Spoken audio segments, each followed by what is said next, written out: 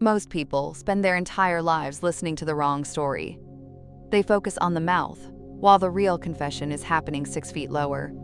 The truth isn't found in what a person says. It's found in what their body is physically incapable of hiding. Your limbic brain, the part of you that keeps you alive, cannot lie.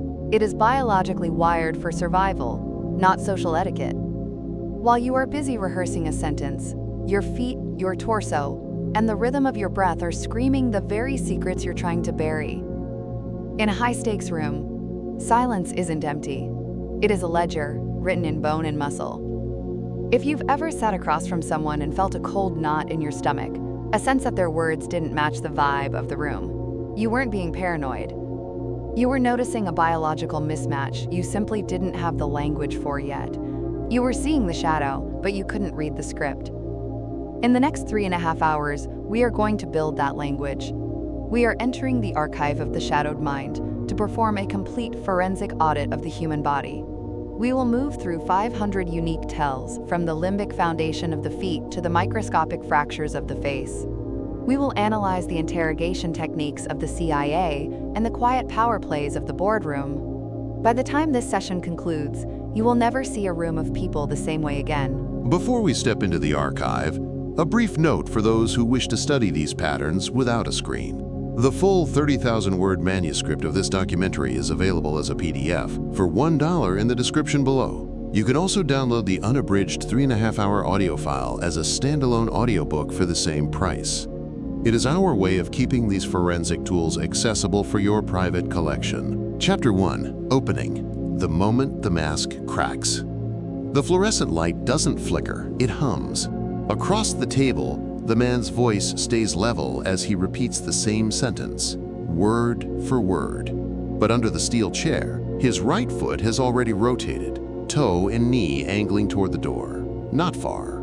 Just enough to be counted by a nervous system that measures exits before it measures honesty. That's the first fracture in the mask. Not a confession, not a mistake in grammar, a movement made by bone and muscle while the mouth maintains its story. To calibrate this understanding, you have to accept a simple mechanism. Your limbic system doesn't argue. It drafts. It produces first-pass behavior, freeze, flight, fight, before your cortex composes a socially acceptable explanation. Joe Navarro, who spent decades watching this under pressure, describes body language as a study of comfort and discomfort, not a magic lie detector. Paul Ekman, working from faces rather than feet, mapped how emotion leaks through small, fast muscular activations, micro-expressions, often outside awareness. Their overlap is the core of this documentary. When stress rises, control narrows, and nonverbal channels begin to contradict the script. You're not here to collect party tricks. You're here to identify the manifestation of threat, persuasion, and covert control, using signals that are old, redundant, and difficult to fully suppress. If you want one rule for the next 3 hours, it's this. A single cue means almost nothing. Clusters, shifts, and context mean nearly everything. The setting matters because the body is always negotiating the setting. In a moonlit study lined with dusty case files, you can read about interrogation rooms as if they're theater, but the people inside them experience something else. Heat in the neck, pressure behind the eyes, a throat that dries faster than it should. In those rooms, language is often engineered. Questions are designed, silences are weaponized. Yet the body continues to run its own audit in parallel. Here's the promise. You're going to move through the body like an anatomist with a motive. Feet to face, posture to hands, breath to voice margins, then outward to objects and distance. Along the way, you'll learn 100 distinct tells. Entirely unique cues, no repeats. Each one will be defined by what it tends to signal, what can confuse it, and what you can do with the information without turning yourself into the very thing you're studying. And you'll do it ethically, or it's worthless. Because the same knowledge that helps you detect manipulation can be used to manufacture it. If you're building influence through deception, if you're trying to dominate, entrap, or extract, then you're not studying human behavior, you're studying exploitation.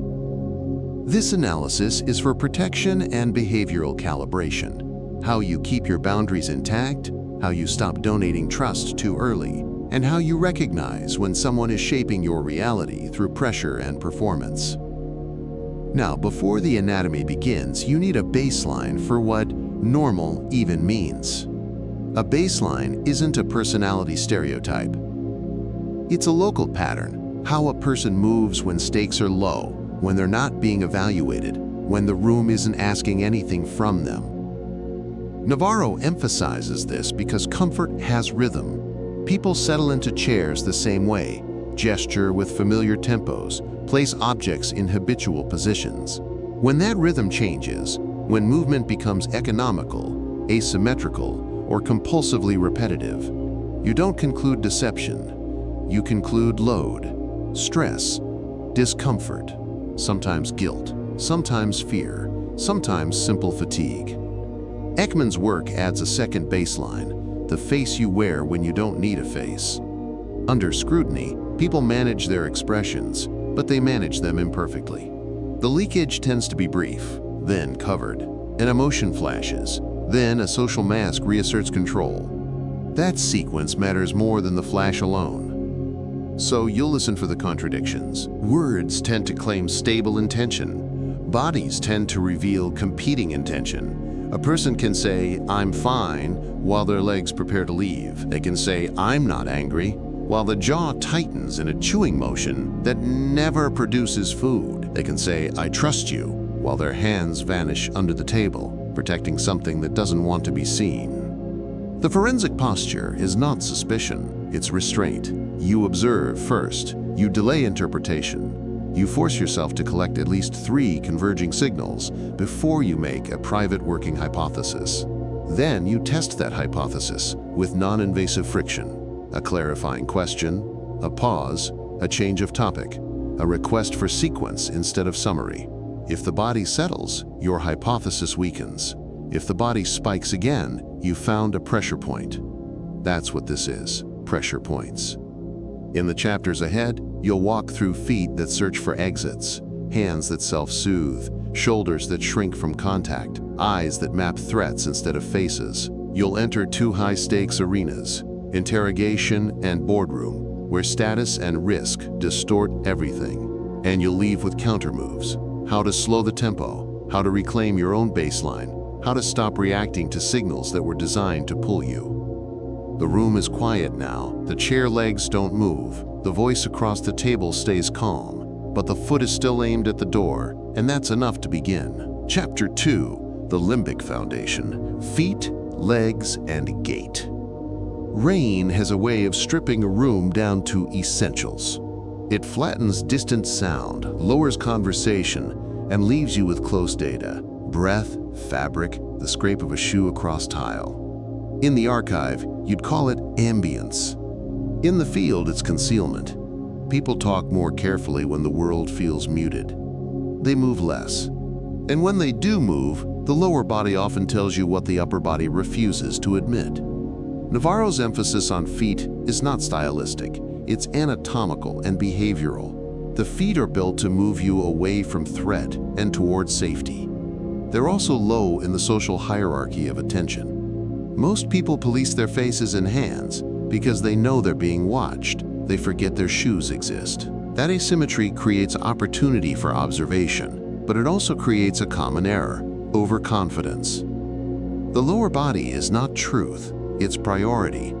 It's the limbic system making a fast recommendation about distance, escape, and stability. Your task is to identify the manifestation of comfort or discomfort in the legs and gait, then treat it as a clue about internal load, not about lying, about load. Tell 1 is the exit foot. 1 foot angles toward a doorway, a hallway, even a perceived safe person. The cue matters because it's directional intent, expressed through skeletal alignment. But it can be confounded by room geometry. If the chair is bolted at an angle, you'll see exit orientation everywhere. Calibrate with a baseline. How do they sit when you're discussing neutral topics? Then add friction. If the exit foot sharpens when stakes rise, money, accountability, commitment, your hypothesis strengthens. They want the interaction to end, or they want distance from the subject. Tell 2 is the heel float. The heel lifts slightly while the toe stays planted, as if the foot is preparing to step but doesn't. It's a micro-exit impulse under constraint. You'll see it in meetings where leaving is socially costly, or during questioning where movement is restricted. Confounders include restless leg habits and caffeine. The differentiator is timing. If the heel float appears right after a specific question or right after you name a person, it's not random movement, it's a spike. Tell 3 is toe tenting. The person sits and presses toes into the floor, lifting the heel, sometimes both heels, creating a tense, ready posture. This can signal confidence and readiness, but in high-stakes settings, it often signals bracing, preparing to resist, preparing to perform. The body is building a platform. If the upper body becomes more animated at the same time, the tenting may support assertiveness. If the upper body goes rigid and the voice narrows, it's more consistent with defensive preparation. Tell 4 is the dragged step. The feet move, but with reluctance, as if the floor is heavier than it should be. In Gait analysis, reluctance shows up as reduced stride length and delayed toe off. The psychological read is not sadness by default, it's limbic reluctance. The body doesn't want to approach what's next. In interviews, you'll see it when someone walks toward a room where evaluation is expected.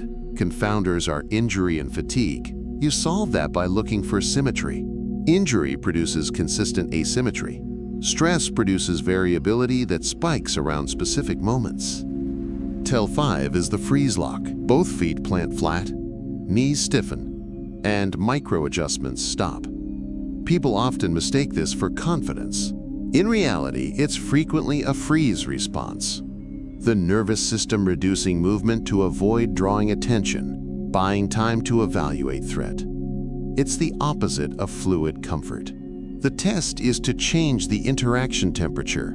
Ask a neutral question. If their feet return to micro-movement, the freeze was situational. If they remain locked through low-stakes content, it may be temperament, social anxiety, or a cultural norm. Tell 6 is the foot withdrawal. The feet tuck under the chair, sometimes with ankles crossing behind chair legs, reducing visible footprint. This is a non-verbal shrinking, a reduction of territory. It often appears when someone feels judged or when they anticipate conflict. Confounder, cold rooms. People tuck feet for warmth, check the environment.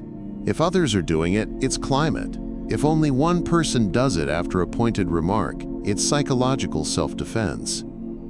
Tell 7 is the toe point. While seated, a toe points directly at a person, even when the torso stays neutral. It's a limbic affiliation cue, orientation toward what the person wants. In group settings, toe points often betray alliance structure. The risk is misreading habitual sitting patterns. Again, baseline. Watch where their toes go when they're relaxed. Then watch where they go when a contested topic enters the room. Toes don't vote with words. They vote with attention. Tell 8 is the ankle lock. Ankles cross and tighten, feet hooking or pinning each other. It can signal restraint, holding back disagreement, holding back emotion, especially when paired with reduced gesturing. But it's also a common posture for comfort in some people. The differentiator is tension. When the lock is tight, you'll see calf muscles harden, or the foot will press into the floor as if anchoring. If you see the lock release after reassurance, you've identified a comfort lever. Tell 9 is the knee bounce. A rapid, up and down movement driven by the knee, often dismissed as mere fidgeting. It's better treated as autonomic discharge, the body bleeding off arousal through repetitive motion. It can be anxiety, impatience, excitement, anger, load without a label. Your job is to locate the trigger. If the bounce intensifies during silence, it may signal internal rehearsal. If it intensifies when someone else speaks, it may signal agitation or disagreement. You don't interpret the emotion until you've mapped the timing. Tell 10 is the leg clamp. Thighs pressed together tightly while seated, sometimes with feet planted wide apart, creating a contradiction. stability below, closure at the midline. This is often vulnerability management. The person is protecting the ventral side without using arms. Confounders include modesty norms and seating constraints. The cue becomes meaningful when it appears as a shift, especially after the conversation turns personal, evaluative, or intimate. Tell 11 is the splayed feet claim. Feet spread wider than necessary, heels planted, taking more floor. This is territorial expansion. It can be dominance, but it can also be compensatory. Someone trying to look unbothered while feeling challenged. You don't label it confidence until you see congruence. Relaxed shoulders, stable voice, unforced breathing. If the lower body claim is paired with jaw tension or shallow breath, it may be a bluff posture, a shield made to look like a throne. Tell 12 is the floor wipe. The shoe rubs the floor in small strokes, like erasing a spot that isn't there. It's often a displacement behavior, energy diverted into a task-like motion when the real task is emotionally loaded. This cue is subtle, but useful in interviews. It tends to appear when someone is stalling internally, searching memory, deciding how to answer, or managing conflict. Confounders include dirt, spills, or a genuinely sticky floor. Verify by noticing whether the person checks the floor afterward. If they don't, the problem wasn't the floor. Now widen from the feet to the legs as a system. The legs are structural, they're also expressive. When the nervous system wants distance, it uses the legs first. When it wants stability, it uses the legs like anchors. Tell 13 is the chair edge perch. The person sits forward with weight on the balls of the feet, ready to stand. It can signal engagement, but in tense contexts, it's often readiness to flee or to terminate the interaction. The key is whether the torso leans toward you or away from you. Forward lean with open orientation can be interest. Forward lean with angled hips and exit foot is pre-departure. Tell 14 is the knee shield angle. One knee angles inward, creating a barrier between the torso and the other person. It's a small, low-cost boundary. In casual settings, it can be a modesty posture. In negotiation, it often appears when trust decreases. Watch for it during topic transitions. If the knee barrier forms when finances, fidelity, or accountability is mentioned, you've found a stress node. Tell 15 is the leg interpose. A bag, briefcase, or even a crossed leg is placed deliberately between bodies, not for comfort, but for separation. This is where limbs become architecture. The cue matters because it's a boundary built without words. Confounders include cramped seating. If there's plenty of space and the barrier still appears, treat it as a signal of reduced psychological access. Tell 16 is the sudden stillness. Movement stops abruptly in the lower body right after a question, as if the legs were caught. This is a freeze micro-response, often paired with a facial hold. It suggests the question increased stakes. It doesn't prove guilt, it proves significance. The practical use is diagnostic. You've located a topic that requires more careful sequencing and more time. Tell 17 is the foot tap pattern shift. The person taps in a steady rhythm. Then the rhythm changes, faster, irregular, or stops when a certain point is made. People get used to the presence of their own fidgeting and stop noticing changes. You don't. Pattern shift is more informative than the tap itself. This is why baseline matters. You're tracking deviations, not cataloging quirks. Tell 18 is the toe curl under. Toes curl inside the shoe, sometimes drawing the foot into a slight inward arc. It's a concealed tension cue, often seen when someone is trying to stay polite while experiencing threat or disgust. Confounders include tight shoes. Look for accompanying signs: shallow breathing, lip compression, reduced eye contact. If the cluster appears, treat it as discomfort rather than footwear. Tell 19 is the weight rock. While standing, the person rocks subtly from heel to toe or side to side. It can be self-soothing, but it can also be a readiness check, the nervous system testing balance and exit capacity. In high-stakes conversations, Weight rock often precedes a decision to approach, to retreat, to interrupt. If you see the rock and then a verbal escalation, the body announced the turn before the words arrived. Tell 20 is the stance narrowing. Feet move closer together, reducing base of support. This can indicate submission, uncertainty, or a desire to appear non-threatening. It can also indicate social politeness in tight spaces. The cue becomes meaningful when the environment doesn't require it and when it follows pressure. If you challenge someone and their stance narrows, they may be psychologically yielding, or they may be bracing for evaluation. Now move to gait, because walking is a behavioral signature. People rehearse speech, they rarely rehearse how they cross a room. Under stress, gait compresses. Under confidence, it expands. Under deception, it often becomes managed, too careful, too symmetrical, too staged. Tell 21 is the over-control walk. Stride becomes measured, arms swing less, head stays fixed. It resembles a person trying not to spill a full glass, even when their hands are empty. This can be professionalism. It can also be impression management under scrutiny. You differentiate by context. If the person walks naturally before entering a room and then becomes over-controlled once observed, you're watching self-monitoring increase. Tell 22 is the quickened cadence with short stride. Steps get faster, but distance per step shrinks. This often signals urgency with constraint, wanting to leave quickly but not wanting to appear to run. In corporate settings, it appears when someone is late but trying to look composed. In conflict settings, it can appear when someone wants out but needs plausible deniability.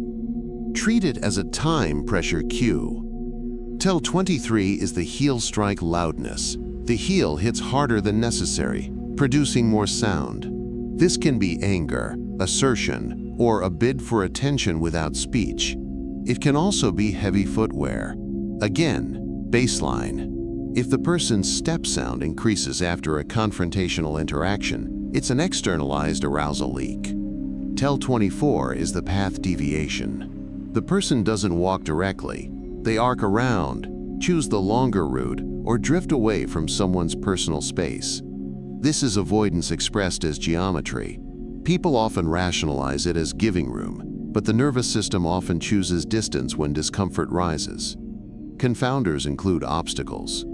In an open space, deviation is meaningful. Tell 25 is the shoulder-led walk. The torso turns slightly, and one shoulder leads, presenting less of the front of the body.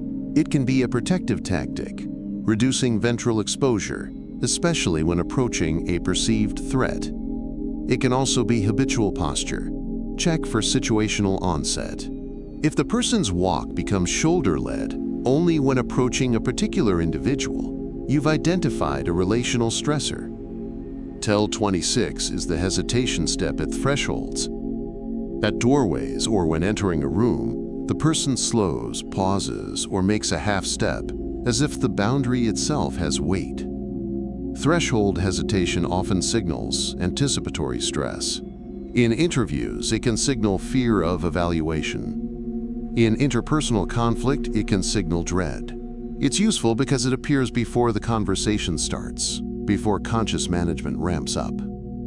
Tell 27 is the backward step micro-retreat. While standing in conversation, the person takes a small step back, then stabilizes, often within a second of a topic shift.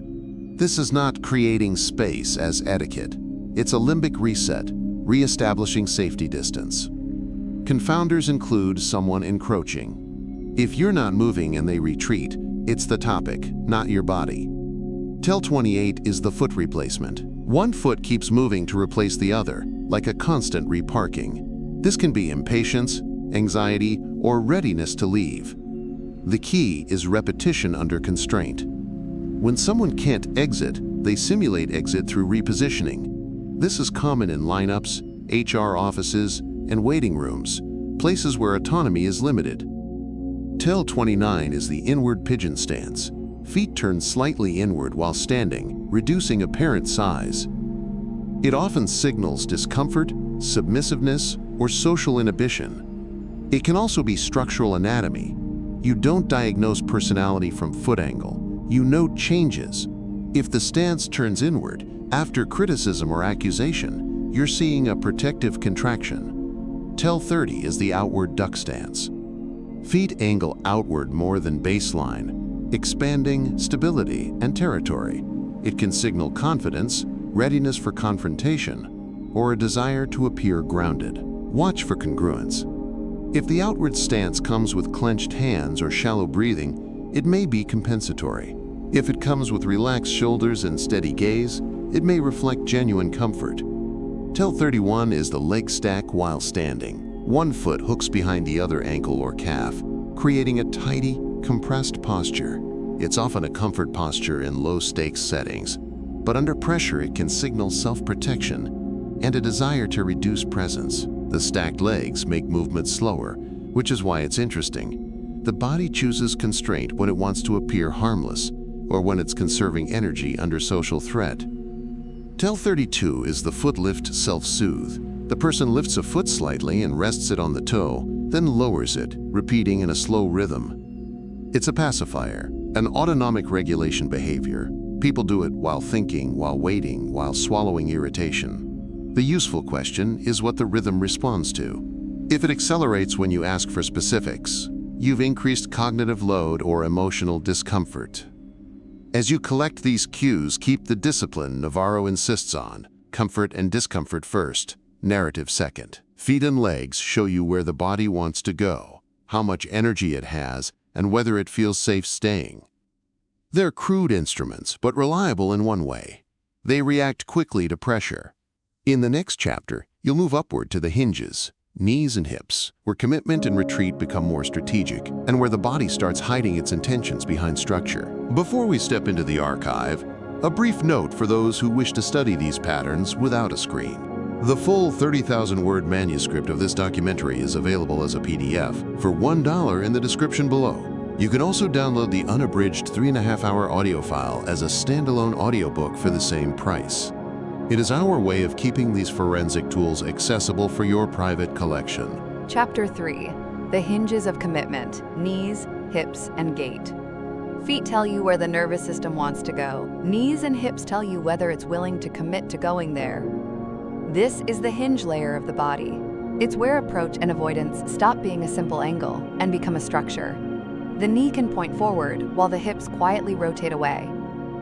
The feet can stay planted while the pelvis retreats a few centimeters, enough to reduce vulnerability without starting a conflict. And because knees and hips are larger levers, they're harder to fake for long without tension showing up elsewhere. Navarro's comfort-discomfort model stays useful here, but you apply it with a slightly different question. With feet, you ask, where is the exit?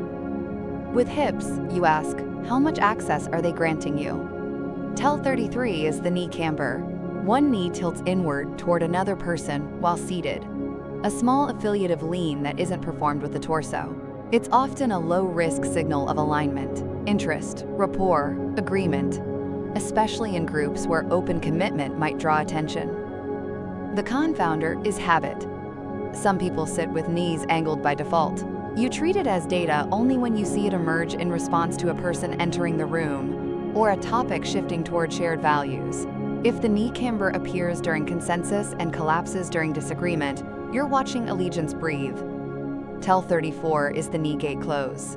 The knees move closer together, sealing the midline. This is a closure behavior that manages vulnerability, and it often appears when someone senses evaluation or sexualized attention. In an HR conversation, it can show up when the subject becomes personal.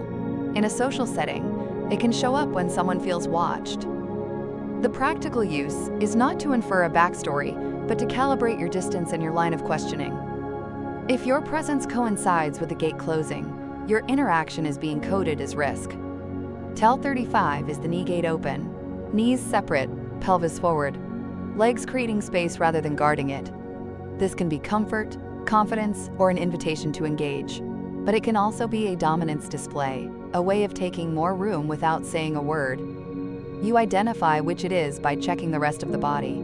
If the shoulders remain soft and the hands are visible, it's likely comfort.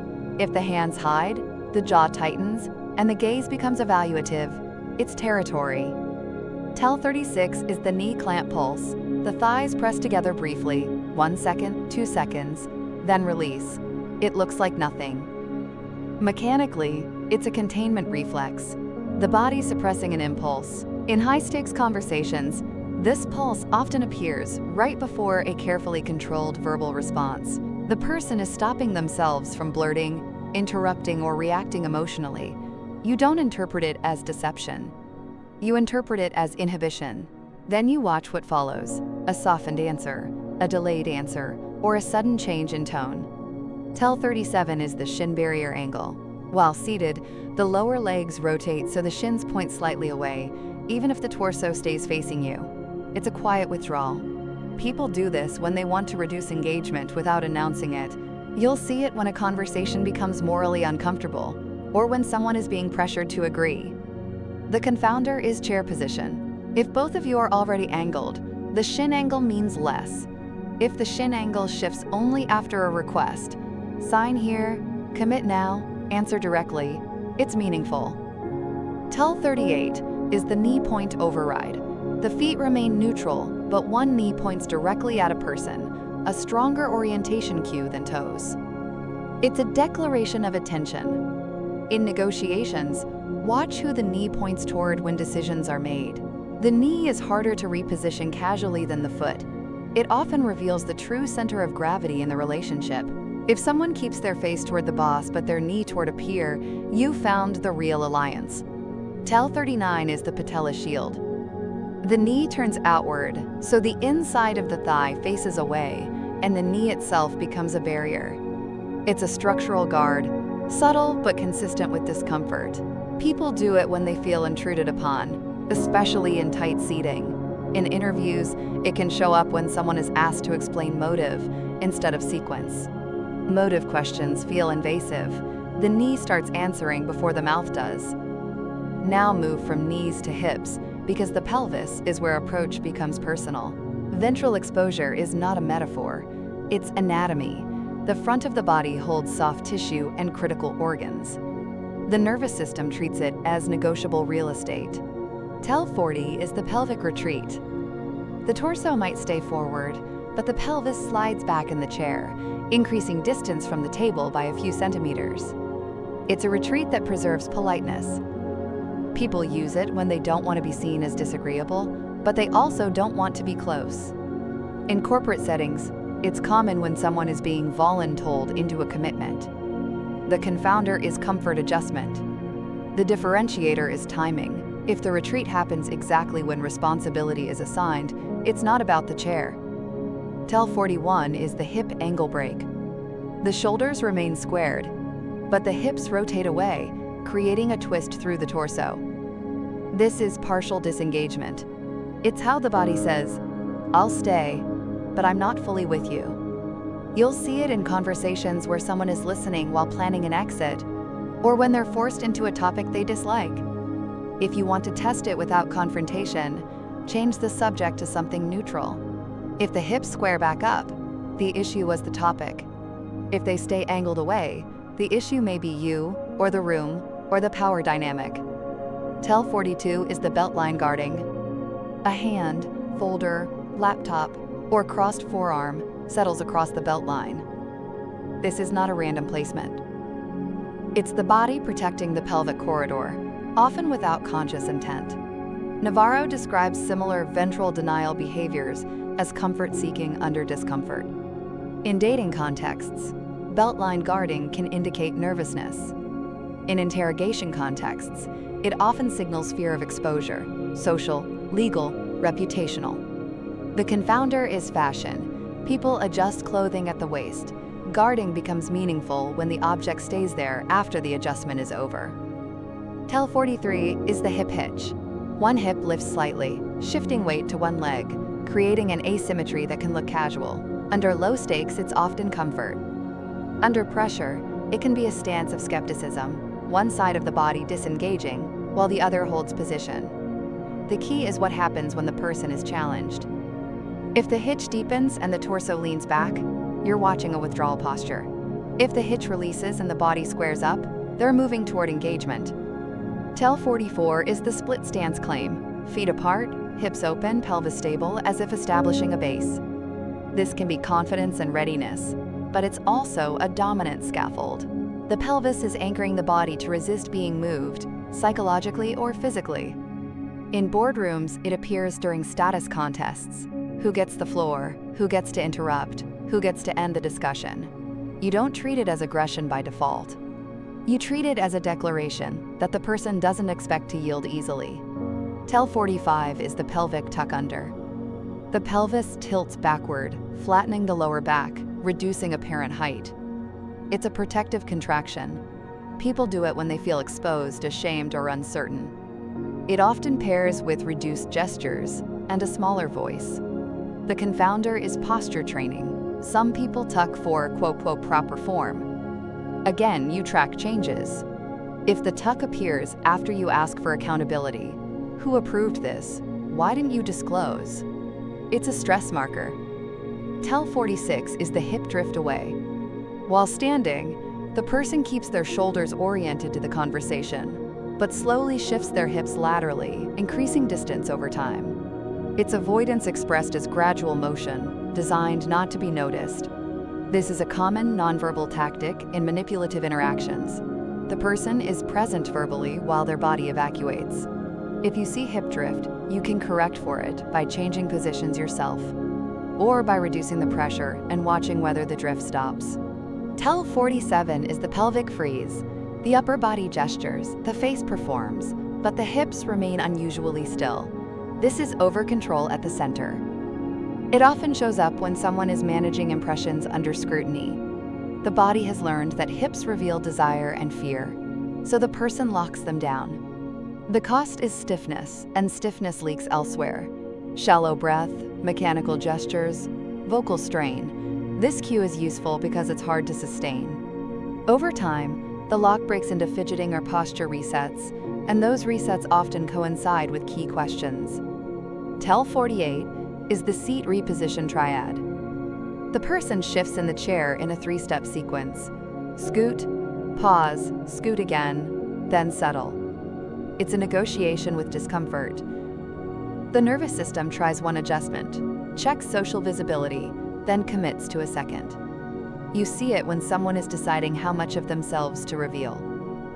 If the reposition happens before answering, it suggests internal preparation. If it happens after answering, it suggests regret or self-evaluation. TEL 49 is the thigh press anchor.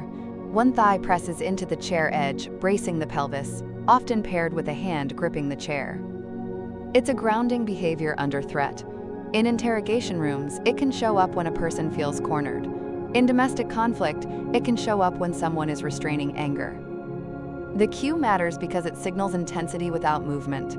The body is loading force but choosing not to deploy it. TEL 50 is the glute squeeze. A brief tightening in the hips and buttocks, often invisible unless you're trained to notice the overall body rigidity. It's a stress contraction, part of a full body brace. People do it when they're trying to tolerate pressure, staying seated, staying polite, staying in control. You'll often see it paired with a held breath. If you see the brace, you slow down. You let silence do less damage. You ask for sequence, not justification. Now return to Gait, but with a different focus than Chapter 2. Earlier, you were watching mobility and exit behavior. Here, you're watching commitment and ownership. Hips drive walking. When someone's hips led, they're moving with intention. When hips lag, the body is being dragged by obligation. TEL 51 is the hip-led approach. The pelvis moves forward first, creating a smooth, confident gait. It's often seen when someone believes they have authority or belonging in a space. In a corporate corridor, hip-led approach often correlates with status. People who feel entitled to the space occupy it fully. The confounder is simple athleticism. You treat it as a social cue only when it changes with context. Strong approach to one room, hesitant approach to another. TEL 52 is the hip hold walk. The pelvis stays stiff. Steps become more from the knees down, reducing hip rotation. This is a constrained walk, often linked to anxiety, self-consciousness, or impression management. People do it when they feel watched. In a high-stakes meeting, it can appear when someone expects criticism. If you see hip hold walking in the hallway and freer walking outside, it suggests the environment, not the person, is the stressor. Tell 53 is the turn delay. When a person changes direction, the feet turn first, but the hips lag a beat, then follow. That lag is indecision. It's the body verifying safety before committing. You'll see it when someone is about to enter a room with an adversary, or when they're called over unexpectedly. It's a small cue, but it's a reliable sign of anticipatory load. Tell 54 is the reverse pivot. The person turns their whole body away, then turns back with the head last, as if checking whether they're being observed. It's a vigilance behavior. In manipulative environments, people do it when they suspect monitoring, social surveillance, reputational threat. The important part is not paranoia, it's the cost. Vigilance narrows attention. It makes people easier to pressure because they're already spending resources on threat mapping. Tell 55 is the knee-driven step. Instead of a fluid hip swing, the knees lift sharply, producing a slightly stompy gait. This can be irritation or a need to signal presence. It can also be a function of clothing or footwear you don't overinterpret. You note it when it emerges after conflict and disappears after reassurance. In those cases, it's arousal translated into mechanics. Tell 56 is the sidestep yield. In a hallway or tight space, the person consistently yields the path, stepping aside early. Sometimes it's politeness. Sometimes it's a practiced submission script, avoiding collision, avoiding visibility, avoiding conflict. If the same person yields even when they have the right of way, even when they're in charge, you're observing an ingrained deference pattern. In negotiation, that matters. People who yield space often yield decisions unless they consciously counter it. Tell 57 is the path ownership walk. The person walks down the center line, making others move around them without increasing speed or acknowledging it. It's not always malice. It's often entitlement, sometimes unconscious. In power environments, path ownership is a nonverbal status claim. If you're analyzing a hierarchy, watch corridors more than conference rooms. In corridors, people stop performing. Tell 58 is the corner cut avoidance. When approaching a corner or doorway, the person takes the widest possible arc, avoiding tight turns. This is a safety behavior. It can be linked to anxiety, trauma, or simply habit. In high-stakes settings, it often shows up when someone expects confrontation around the corner, literal or figurative. The body chooses visibility and escape options over efficiency. Tell 59 is the pause then enter sequence. At a doorway, the person pauses, then enters with a small exhale, as if letting go of breath they didn't know they were holding. This is anticipatory stress resolving into forced action. It's useful because it marks a transition point, the moment the nervous system shifts from evaluation to endurance. If you're interviewing someone, watch the doorway. It often tells you more than the first question. Tell 60 is the backward exit preference.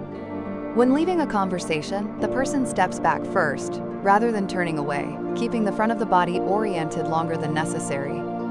This can be respect in formal contexts. It can also be fear, maintaining visual on a perceived threat.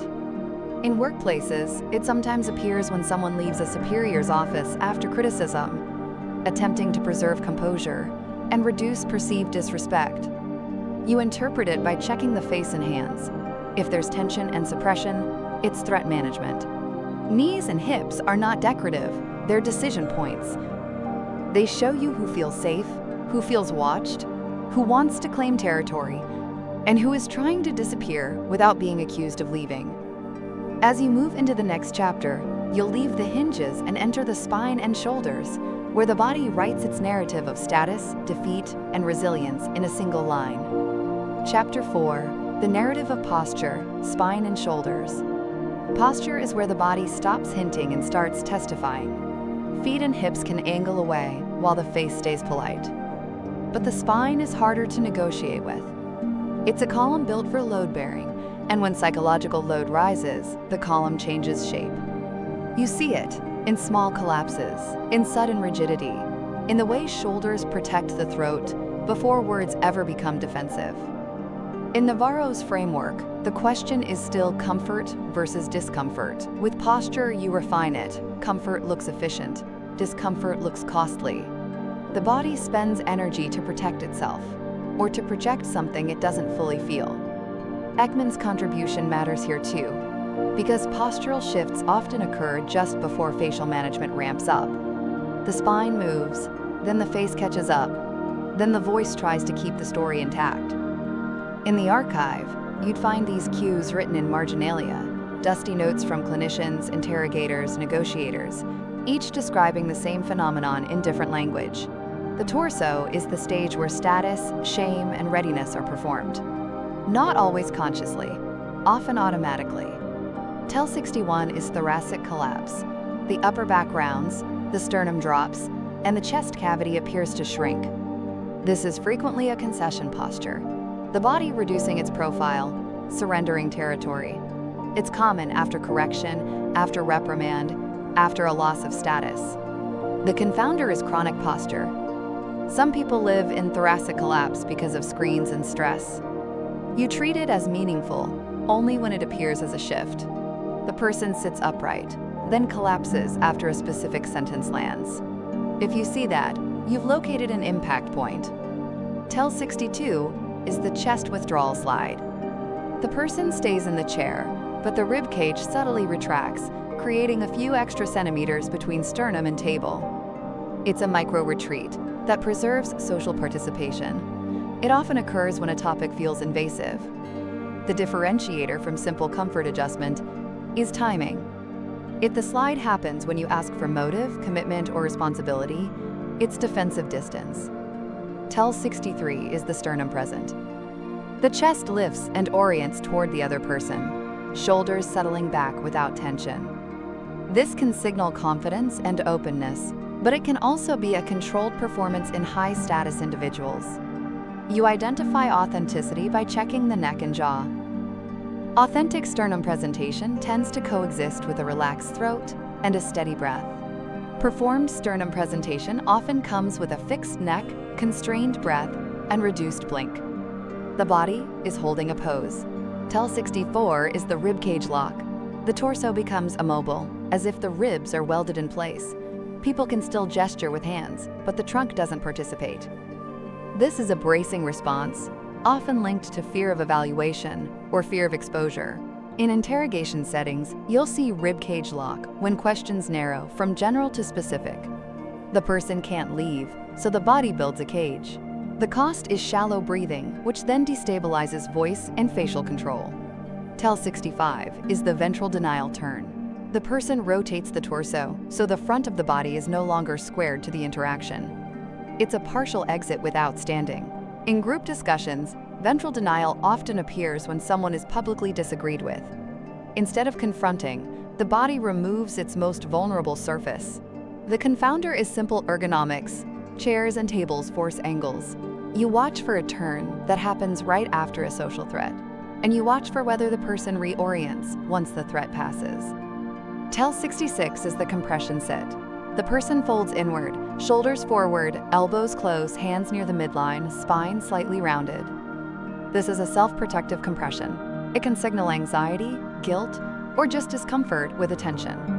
You don't label the emotion, you label the function, self-coverage. Then you test by lowering scrutiny. Soften your gaze, widen the topic, reduce demands. If compression eases, it was situational pressure. TEL 67 is the expansion sit, the opposite. Elbows widen, shoulders open, chest broad, spine tall. This can be comfort and status, but it can also be a territory claim meant to intimidate or preempt challenge. The key is whether expansion appears when someone else is speaking or when the person is being evaluated. Expansion during another person's turn often signals dominance behavior. Expansion during one's own turn can simply be engagement. Context tells you which. TEL 68 is the postural reset after disclosure. The person answers, then immediately adjusts posture, straightening, shifting, smoothing clothing, clearing the throat. This is a closure ritual. The nervous system marks the end of a risky segment and tries to re-establish baseline. It's useful because it helps you segment the conversation. If resets repeatedly follow certain categories of information, you've found where the person experiences greatest stakes. Tel 69 is the shoulder hike. One or both shoulders rise toward the ears briefly, then drop. This is often a doubt marker during denial or a stress spike during uncertainty. People hike shoulders when they're bracing for impact, not when they're comfortable. A common confounder is cold temperature or muscle tension. Again, timing. If the hike appears right after you ask, "Are you sure?" or right after you present contradictory information, treat it as a moment of internal friction. Tel 70 is the shoulder blade pin. The scapulae pull back and down, creating a stiff, squared posture. It can be confidence, but under threat, it's often a fight-ready brace. The person is stabilizing the upper body to resist. You'll see it when someone is preparing to argue, to negotiate hard, or to refuse. Check the hands. If hands are clenched or hidden, the pin is more consistent with defense. If hands remain open and adaptive, it may be genuine comfort. Tel 71 is the asymmetric shoulder drop. One shoulder lowers while the other stays level, not as a casual slouch, but as a response. Asymmetry often signals ambivalence, one side of the body leaning into engagement while the other withdraws.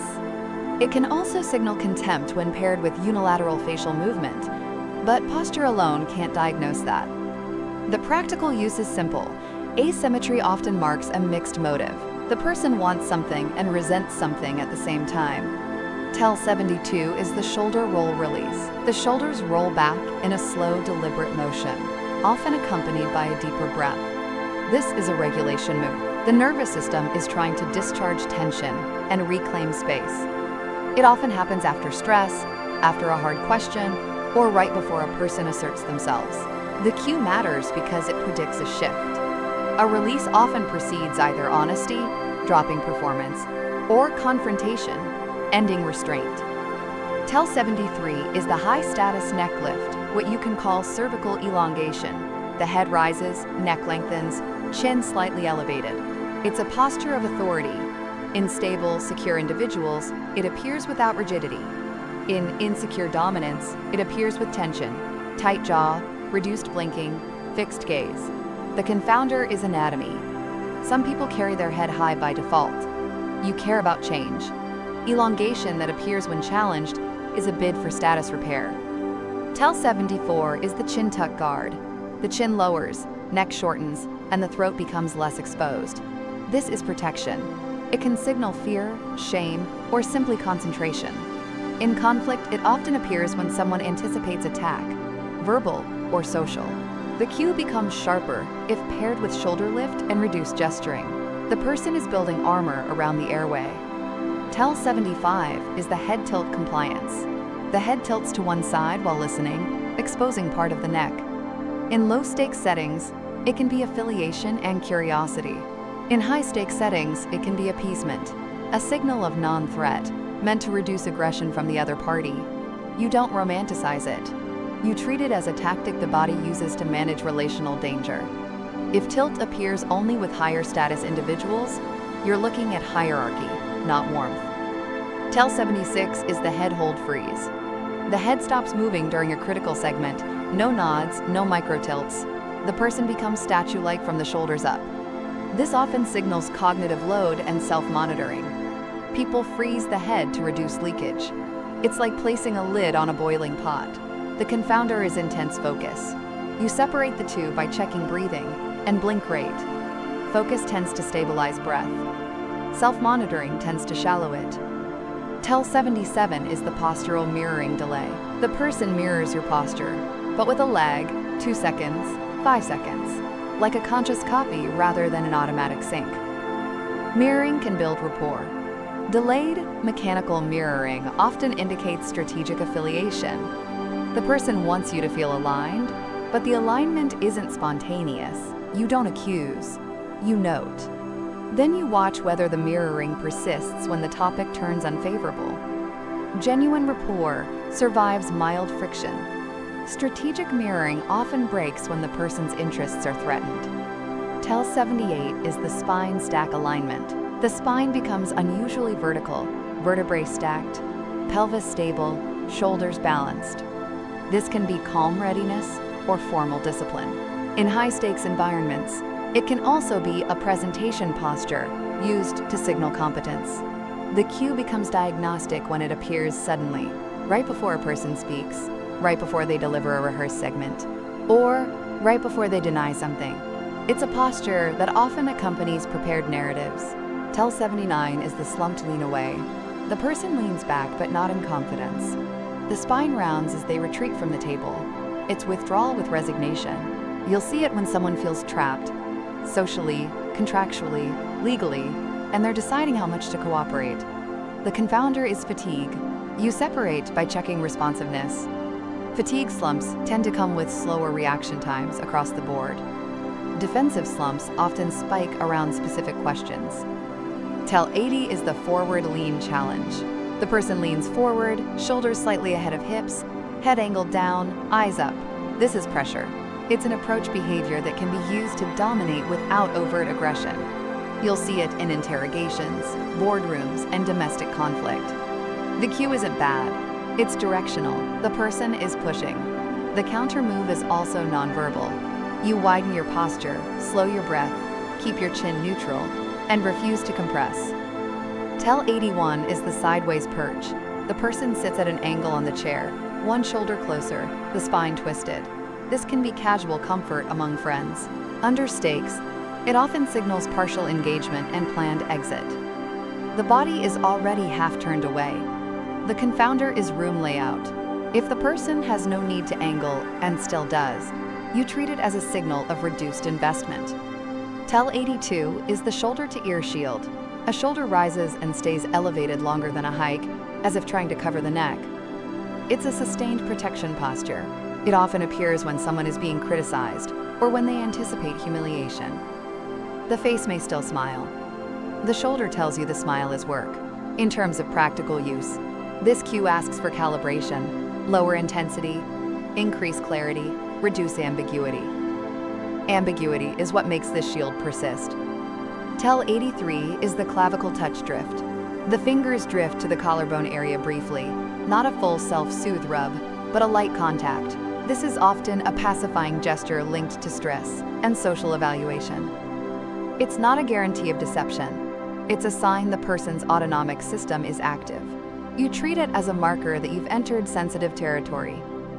Ekman's work reminds you that emotion triggers physiology fast. The hands often arrive to manage it. Tell 84 is the shoulder shrug fragment, a shrug that doesn't complete. One shoulder lifts, but the hands don't turn palms up, and the face doesn't fully join. This partial shrug often signals internal conflict. The person wants to display uncertainty or innocence, but they're suppressing part of the signal. It's useful because it frequently appears in managed narratives. The person is trying to suggest, "I don't know," while still controlling their presentation. Tell 85 is the coat hunch. Even without a coat, people sometimes mimic it, shoulders forward as if pulling fabric around the torso.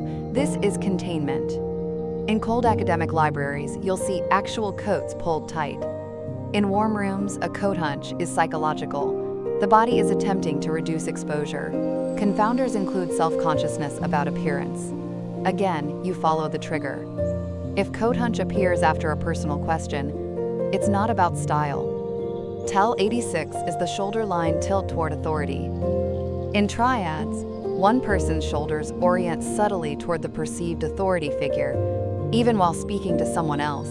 It's allegiance expressed through skeletal alignment. This matters in boardrooms and interrogations alike. People often answer to the person with power, not the person asking. The cue helps you predict who will influence the outcome. Tell 87 is the shoulder line drift away from scrutiny. The shoulders rotate away when attention lands, when someone looks directly, when a spotlight question arrives. It's a micro-avoidance. You'll often see it when someone is being asked to produce detail. The confounder is politeness. Some people angle away to appear less confrontational. You differentiate by the rest of the cluster. If the drift comes with reduced voice volume and fewer gestures, it's avoidance, not courtesy. Tell 88 is the upper back rub. A hand reaches behind the neck or upper back, pressing or rubbing as if loosening a knot. This is a classic stress regulator. It's the body treating tension as a physical problem, because that's safer than naming the psychological one. Navarro describes these as pacifiers, behaviors that soothe the nervous system. The useful insight is sequencing. If the rub occurs right after a question, it's a response to that question. If it occurs right before an answer, it may be bracing for what they're about to say. Tell 89 is the shoulder settle after reassurance. After you offer clarity, boundaries, or reassurance, the shoulders drop and widen slightly. This is a comfort signature. It's one of the few cues you can treat as relatively clean, because the nervous system relaxes the trapezius when threat decreases. If you're interviewing or negotiating, you watch for this. It tells you your approach reduced load. It's feedback. Tell 90 is the micro flinch in the shoulder girdle. A tiny jerk, shoulders twitch, upper torso recoils a fraction, often triggered by a word, a name, or an accusation. This is startle. It's autonomic. It doesn't mean guilt. It means impact. In forensic terms, it's a marker for relevance. If you see a micro flinch, you slow down, and you ask for sequence with neutral tone. You don't pounce. Pouncing creates noise. Tell 91 is the scapular wing under pressure. The shoulder blades protrude slightly as the shoulders round forward, creating a guarded, braced look. This often appears when someone feels trapped or when they're under sustained scrutiny. It's a protective architecture. The body is building a shell. The confounder is muscular anatomy. Some people naturally have visible scapulae. You care about emergence during stress, not static structure. Tell 92 is the upright lock with minimal gesture. The spine stays tall, but movement reduces. Hands stay close. Shoulders stay fixed. This is controlled composure, sometimes genuine, often strategic. People use it when they want to appear unshakable. The cost is that it's metabolically expensive. Over time, you'll see leakage, jaw tension, breathing irregularity, or foot movement. When you see upright lock, you don't interpret it as confidence. You interpret it as a management strategy, and you look for what it's protecting. By this point, you should notice a pattern. Posture is less about any single meaning and more about function. Expansion claims space. Collapse cedes it. Angles manage access. Locks manage leakage. And because posture is visible, it becomes part of manipulation too. People learn which shapes get respect, which shapes invite rescue, which shapes discourage questions. Your restraint is the defense. You don't reward a posture. You don't punish it. You observe it, then you verify with gentle friction. You ask for specifics. You change the tempo. You watch whether the body returns to efficiency or doubles down on cost. In the next chapter, the analysis moves to hands and wrists, the instruments people use to soothe themselves, to dominate the pace, and to hide what they don't want you to notice. Chapter 5. The Executive Suite. Hands, Wrists, and Thumbs. The oldest reading rooms never feel sterile. They smell like parchment, dried glue, and the soft rot of cardboard that's been handled by too many careful hands. Somewhere in the building, a clock keeps bad time, but it keeps it loudly, as if noise alone can make minutes behave. You sit with that sound long enough, and you start noticing your own hands, how often they move, where they go when your thoughts tighten, what they do when you're trying to look calm. Hands are executive instruments. They sign contracts, conceal objects, deliver threats without contact, and perform innocence through stillness. They also betray internal load because they're constantly recruited to manage the nervous system. Navarro calls many of these movements pacifiers, self-soothing behaviors that appear when discomfort rises. Ekman's work complements this by reminding you that emotional arousal is fast and management is slower. The hands often begin their coping sequence before the face finishes composing its mask. In high-stakes settings, people also weaponize their hands. They use them to control tempo, to claim space, to force attention, to make you agree without hearing yourself do it. Your job is to separate regulation from strategy, and strategy from habit. You do that the same way you've done it so far. Baseline first, then clusters, then timing. Tell 93 is the thumb display. The hands are clasped or resting, but the thumbs stand upright like small flags. This often signals confidence or a bid for authority. It's low risk and socially acceptable, which is why it shows up in interviews, boardrooms, and negotiations. The confounder is comfort. Some people naturally rest this way. What matters is escalation. If thumbs rise higher when challenged, or when the person begins asserting control, you're seeing status management. Tel 94 is the thumb hide. The opposite. The fingers curl so the thumbs disappear, tucked under the hand, or trapped inside a fist. It's containment. People do this when they feel reduced, unsure, or scrutinized. It's not an admission of wrongdoing. It's a signal the person is restricting outward expression. When you see thumb hide, you adjust your questioning. You reduce demand for justification and increase demand for sequence, because sequence is easier to provide under constraint. Tel 95 is the thumb stroke. One thumb rubs the other thumb or rubs the side of the index finger, a small repetitive motion that looks like nothing. It's autonomic regulation. Think of it like a quiet metronome the nervous system uses to pace itself. Confounders include dryness, rings, and simple habit. You treat it as meaningful when the rhythm shifts with topic.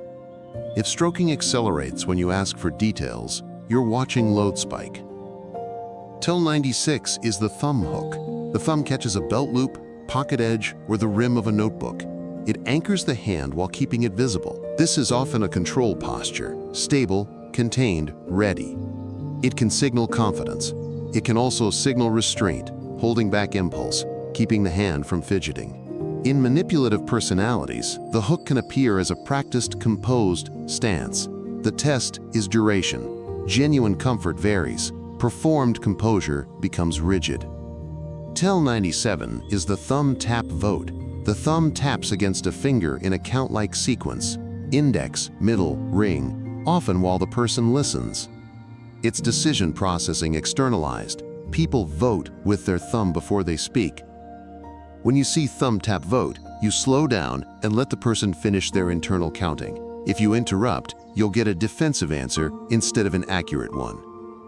Tel 98 is hand hiding. Hands disappear under the table, into pockets behind a folder, or inside sleeves. Hiding is not a lie cue, it's a withholding cue. The person is reducing what you can read, but also reducing what they have to regulate. Visible hands are socially vulnerable. They can tremble, sweat, twitch, and display intent. When the hands vanish right as stakes rise, you treat it as a shift into protection mode. The confounder is cold rooms and etiquette. Some environments teach people to keep hands still and low. You solve that by watching changes, not static positions. Tel 99 is the table edge grip. Fingers curl under the table edge, knuckles whitening briefly. This is bracing. The body is loading tension into the hands to stabilize the torso. It often appears when someone feels cornered by a question or a demand. The grip can also appear during anger containment, holding the table so the hand doesn't gesture aggressively. If you see edge grip, you avoid escalating intensity. You give the person an exit ramp, take your time, or walk me through the order, rather than, why did you do it? Tel 100 is the finger steeple. Fingertips touch lightly, forming a small tent, usually near the chest or on the table. It's often associated with confidence, analysis, and authority. Navarro notes it as a sign of comfort and sometimes superiority. But steepling can also be performative, used by people who want to project certainty they don't feel. You differentiate by breadth and flexibility. Authentic steepling is loose and changes shape. Performed steepling is rigid, held too long, and paired with minimal blinking. Now widen to the wrists, because wrists are a vulnerability corridor. The underside of the wrist exposes veins and is treated by the nervous system as soft terrain. People protect it when threatened and expose it when they trust. Tel 101 is wrist exposure. The palms or inner wrists turn upward during conversation, not as a dramatic gesture but as a natural opening. It's associated with trust and non-threat. In negotiations, you'll see more wrist exposure when someone believes the interaction is fair.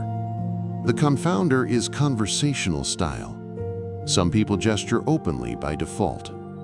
The cue becomes informative when exposure increases after reassurance or decreases after pressure. Tell 102 is wrist concealment. The sleeves are pulled down, hands are tucked, wrists are kept turned inward. This is protective. It often appears when someone feels judged or when they anticipate interrogation. It's also common in people who dislike attention. You don't treat it as guilt, you treat it as reduced psychological safety. Tell 103 is the watch check. The person checks their watch or phone time, sometimes too early for it to be practical. It can signal impatience. It can also signal a desire to escape without stating it. In manipulative interactions, the watch check can be a control move, broadcasting that your time is being rationed. The confounder is real scheduling pressure. You verify by noticing whether they follow it with logistics. If there's no logistical follow-up, it's not about time, it's about leverage. Tell 104 is the cuff adjust ritual. A person straightens a cuff, pulls a sleeve, aligns a bracelet, often repeatedly. This is a grooming pacifier and a status cue at the same time. Under stress, people manage the boundary between skin and world. Clothing becomes a proxy for control. The useful read is sequencing. If cuff adjustments spike right after a question, you've triggered discomfort. If they spike right before delivering a rehearsed response, you're seeing preparation. Tell 105 is the ring turn. A ring is rotated around the finger, sometimes slowly, sometimes with urgency. It's self-soothing and also a displacement behavior. People do it when they want their hands to look occupied so you won't read them. Confounders include genuine discomfort with jewelry. Again, timing is your filter. Ring turning that begins after a challenging topic is a stress marker. Tell 106 is the palm wipe. The person wipes one palm on the thigh or on fabric, often quickly. This is sometimes literal sweat management. Under pressure, palms sweat. But it can also be symbolic. Removing residue, removing contamination. In deception research, sweat and friction increase under arousal. You don't conclude lying. You conclude sympathetic activation. The practical use is to reduce heat, slow the pace, reduce confrontational framing, offer water, or shift from accusation to clarification. Tell 107 is the nail press. A thumbnail presses into another fingertip, or nails press into the palm. It's pain-based regulation, subtle self-harm without injury. People do it to stay contained, to keep emotion from surfacing, to hold steady under scrutiny. When you see nail press, you're watching restraint. It often correlates with suppressed anger or fear. The counter-move is to create psychological room. You soften demands and let silence work without turning it into a weapon. Tell 108 is the cuticle pick. Fingers pick at cuticles, skin, or hangnails. It's a classic pacifier, often appearing in anxious or high evaluation contexts. It's not diagnostic of character, it's diagnostic of arousal. If cuticle picking starts when the conversation turns to accountability, you note that accountability is costly for them. That's the data. Tell 109 is the finger lock interlace. Fingers interlace tightly, sometimes with hands squeezed together, wrists stiff. This is containment. It's a way of handcuffing yourself socially. People do it when they're trying not to gesture, not to reveal agitation, not to reach for something. Confounders include polite posture norms. The cue becomes meaningful when the interlace tightens visibly, knuckles whitening, tendons standing out during a sensitive segment. Tell 110 is the palm clamp over knuckles. One hand covers the other hand's knuckles, pressing down. It looks like calm. It's often restraint. The upper hand acts like a lid on movement. It's common in interviews where someone is trying to appear composed. If you ask a question and the clamp intensifies, you've raised stakes. If the clamp releases after reassurance, you've lowered them. The next layer is gesture economy. Under comfort, gestures are adaptive. They match speech rhythm. They vary naturally. They don't look rehearsed. Under pressure, gestures often become either excessive, trying to persuade, or minimal, trying to avoid leakage. Tel 111 is the gesture shrink. Movements become smaller and stay close to the torso, as if the person is afraid of taking up air. This often signals reduced confidence or increased scrutiny. It can also appear when someone is hiding information, because large gestures increase the chance of incongruence. You test by shifting the environment, give permission, reduce evaluation, and see if gestures expand. Tel 112 is the gesture freeze. Hands stop moving entirely during a key statement, then resume afterward.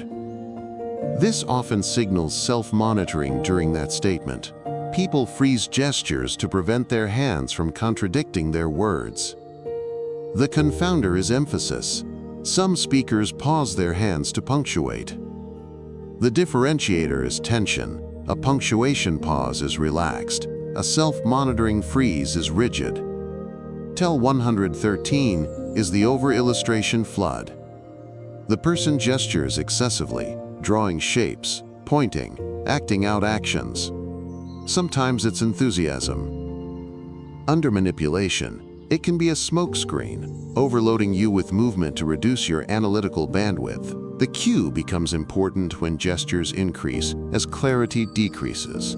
If the story gets vaguer while hands get busier, you're watching compensation. Tel 114 is the precision pinch. Thumb and index finger pinch close together, as if indicating a small point, often held in midair.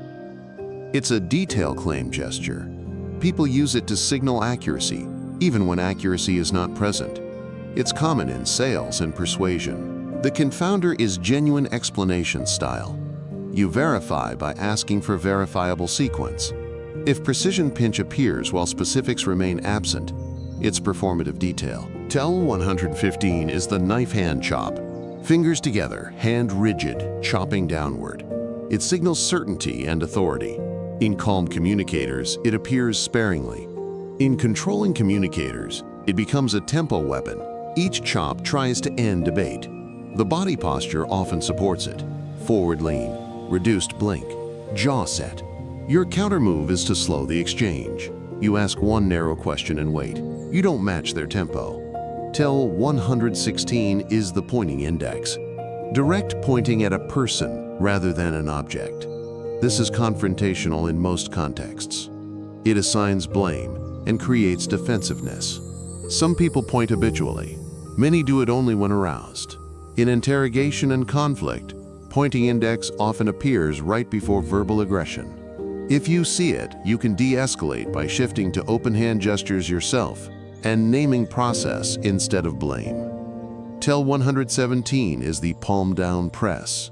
The hand moves downward as if pressing the air. It's a control gesture. Settle down, accept this, stop resisting. It often accompanies condescension or an attempt to dominate the conversational frame. In boardrooms, it appears when someone wants closure without consensus. You treat it as a bid for authority, not necessarily earned authority. Tel 118 is the palm up offer. Palm up, fingers relaxed, as if presenting something. It's generally affiliative and persuasive without threat. But manipulative individuals may use exaggerated palm-up offers to simulate openness while controlling content. You verify openness by checking whether they allow questions. If palm-up offer is paired with interruption and refusal to clarify, it's theater. Tel 119 is the prayer hands. Palms pressed together, fingers pointing upward, often near the face. It can signal hope, pleading, or an attempt to appear sincere. It also can be a self-soothing posture, compressing both hands into one stable unit. In high-stakes settings, prayer hands often show up when someone needs you to believe them. Ekman would remind you to watch the face for congruence, but you also watch the timing. Prayer hands that appear only during contested points are strategic. Tel 120 is the hand-to-chest claim. A hand presses to the chest while saying something about sincerity, values, or truth. It's a credibility display. Sometimes it's genuine. Sometimes it's a learned gesture from storytelling culture. You don't treat it as proof. You treat it as a signal the person knows credibility is being evaluated. Now move into object contact, because hands are rarely empty in modern life. Pens, phones, cups, papers, these become extensions of the nervous system. TEL 121 is the pen-click loop. Repeated clicking, especially during silence, is discharge behavior. It's also a dominance irritant, an unconscious way to disrupt other people's concentration. Confounders include simple habit. The clue is social awareness. If the person continues clicking after being asked to stop, it's not just regulation, it's disregard. TEL 122 is the pen point as weapon. The pen is held like a pointer and aimed at someone, not to indicate information, but to direct pressure. It's a socially acceptable substitute for pointing. In interrogations and meetings, it can become a threat proxy. You track whether it appears with accusations and disappears with neutral topics. TEL 123 is the paper alignment compulsion. Papers are squared, stacked, tapped into perfect edges repeatedly. It's control-seeking under ambiguity. People do it when they feel uncertain but want to appear competent. The cue matters because it often rises when the narrative is unstable. The person manages paper because they can't manage outcome. TEL 124 is the phone shield. The phone is held in front of the torso or kept in hand as a barrier. It can be distraction.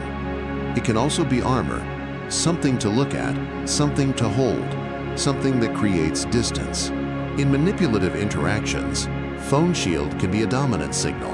I'm not fully available to you. The counter move is to name expectations clearly and observe whether the phone is put away. TEL 125 is the screen stroke. Fingers stroke the phone screen even when it's dark or idle. It's tactile soothing. In high evaluation settings, it's a way of regulating without obvious fidgeting. If you see screen stroke during difficult questions, you're watching stress management. TEL 126 is the cup cradle. The cup is held with both hands, not just for warmth. It's a comfort cradle, creating a small, safe object to hold. In cold rooms, it's practical. In warm rooms, it's psychological. This cue tends to appear when someone feels exposed. It's also why offering water in interviews often changes posture. It gives the nervous system a prop. TEL 127 is the object rotation. A small item, cap, coin, paperclip, is rotated repeatedly. It's displacement.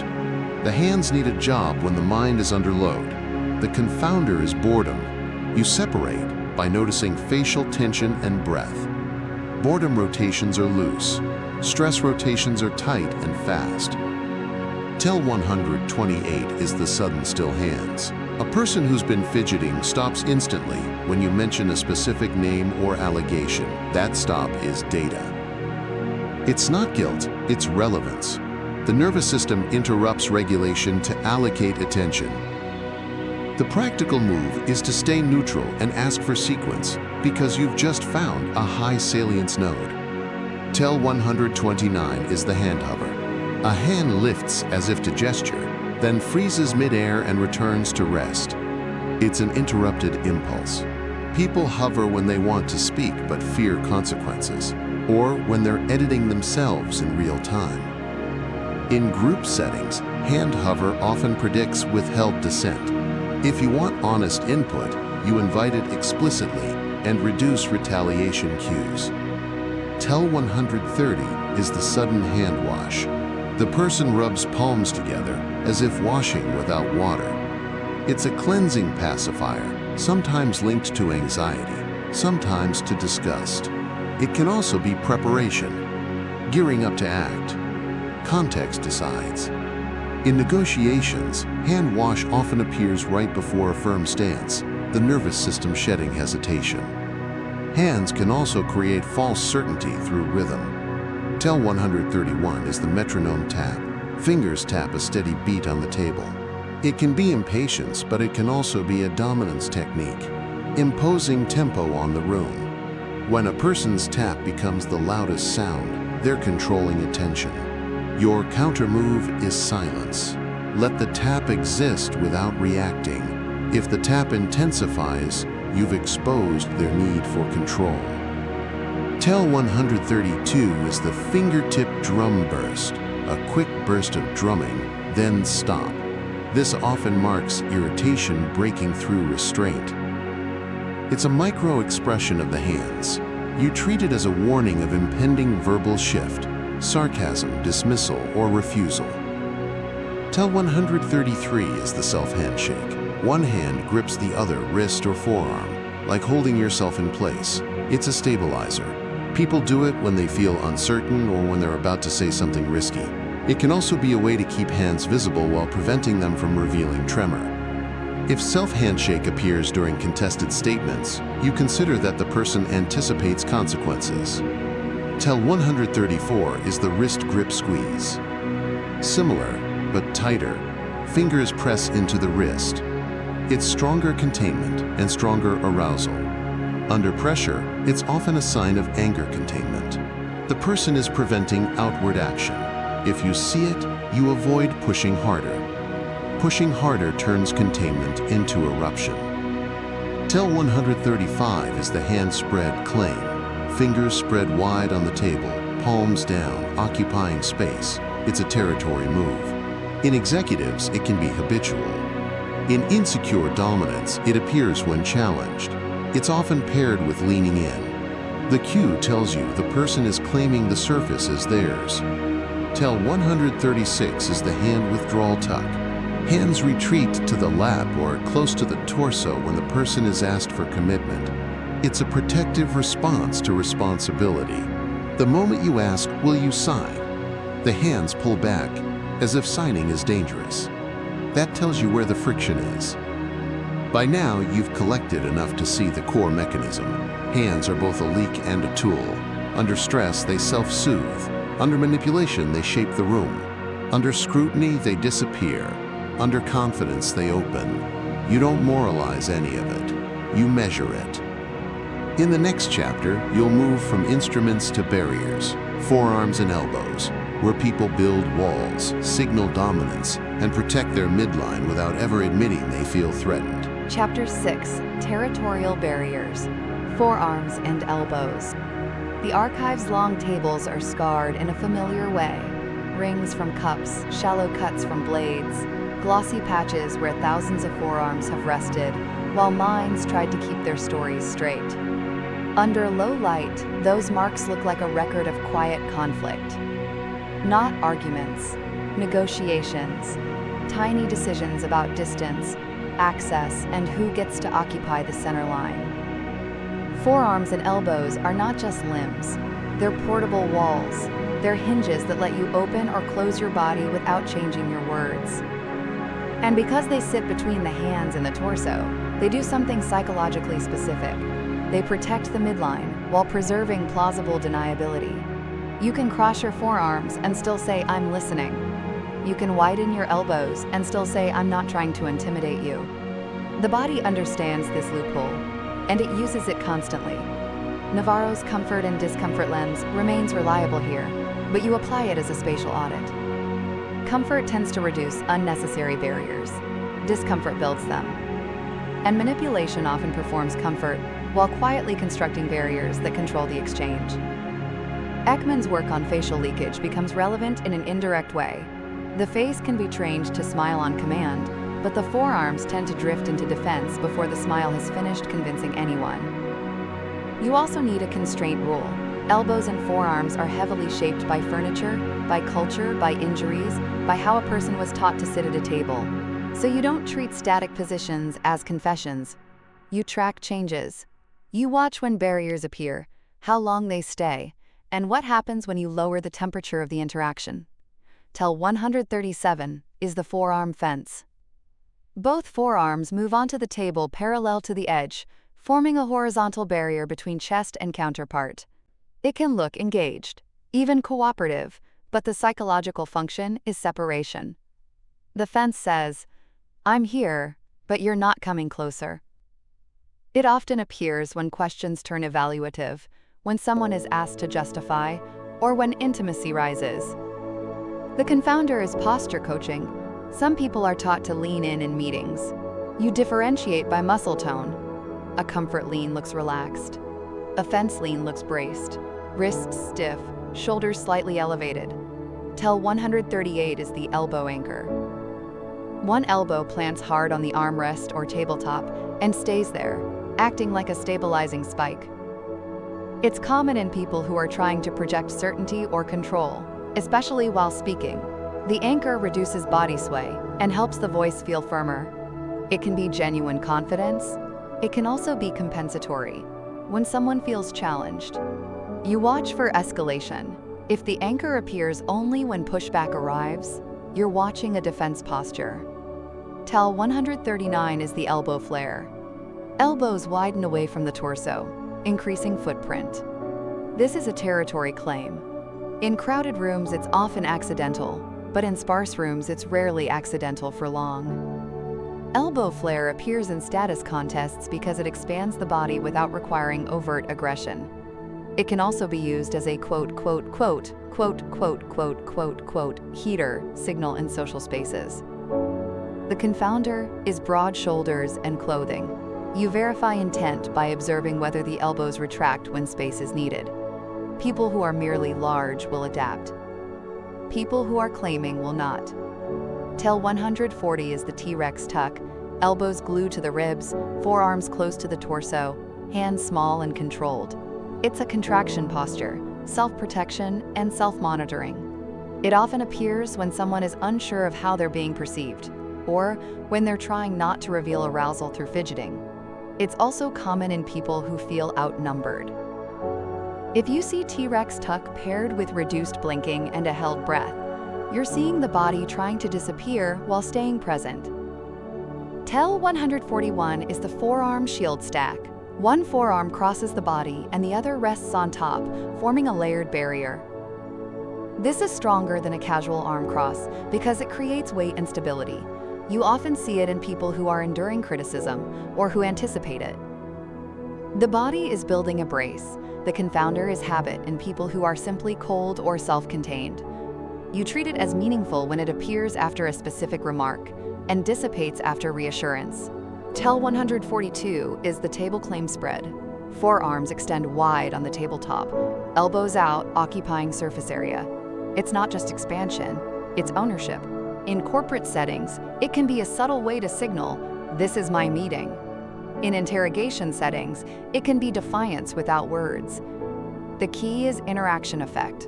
If others shrink when one person spreads, the spread has social force. Tell 143 is the edge perimeter trace. Fingers or forearm repeatedly trace the table edge, as if mapping the boundary. It's a boundary-focused behavior, often seen when someone feels constrained. The body interacts with the perimeter because the mind is managing limits. What can be said, what can't, what will happen if they cross a line. Confounders include boredom and tactile preference. Timing is your filter. Tracing that intensifies during pointed questions suggests stress, not mere habit. Tell 144 is the elbow gate block. The person places an elbow between you and an object, papers, phone, notebook, creating a gate. It's access control. In negotiations, it often appears when someone doesn't want you to see a document fully or to touch a device. The elbow becomes a silent no. The confounder is simple organization. You verify by noting whether the gate appears only when you lean in or reach. If the elbow blocks your access repeatedly, the boundary is deliberate. Tell 145 is the half-cross barrier. One arm crosses the body but doesn't fully fold. The hand rests near the opposite elbow or upper arm lightly. It's a partial closure used when full closure would look hostile. This is a common posture in polite manipulation. The person wants distance but wants to appear warm. You treat it as ambivalence. Then you look for congruence in the face. If the smile is steady but the half-cross persists, the warmth is likely performative. Tell 146 is the forearm clamp to torso. The forearm presses against the abdomen or ribs while seated, as if pinning the arm in place. It's containment. People do it when they're holding in emotion, especially anger or anxiety. The confounder is comfort in narrow chairs. You differentiate by pressure and symmetry. A clamp often appears on the side closest to the perceived threat, and it often pairs with a tight jaw. Tell 147 is the elbow retreat. During conversation, elbows pull inward and back, shrinking the upper body footprint. It's a midline protection shift, frequently seen right after a confrontational statement. It can also appear when someone feels socially exposed, laughed at, challenged, or doubted. If you see elbow retreat, you don't rush. You let the person restabilize, or you'll force a defensive narrative. Tell 148 is the elbow jut point. Instead of pointing with a finger, a person angles their elbow towards someone while turning slightly. It's a disguised targeting gesture, often used by people who know finger pointing looks aggressive. The elbow does the accusation, while the hand stays neutral. You see it in group blame dynamics. "It wasn't me," said aloud. "It was them," said by the elbow. Tell 149 is the forearm bridge offer. A forearm rests open on the table, palm visible, elbow relaxed, creating a literal bridge into shared space. This is a comfort cue, often preceding cooperation. But it can also be strategic when someone is trying to appear safe while asking for concessions. Your verification is simple. Do they reciprocate openness by giving you options, or do they use openness to extract agreement? Open posture with closed choices is not trust. It's technique. Tell 150 is the sudden forearm withdrawal. Forearms that were resting openly pull back to the lap right after a question. This is a fast protective move, like pulling a valuable object away from a stranger's reach. It signals increased stakes. It's especially useful when the face stays composed. The body evacuated first. The practical move is to note what you asked and reapproach with neutral sequencing rather than pressure. Tell 151 is the sleeve tug ritual. Fingers tug at cuffs or sleeves repeatedly, not merely adjusting fit. This is a stress bleed and a barrier-building behavior at once. It covers the wrist, increases fabric between skin and world, and gives the hands a job. Confounders include genuine discomfort. Again, timing. If sleeve tugging spikes when you narrow questions, it's self-regulation under scrutiny. Tell 152 is the forearm rub pacifier. A hand rubs the opposite forearm in slow strokes, often through fabric. It's self-soothing and also self-contact that substitutes for social contact. People do it when they feel isolated or judged. In interrogation-like conversations, it often appears when someone is trying to maintain calm while feeling threatened. It can also appear in grief or fatigue. You don't label it. You treat it as arousal management and adjust your pace accordingly. Tell 153 is the elbow bounce. The elbow lifts and drops subtly, usually while the forearm stays planted. It's restless energy, expressed at the joint. You often see it in people who want to interrupt but are restraining themselves, or in people who feel pressured by silence. If the bounce happens while you're talking, it can signal impatience or disagreement. If it happens during their own pause, it can signal internal conflict. Tell 154 is the armrest lock. The forearms clamp onto chair armrests, hands gripping, elbows stiff. This is restraint through furniture, a way of preventing the body from leaning in or standing up. In conflict, it's often anger containment. In interviews, it's often fear containment. The confounder is people who simply sit this way. The differentiator is onset. If armrest lock appears right after a challenge and wasn't there before, it's a pressure response. Tell 155 is the elbow hook barrier. The person hooks an elbow over the back of a chair or around an object, creating a territorial claim and a barrier simultaneously. It says, "This space is mine," while also limiting approach. You often see it in social dominance play, bars, parties, informal meetings. It can be friendly among equals. It becomes controlling when it blocks another person's movement or access. Tell 156 is the forearm table tap emphasis. A forearm taps the table rather than fingers. It's heavier, more forceful, and often used to punctuate certainty. In persuasive contexts, it can be used to pressure agreement. The confounder is cultural communication style. Some cultures emphasize with the whole arm. You interpret it by its effect. If others become quieter, you're seeing dominance behavior, not mere emphasis. Tell 157 is the elbow-to-elbow crowd test. In tight spaces, the person intentionally lets their elbow contact another's elbow, then watches the reaction. It's a boundary probe. Manipulative individuals use small contact tests to assess compliance. Will you flinch? Will you move? Will you apologize for their encroachment? The counter move is calm non-compliance. Hold your space without aggression, and don't reward the probe with excessive deference. TEL 158 is the forearm cover over objects. A forearm drapes over papers, a notebook, or a phone like a lid. This is concealment. Not necessarily of wrongdoing. Sometimes it's privacy, sometimes it's insecurity, but it is a reduction of access. In corporate contexts, it can signal information asymmetry being maintained intentionally. The practical move is to name process. Let's put that in the shared doc.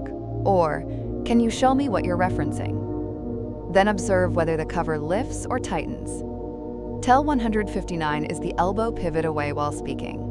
The person keeps speaking, but pivots an elbow outward, subtly turning the torso away. It's a split signal: verbal engagement, physical disengagement. This often happens when someone is trying to end a conversation without being the one who ends it. If you see it, you can offer closure directly. We can pause here. Watch for relief cues afterward. TEL 160 is the forearm barrier in triads. In three-person conversations, one person places a forearm barrier oriented toward a specific individual, not toward the table generally.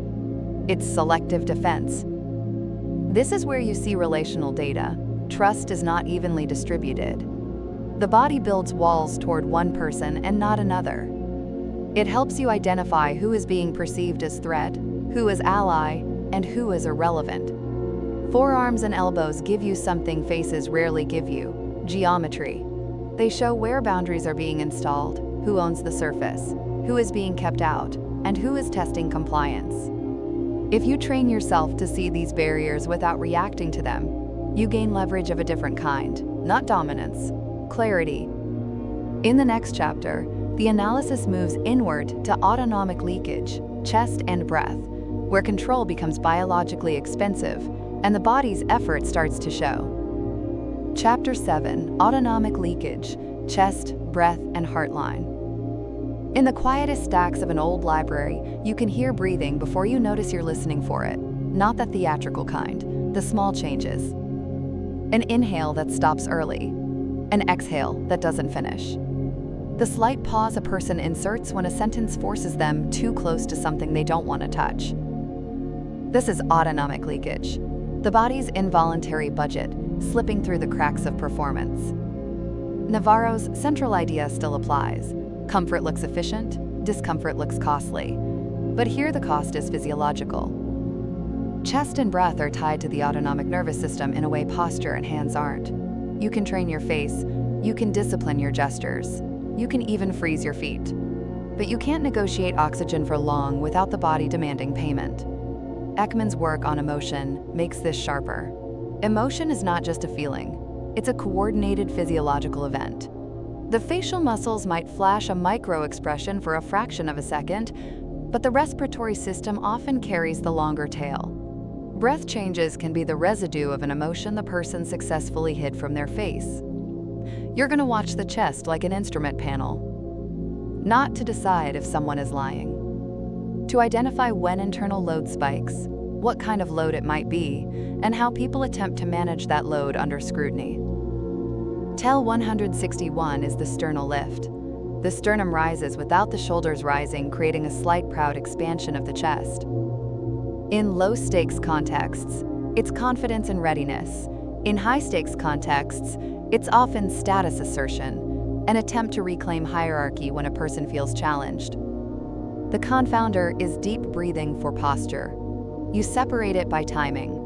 If the lift appears right after contradiction, critique, or disrespect, it's not about posture hygiene. It's about social repair. TEL 162 is the sternum sink. The chest drops, not as a slouch of fatigue, but as a quick concession. The body reduces its target profile. You'll see it when a person is corrected publicly, when a superior enters, or when a plan fails. The diagnostic value is in speed. A fast sink after a specific remark tells you that remark landed as impact. In those moments, the mouth often keeps talking, but the chest already accepted the loss. Tell 163 is the rib hold. The person inhales and then holds their breath for a beat, sometimes longer, often right after a pressure question. It's a suspension response, freeze in the respiratory system. It can signal fear, surprise, or cognitive load. The confounder is simple listening. People hold breath briefly when concentrating. But rib hold tied to a question, especially paired with stillness and reduced blinking, is a pressure marker. If you're interviewing, you note the exact words that preceded the hold. That's your sensitive axis. Tell 164 is the interrupted exhale. The person starts to exhale and then cuts it off as if stopping themselves from releasing. It's restraint in respiratory form. You often see it when someone is about to disagree but decides not to, or when they're suppressing emotion, anger, contempt, grief. The mouth may continue with polite language. The lungs didn't get the memo. Tell 165 is the double inhale, 2 quick inhales back to back before speaking. It's preparation under arousal, the body trying to stock oxygen for a risky segment. You'll see it before denials, before disclosures, before confrontation. The confounder is asthma or respiratory issues. You don't pathologize. You look for pattern. If double inhale appears only when stakes rise, treat it as anticipatory stress. Tell 166 is the shallow chest breath shift. Breathing moves higher into the chest, with less abdominal movement, often accompanied by tighter shoulders. This is sympathetic activation. It reduces vocal stability and increases facial tension over time. People in this state often become more irritable, more defensive, or more eager to end the exchange. If you want cleaner information, you slow down and create pauses that aren't punitive. The body can't return to baseline if you keep demanding output. Tell 167 is the belly breath return. Under reassurance or safety, the breath drops lower, the abdomen moves more, and the voice tends to steady. This is a comfort signal. It's one of the few cues you can use as feedback on your own approach. If you ask a clarifying question and the breath lowers, you reduced threat. If you ask a why accusation and the breath rises, you increased it. You can't control the truth, but you can control the conditions under which truth is easiest. Tell 168 is the long exhale reset. A slow, extended exhale after a statement, sometimes paired with a small shoulder drop. It can be relief, completion, or an attempt to regulate after speaking. It often appears after someone says something risky. The confounder is simple fatigue. The differentiator is context. If the long exhale follows a denial or a disclosure, it's a physiological punctuation mark. The body is closing a chapter. Tell 169 is the breath timing mismatch.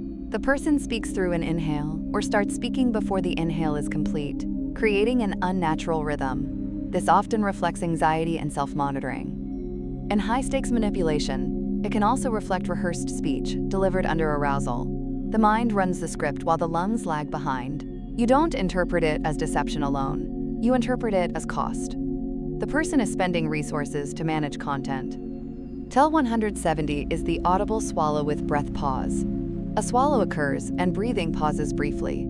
This can signal dry mouth from stress, and it often appears when someone anticipates judgment. The confounder is dehydration. You separate by clustering. Swallow plus throat touch plus breath hold suggests stress, not thirst. In practice, it's useful because it tends to occur right before a difficult answer. Tell 171 is the nostril flare micro-open. The nostrils widen slightly, increasing airflow. This can be anger preparation, arousal, or intense focus. In some people, it's a baseline trait. You treat it as meaningful when it emerges during conflict or challenge. Pair it with jaw tension and rib lock, and you may be looking at restrained aggression. Pair it with widened eyes and shallow breath, and you may be looking at fear. Tell 172 is the upper chest hand hover. A hand rises near the sternum or collarbone area and hovers without fully touching. It's a near pacifier, a gesture that begins but is inhibited. The person wants soothing, but knows it may look revealing. This is a useful marker of self-monitoring, regulation impulse, then suppression. Under interrogation-like conditions, the body often shows you what it needs before the person admits anything verbally. Now shift from breath mechanics to the heart line, the region from sternum through the upper chest and neck, where the nervous system often expresses threat and trust. People call it opening up, but you can treat it as literal ventral exposure. TEL 173 is the ventral exposure lean. The person leans forward and the chest remains open, not shielded by arms or objects. This is approach with vulnerability. In cooperative negotiations, it often precedes concession or candid detail. The confounder is charismatic performance. Some people lean open to appear trustworthy while controlling content. You verify by checking whether they allow follow-up questions without defensiveness. Openness that collapses under gentle inquiry is staged. TEL 174 is the heartline block. An object, folder, laptop, notebook, rises to chest height and stays there, not for reading, but for coverage. This is not the same as a table barrier. It's targeted protection of the center line. You'll see it when someone feels socially threatened, when they anticipate accusation, or when the topic becomes intimate. The clue is persistence. If the object remains raised even when it's inconvenient, it's functioning as armor. TEL 175 is the sternum pat. A quick pat or brush over the sternum, as if checking that everything is in place. It can be a pacifier, a self-reassurance gesture, or a credibility display depending on context. Because it sits on the heart line, it often appears when a person's sincerity is being evaluated. The confounder is clothing adjustment. You separate it by repetition and timing. A single pat after a stressful question is likely regulation. TEL 176 is the collar pull air seek. Fingers pull the collar away from the neck briefly, creating space. This can be heat management. Stress increases skin temperature and sweating. It can also be an attempt to relieve the sensation of constriction that often comes with anxiety. The cue matters because it's a nonverbal complaint. The interaction feels suffocating. If you keep escalating, you'll get either shutdown or aggression. TEL 177 is the shirt front smooth. The person smooths the front of the shirt over the chest in downward strokes. This is grooming, but it's also order restoration. Under social threat, people try to restore control through appearance. It's a displacement solution. If the internal state is messy, make the external surface neat. The confounder is genuine wrinkling. Again, timing. If smoothing begins when accountability is mentioned, it's not about fabric. TEL 178 is the chest tap rhythm. Fingers tap lightly on the chest or sternum area in a brief sequence. It's rarer than hand-to-chest claims and often indicates anxiety. The nervous system is stimulating the area as if to keep the heart contained. Because it's uncommon, it can be a strong personal tell once you've established baseline. In one person, it may appear only under intense evaluation. That makes it valuable. TEL 179 is the protective chest fold without arm cross. The hands come together near the midline, wrists close to the sternum, without a full arm cross. It's a subtle heartline guard designed to look neutral. People use it in professional settings where overt defensiveness would be costly. This is why you focus on function, not textbook gestures. The body will always find a socially acceptable version of protection. TEL 180 is the breath laugh. A short, controlled laugh that's mostly exhale, appearing when the content isn't funny. It's a pressure release. People do it to dissipate tension and to signal, this isn't serious, even when it is. In manipulation, breath laugh can be used to minimize accountability. Your counter move is to stay flat and return to sequence. You don't punish the laugh, you don't join it. TEL 181 is the sigh before answer. A sigh arrives before the answer, not after. It can signal burden, annoyance, or a desire to frame the upcoming content as difficult. Sometimes it's genuine exhaustion. Sometimes it's a tactic to pre-justify vagueness. You verify by listening. Does the answer that follows contain detail, or does it contain complaint? A sigh that precedes evasion is an early warning. TEL 182 is the microgasp on new information. A small, sharp inhale when you introduce an unexpected fact. This is a startle response, often outside conscious control. It doesn't diagnose guilt. It diagnoses surprise and significance. If the person truly didn't anticipate the information, the gasp often comes with widened eyes and a brief pause. If the person anticipated it but fears it, the gasp may be followed by immediate narrative control, talking fast, reframing, attacking the source. Tell 183 is the breath hold during someone else's speech. The person stops breathing while another person speaks, especially during accusations or criticism. It's a freeze response and a form of self-silencing. They're trying not to react. In group conflict, this cue often predicts later retaliation or later withdrawal. The body is storing energy. If you want to prevent escalation, you offer a structured turn to respond, not an open fight. Tell 184 is the rapid recovery breath. After a stressful segment, the person's breath returns to baseline unusually fast. This can indicate training, high self-control, or emotional detachment. It can also indicate practiced performance. People who've rehearsed tough conversations often recover quickly because they've walked the path before. You don't praise it as confidence. You note it as a capacity. The person can regulate fast, which can make them harder to read and harder to pressure. Tell 185 is the inhale-speak surge. The person inhales and immediately launches into speech with increased volume and speed. It's an arousal-driven push. You often see it after being challenged, when the person wants to regain control of the frame. In interrogation settings, it can be a defensive flood. In boardrooms, it can be a dominance move. Your countermove is to slow the exchange. You don't match tempo. You ask for one specific point at a time. Tell 186 is the breathing asymmetry. The chest expands more on one side than the other, or the breath seems uneven. Sometimes it's purely physical. Sometimes it emerges under stress because muscle tension becomes asymmetric. The value of this cue is not the asymmetry itself, but its onset. If a person's breathing becomes uneven when a particular person enters the room, that's relational data. The body is allocating tension. Tell 187 is the clenched chest posture.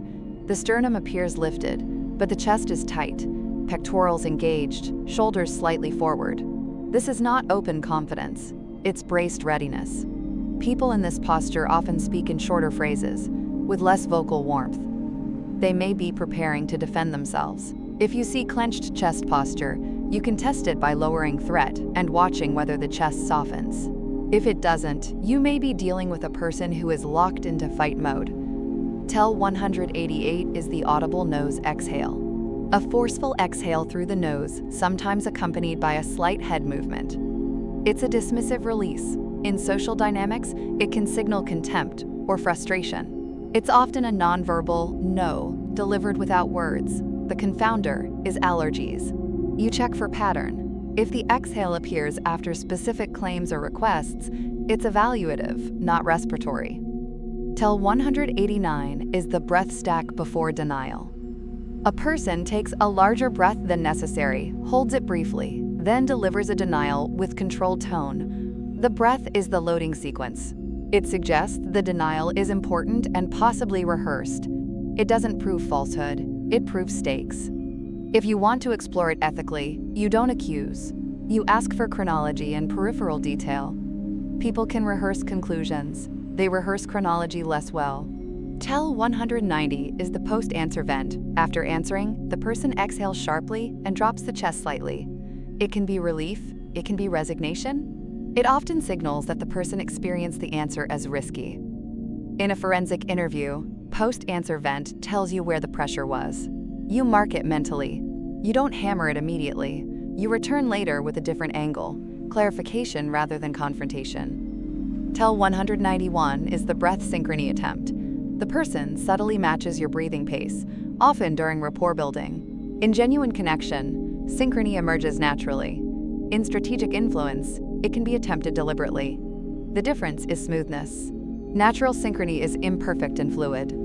Attempted synchrony often looks like small, timed inhalations that don't fit the speaker's speech pattern. You don't call it out. You just note that the person may be using rapport tactics. Tell 192 is the chest first lean back. The chest moves back first, then the hips, creating a slight recoil. This is a defensive retreat. It can be triggered by invasion of space, by disrespect, or by a topic that feels unsafe. It's not always dramatic, often it's a few centimeters. That's enough. The nervous system doesn't need distance measured in meters to feel relief. Tel 193 is the breath-driven voice tightening. The voice becomes thinner, higher, or more strained as breath becomes shallow. This is where physiology meets communication. Many people interpret vocal changes as deceit. Treat them as arousal. The real question is why arousal is present. The cause could be fear, anger, excitement, shame, or simply the room's power dynamic. You don't label the cause until you have context. Tel 194 is the inhale through teeth. Air is pulled in through slightly clenched teeth. It's often an anger containment cue. The jaw is tight, but the body needs oxygen, so it compromises. You'll see this right before a person snaps, or right before they force themselves into politeness. If you hear it, you slow down. You reduce provocations. You offer structure. Tel 195 is the breath pause after being believed. When you validate a person's statement, sometimes their breath pauses, then drops, because the nervous system registers safety. This is a comfort cue and a manipulation checkpoint. Genuine people often soften when believed. Manipulative people sometimes intensify the performance when believed, because belief is leverage. So you watch what follows, more clarity or more extraction. Tel 196 is the chest rub over fabric. A palm rubs the upper chest through clothing, often in slow circles. It's a strong pacifier. It can signal anxiety, grief, or fear. In high-stakes conversations, it often appears when the person is trying to calm a racing heart. This is where you remember the ethical posture.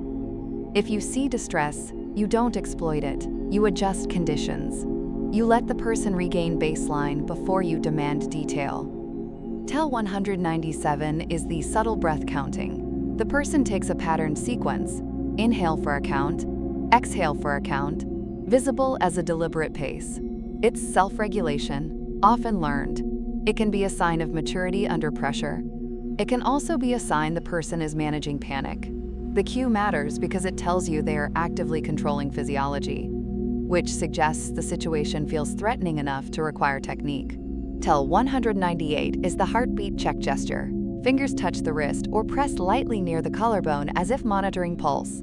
It's rare, but when it occurs, it's significant arousal. The person is verifying bodily state. The confounder is jewelry adjustment. You distinguish it by location and duration.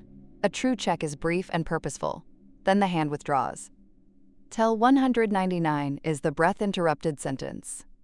The person stops mid-sentence to inhale, not because they ran out of air, but because the topic hit a wall. The interruption is often emotional, not respiratory. You'll see it when someone approaches a sensitive name, a timeline detail, or a moral admission. This is an opportunity to be precise. You ask, calmly, what happened next, and you let them step over the threshold at their pace. Tel 200 is the calm mask with active chest. The face stays composed, even pleasant, while the chest shows accelerated breathing and tension. This is the split signal that makes autonomic leakage so valuable. People can manage the visible mask, but physiology keeps the ledger. When you see this split, you don't declare deception, you declare that the person is working hard. And when someone is working hard, something matters. By the end of this chapter, you should have a more disciplined relationship with breath. You're not hunting for tells to accuse. You're tracking the body's cost accounting. Where does the person spend oxygen? Where do they hold it? Where do they vent it? Those are not moral verdicts, they're coordinates. From here, the analysis moves into a narrower corridor, neck, jaw, throat, where threat, restraint, and voice preparation converge, and where the body's protective instincts become even harder to hide. Chapter 8, the vulnerable corridor, neck, jaw, and throat. The neck is where the body's private math becomes visible. It's a narrow corridor packed with high-value anatomy, airway, major vessels, voice box, and the nervous system treats it accordingly. When a person feels safe, the neck is simply a hinge that lets the head move freely. When a person feels threatened, it becomes a checkpoint. Movement gets rationed. Skin gets touched. The jaw tightens to protect speech. The throat dries because the body has shifted priorities away from digestion and toward survival. Navarro's work helps you frame this without superstition. He returns again and again to comfort and discomfort, and he warns you not to treat single gestures as confessions. The neck corridor is a place where discomfort shows up quickly, because it's expensive to keep the airway feeling exposed when the brain is mapping threat. Ekman's work matters here because many facial microexpressions originate from the same stress that hits the throat: fear, disgust, anger, contempt. When the face is managed successfully, the neck often carries the residue. The body can hold a polite smile, but it still swallows hard. You also need to remember a basic constraint.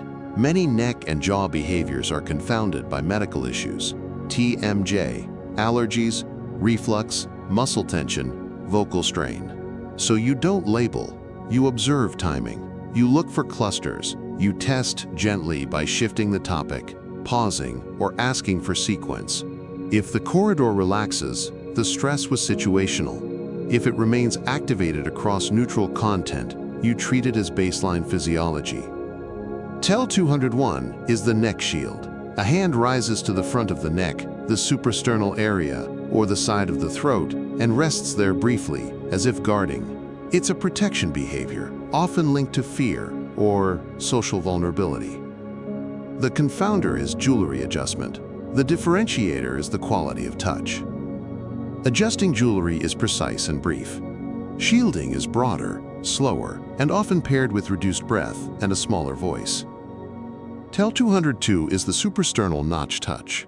Fingers touch the small hollow at the base of the throat, just above the sternum. Navarro treats this as a classic pacifier because it soothes a region the nervous system treats as exposed. You'll often see it when someone is uncomfortable but trying to remain composed. It can appear during shame, during fear of judgment, or during social exposure. If this touch appears right after you ask for accountability, you've hit vulnerability. Your ethical move is to slow down and ask for chronology rather than motive. TEL 203 is the throat rub sweep. The hand sweeps across the throat in a rubbing motion, sometimes multiple times. This is regulation and sometimes symbolic clearing, attempting to wipe tension. It can also be a response to dryness. Again, timing decides. If the throat rub arrives after a challenge and disappears after reassurance, treat it as stress management.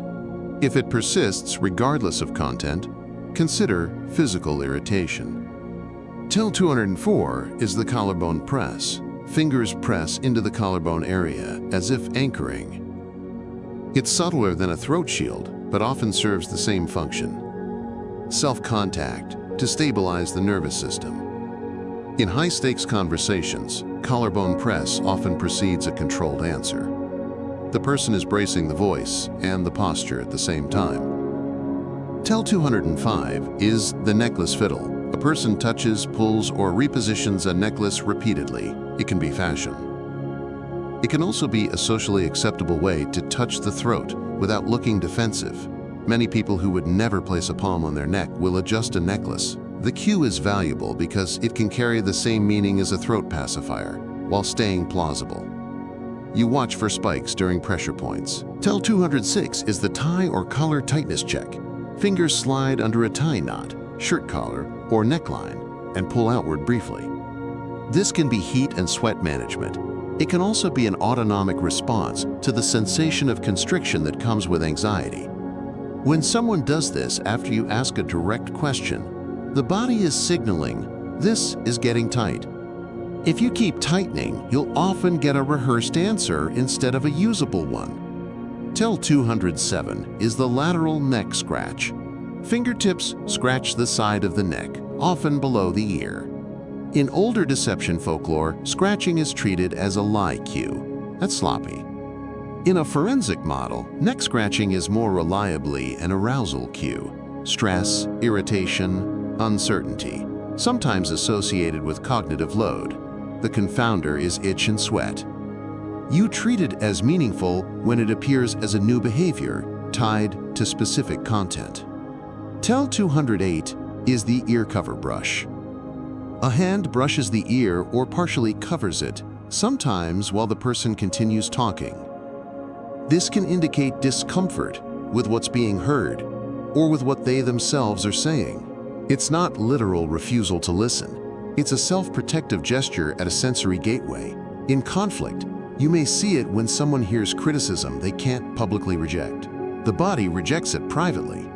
Tell 209 is the under-ear stroke. Fingers stroke the area just under the ear along the jawline. It's often soothing and often appears when a person is under evaluation. It can also reflect nervous grooming. The useful part is that it sits near the mandibular angle, where jaw tension accumulates. If you see under-ear strokes paired with jaw clench, you're watching restraint. Tell 210 is the neck vein pulse visibility. The carotid pulse becomes visibly stronger, or the neck muscles tighten so the pulse stands out. You're not diagnosing physiology, but you can note visible sympathetic activation. This often occurs during anger containment or fear. The confounder is exertion, caffeine, and some individuals. Anatomy. You use it only in clusters, never alone, and you treat it as, quote, arousal high, not guilt proven. Tell 211 is the Adam's apple jump. The larynx rises and falls in a pronounced swallow, sometimes with a slight head bob. This is a classic stress response because the throat dries under sympathetic activation. The person may be swallowing saliva that isn't there. You don't call it deception. You call it pressure. If it appears exactly when a topic narrows, you've located a load-bearing detail. Tell 212 is the dry swallow repeat. Multiple swallows in close succession, sometimes with lip wetting. This often indicates sustained arousal, especially when paired with shallow breathing. In interrogation contexts, it can appear when a person anticipates consequences. In corporate contexts, it can appear when a person is about to deliver bad news. You watch what the body does right after the swallows. Does the person stall, change topic, or over-explain? Tell 213 is the throat clear without mucus. A quick ahem or throat clear that doesn't resolve anything. It's often a vocal reset under stress. The body is trying to stabilize the voice box. It can also be a stalling tactic, buying half a second to choose words. The confounder is genuine irritation. Timing and repetition make it readable. Tell 214 is the voice box hold. The person begins to speak, then pauses with mouth slightly open, as if the voice didn't launch on command. This is a throat-level freeze. It often appears when someone is editing themselves or when they've been surprised. It's useful because it marks a moment where cognition and social risk collide.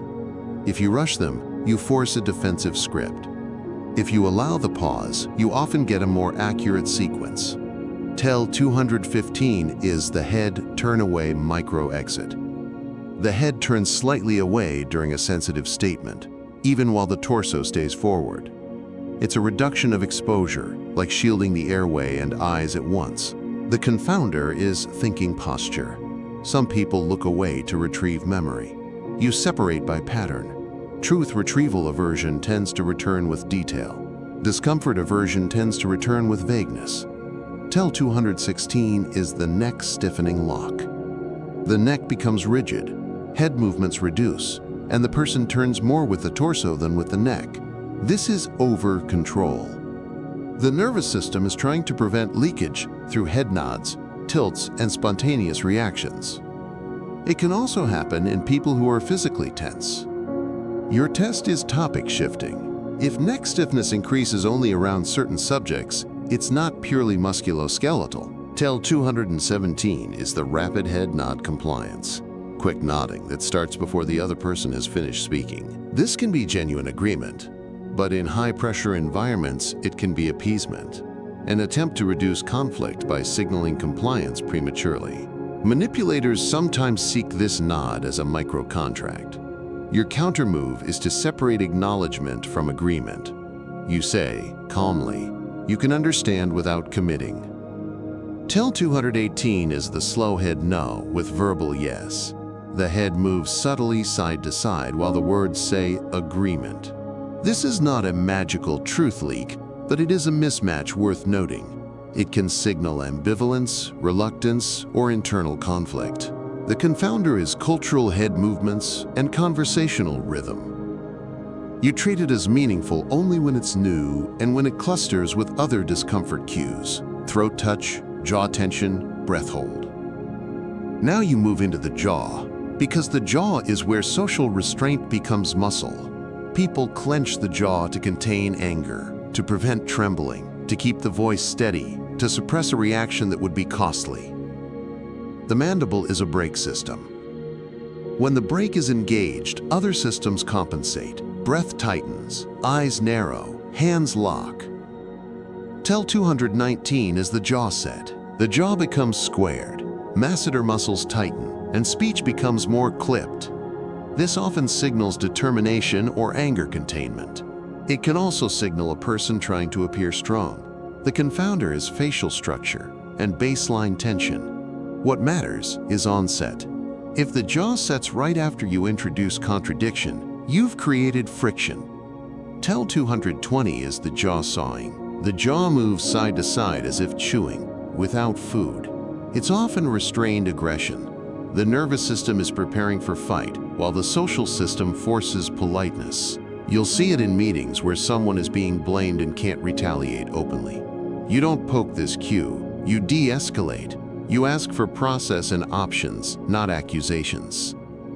Tel 221 is the molar grind microshift, subtle grinding that changes the cheek contour, sometimes visible as a brief bulge in the masseter.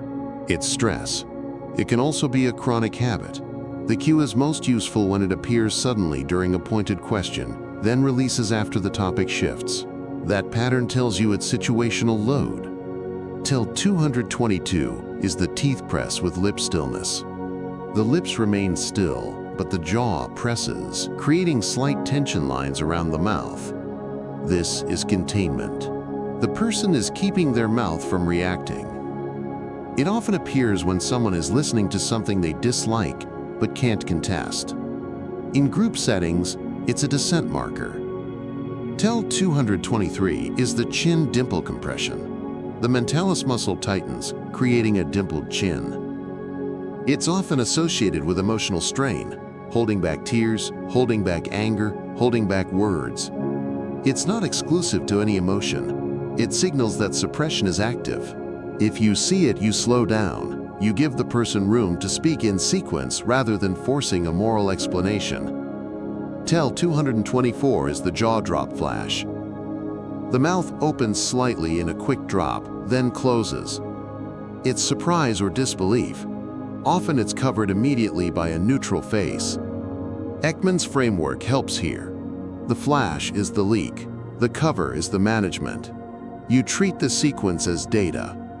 Something landed unexpectedly, even if the person recovers fast. Tel 225 is the one-sided jaw tighten. One side tightens more than the other. This can be contempt, skepticism, or simply asymmetrical muscle use.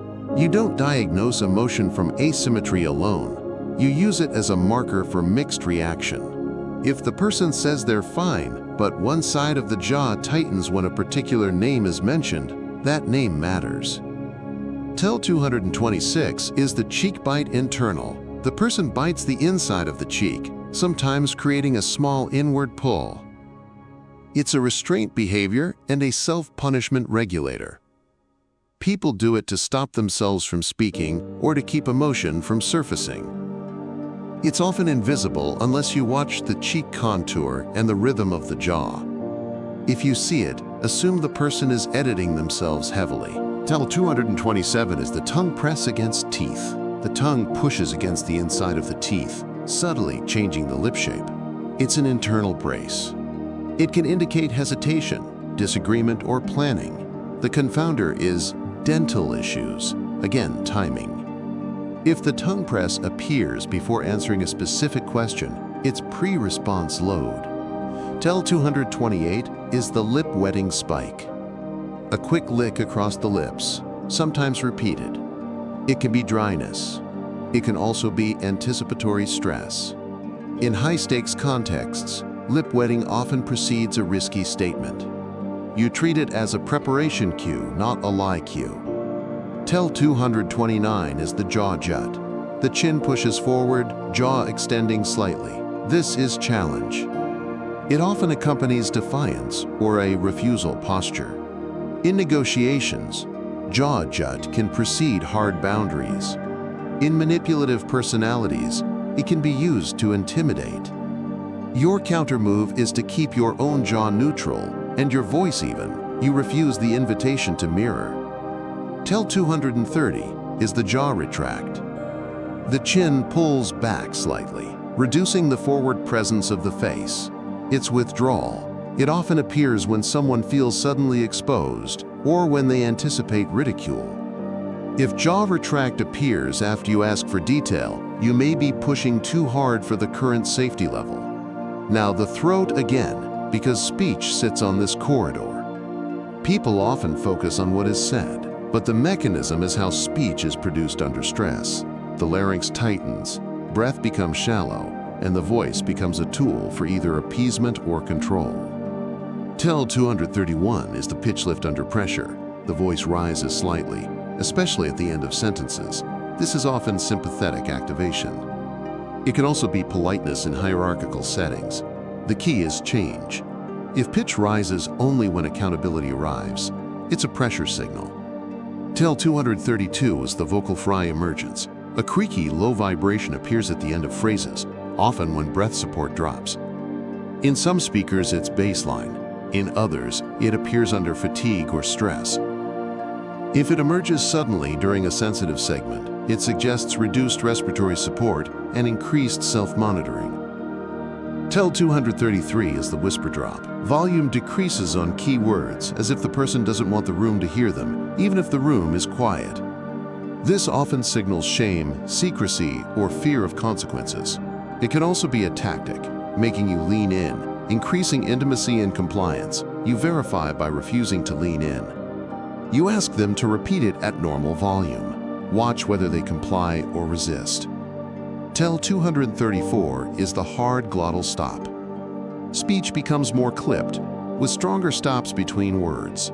It can signal anger control or rigid certainty. It often appears when someone is delivering a rehearsed denial. The confounder is accent and speech style. The cue is valuable when it appears only under dispute. TEL 235 is the breathless run-on. Words come out in a continuous stream with minimal pauses, as if stopping would be dangerous. This is often anxiety and frame control. The person may fear interruption, fear challenge, or fear silence. In manipulation, run-on speech is used to prevent questions. Your counter-move is structured interruption. TEL 236 is the swallow then speak reset. A swallow occurs right before speaking, as if lubricating the voice. It's a physiological preface. Under stress, it often signals that the upcoming content is risky. You allow it. You don't fill the silence. Silence is where the body reveals preparation. TEL 237 is the throat-tight smile. The face smiles, but the throat looks tense, visible strain in the neck muscles, elevated larynx. This is incongruence between social mask and physiology. Ekman would call your attention to the difference between posed and felt emotion. You don't accuse. You simply note that the smile is work. TEL 238 is the neck micro-sway.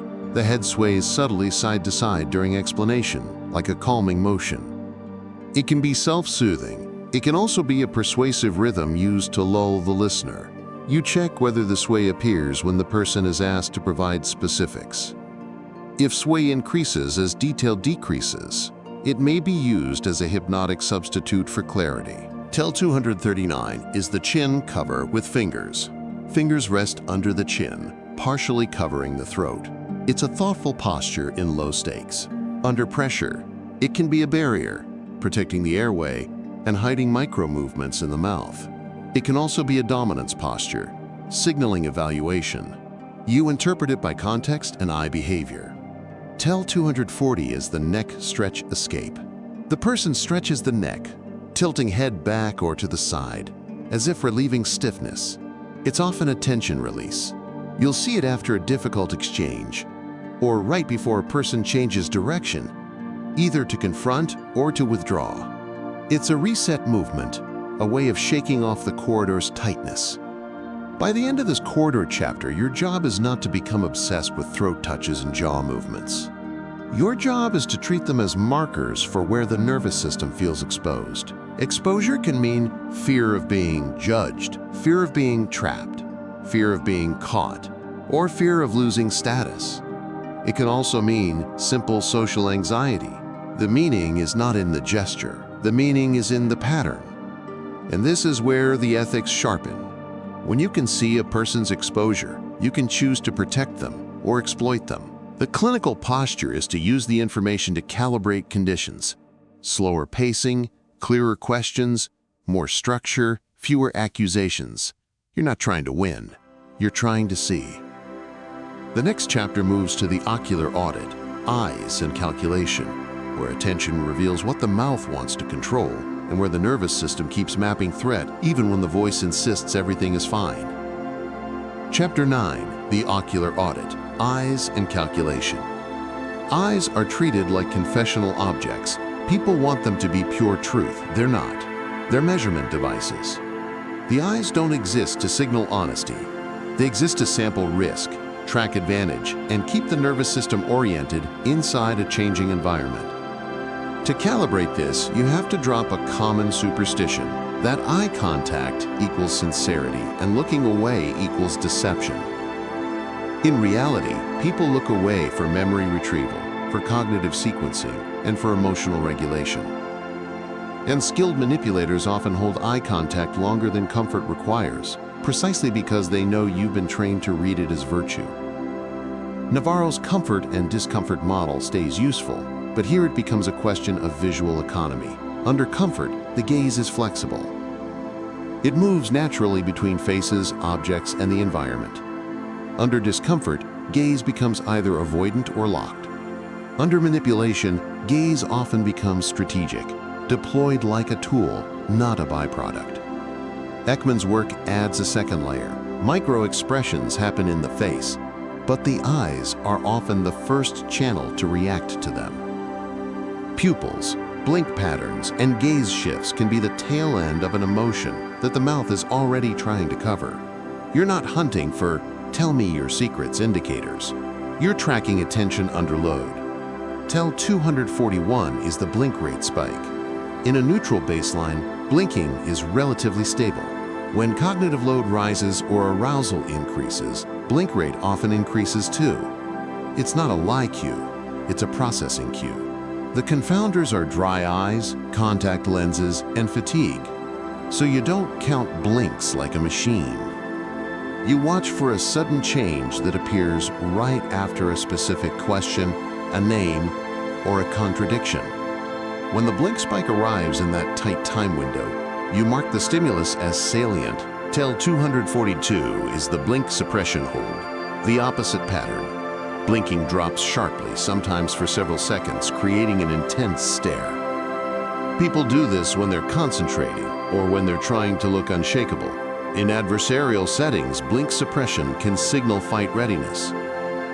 In manipulation, it can be used to project dominance. The confounder is simply focus. You differentiate by the rest of the cluster. If breath tightens and the jaw sets while blinking drops, you're seeing arousal, not just attention. Tell 243 is the lid flutter burst, a quick fluttering sequence, often after a difficult statement lands. It can look like irritation. It's usually autonomic discharge. The nervous system is releasing tension through small muscular movements. You'll sometimes see it when someone is caught off guard by an accusation, or when they're trying to keep composure while internally reacting. It's useful because it's hard to control. Tell 244 is the slow lid compression. The eyelids close slowly and reopen, longer than a normal blink, often paired with a slight head tilt or a pause in speech. This often signals evaluation and skepticism. Navarro treats slow lid compression as a sign the person is processing something unpleasant or doubtful. The confounder is simple fatigue. You separate by timing and facial tone. Fatigue compression looks slack. Evaluative compression looks deliberate, paired with facial tension or a tightened mouth. TEL 245 is the rapid blink then still sequence. A burst of rapid blinks, then sudden stillness. The burst is arousal, the stillness is control. This sequence often appears when someone is surprised, but then quickly re-engages performance. In forensic interviews, it's a useful segmentation cue. Something hit, then the person organized themselves. TEL 246 is the gaze aversion with return.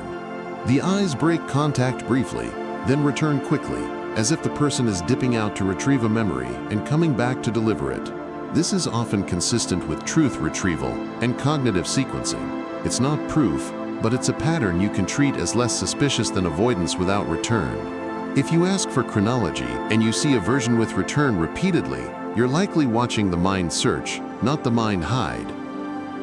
TEL 247 is the gaze aversion without return. The eyes break contact and stay away, settling on a fixed point or drifting around the room. This often signals discomfort, withdrawal, or an attempt to reduce intimacy. It can also signal contempt if paired with other cues, but you don't diagnose that from gaze alone. The practical value is relational. The person is not staying with you. If you need cooperation, you reduce pressure and rebuild structure. TEL 248 is the downward gaze drop. The eyes move down toward the floor, not to an object, often during sensitive content. This can be shame, submission, or sadness. It can also be a polite way to end eye contact without looking hostile. The confounder is thinking posture. You distinguish shame-like drops by their accompanying posture.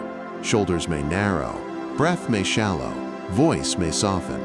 Thinking-like drops often come with stable posture and a quicker return. TEL 249 is the side gaze slice.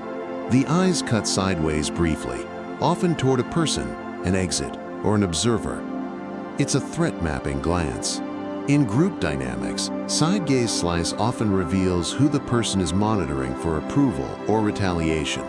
In interrogation-like settings, it can reveal where the person thinks the real power sits, regardless of who is asking questions. TEL 250 is the upward gaze hold. The eyes rise and hold upward, sometimes toward a ceiling corner.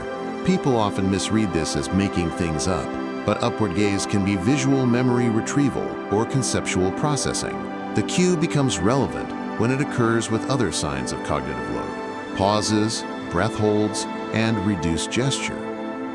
If upward gaze appears while the person speaks fluidly with detail, it's likely their natural thinking style. TEL 251 is the scanning saccades. Small, rapid eye movements scanning the room, faces, doors, corners. This is threat mapping. It's common in people under stress, in unfamiliar environments, and in those who feel surveilled. The confounder is ADHD traits, or habitual environmental scanning. Again, you care about change. If scanning saccades increase when a certain topic appears, the topic is coded as risk. TEL 252 is the fixed point stare. The person stares at a neutral object or a blank spot on the wall for too long. It can be dissociation, overwhelm, or internal rehearsal. In conflict, people sometimes fix point stare to avoid reacting. In manipulation, it can be used to create discomfort through silence and refusal to engage. You interpret by context. If the person is being pressed and they fix point stare, they may be shutting down. If they're pressing you and they fix point stare, they may be trying to control tempo. TEL 253 is the eye narrowing thread. The eyes narrow slightly, not a full squint, often paired with tightened cheeks. This can signal skepticism or an attempt to sharpen focus under suspicion.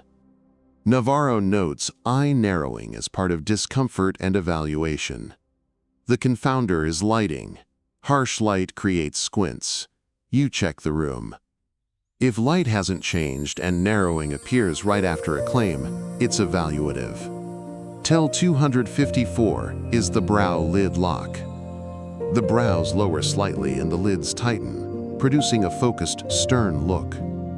This is often a control face. The person is minimizing leakage and maximizing authority.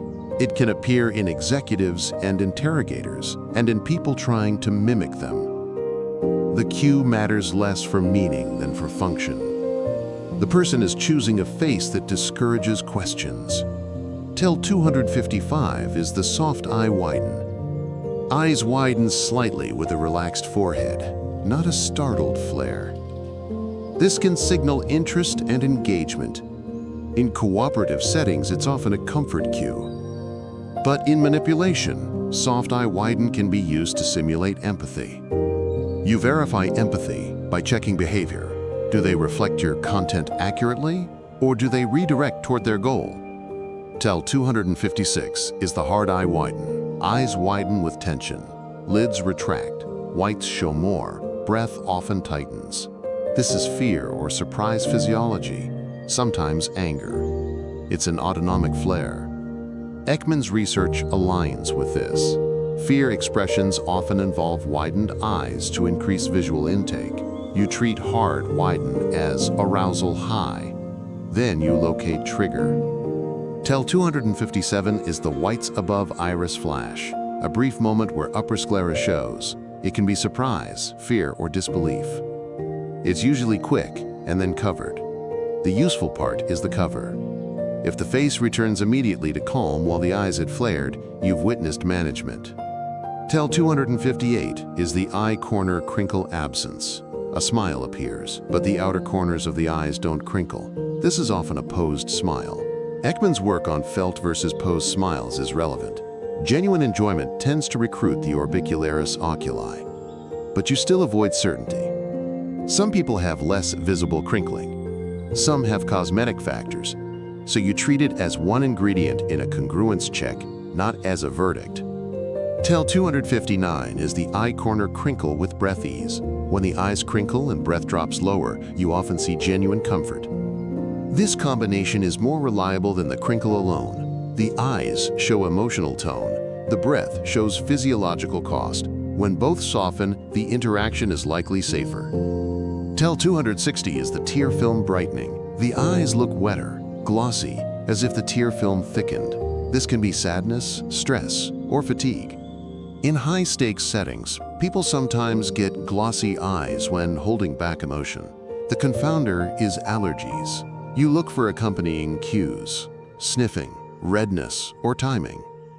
If glossy eyes appear right after a moral injury topic or personal loss, it's likely emotional load. Tell 261 is the pupillary constriction pin. Pupils constrict in bright light, but under stress and disgust, they can also appear smaller, with the face tightening.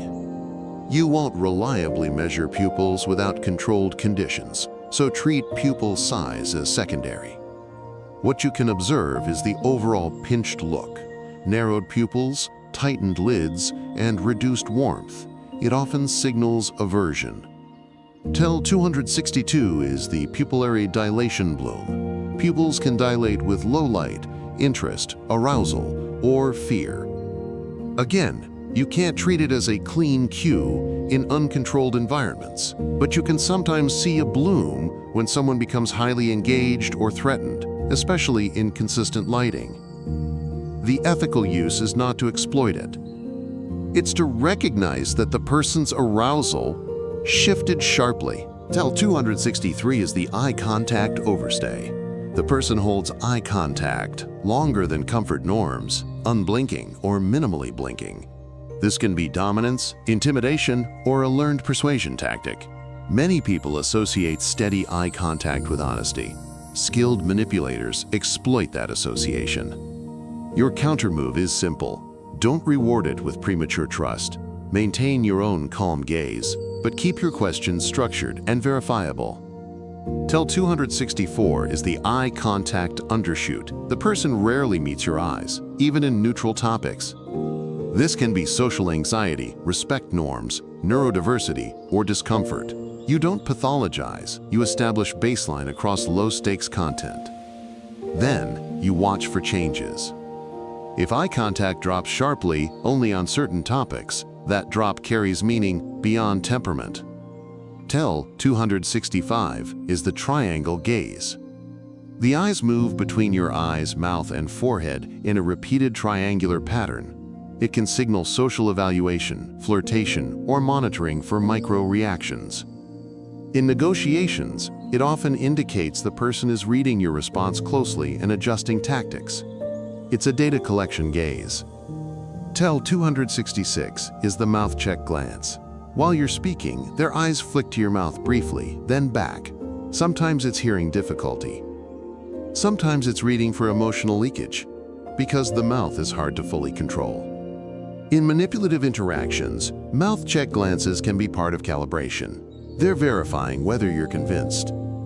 TEL 267 is the exit scan glance. A quick glance toward the door, hallway, or window when stakes rise. You already studied exit behavior in the feet. Here, it appears in the eyes. If both eyes and feet orient toward exit during the same segment, your confidence in desire to leave increases. The confounder is normal situational awareness. Again, timing is your filter. TEL 268 is the observer check. The person looks toward a third party, camera, or authority figure after answering. This is approval seeking or risk assessment. In workplaces, it can reveal who they fear. In interrogations, it can reveal who they believe controls outcome. If you see it, you're not just interviewing one person, you're watching a hierarchy. TEL 269 is the self-surveillance glance. The person glances at reflective surfaces, screens, or their own hands, as if checking how they appear. This is impression management. It often appears in people who are performing a persona under scrutiny. The cost is divided attention. A person in self-surveillance is easier to pressure because they're managing image while also managing content. TEL 270 is the slow look back after accusation. You accuse or confront, and they look away, then return slowly with a measured stare. This can be anger control, contempt, or a deliberate dominance move. It's a paced threat. Your counter is not escalation. It's procedural neutrality. You keep your tone flat and return to sequence and evidence. TEL 271 is the micro roll-up. Eyes roll upward briefly, sometimes only a fraction. It can be irritation or contempt. It can also be exasperation at complexity. You don't moralize.